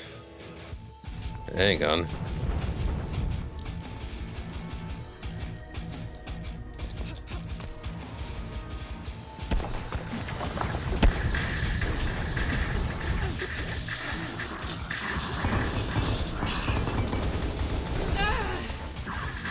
Nope.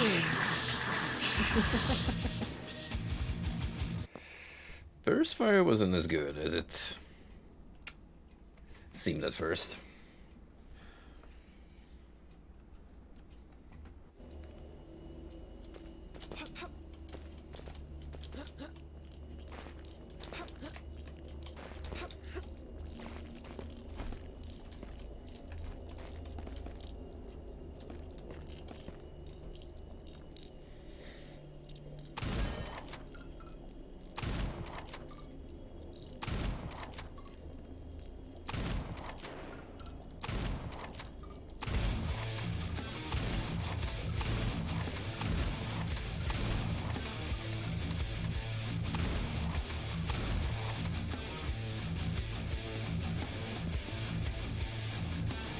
Alright, you know what? When you're not in close proximity, you actually have room to work with.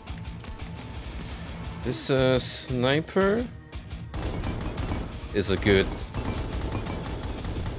backup plan.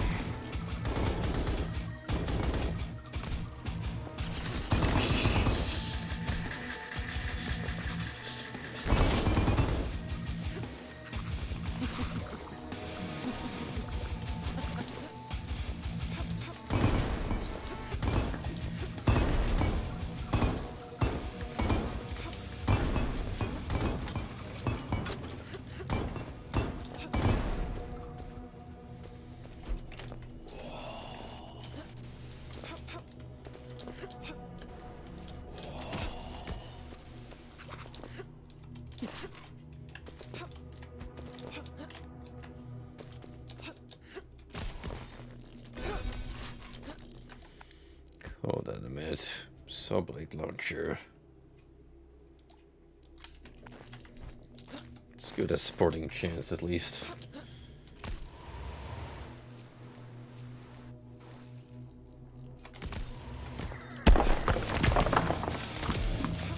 Not when it's that slow.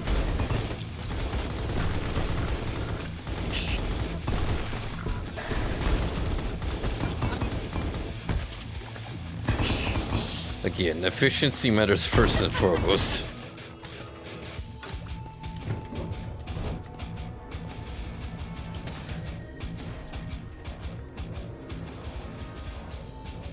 Alright, it's one of these annoying ones, so... Never mind, I'm not gonna bother. I refuse to partake in such shenanigans.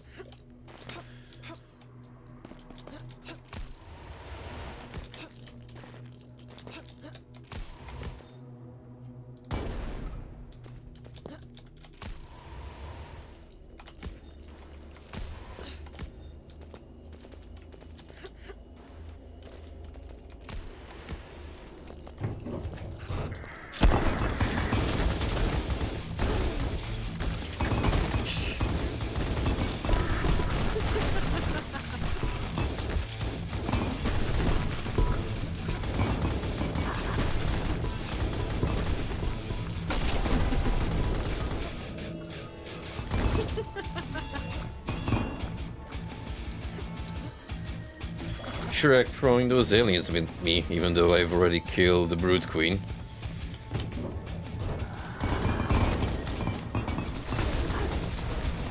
they're looking for vengeance.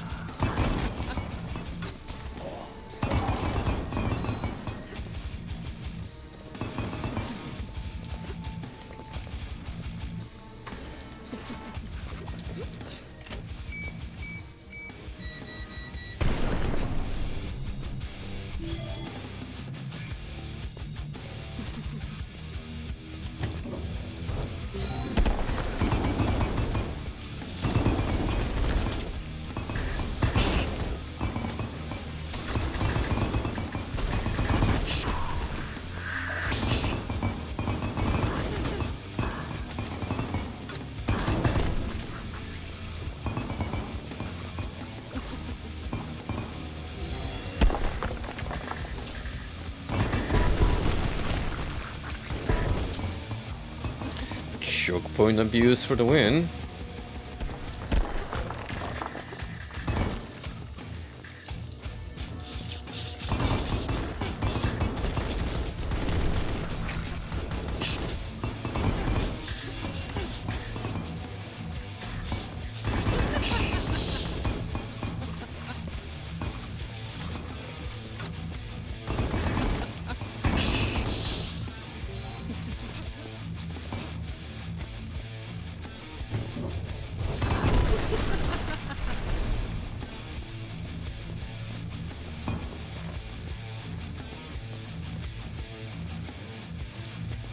We need a battery here. So I'm collecting a lot of keys, which makes me a little concerned.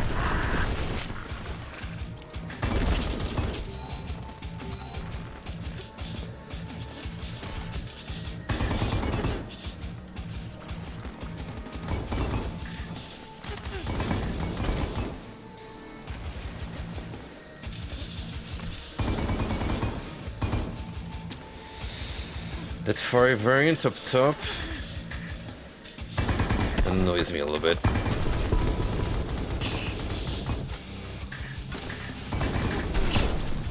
Oof.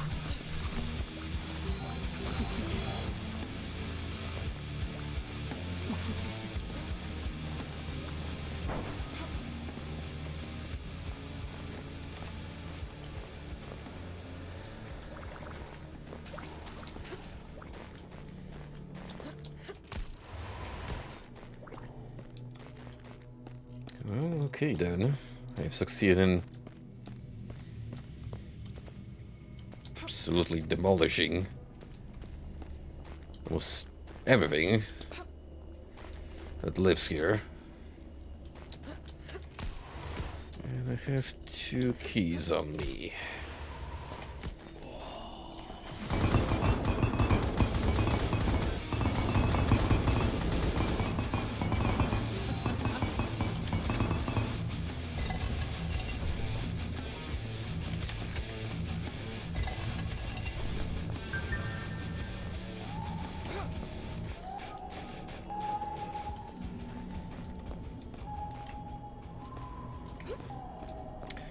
That one I feel is going to be some extra treasure. So since I do have the device I need,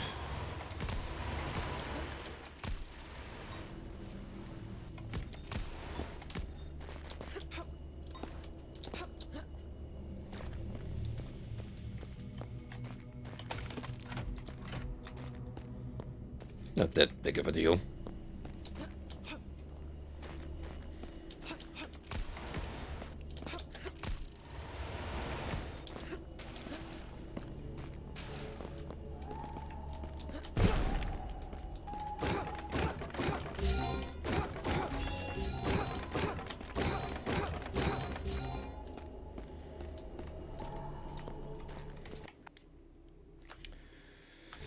Alright, cool. And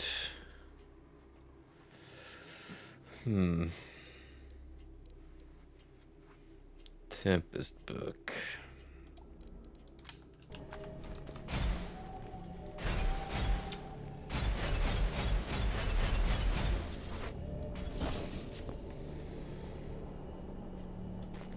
Would I prefer that over the sniper though?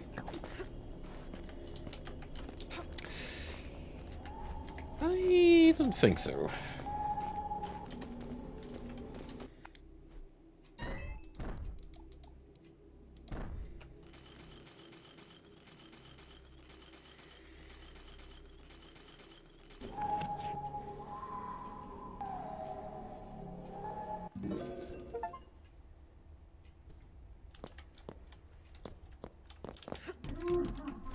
That means that you are very close to your goal.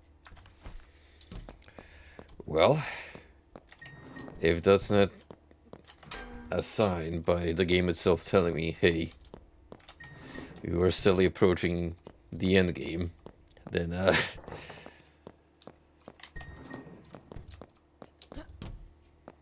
the only more obvious way would be just to hit me across the face with a bat.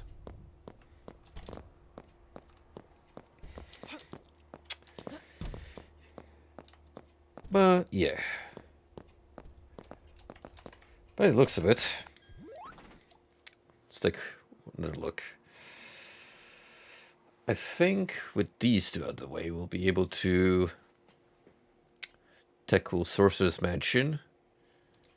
And then we'll have Fremont to deal with. So, by that logic, I have just about enough for a stream of either the same duration or shorter. It depends on how lengthy these remaining levels are. So, we shall call it a night here. And when we come back, who knows? Perhaps we shall wrap up the story of the patient and find out whether she managed to solve her troubles or just further descended into insanity. Looks like Frosty has gone live, so I shall send all of you wonderful people over to my good old friend, and I bid you all farewell till next time. Take it easy.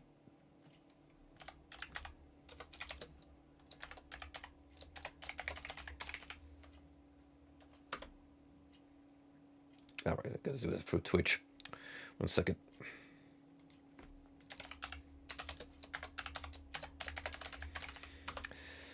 Go say hi to him from me.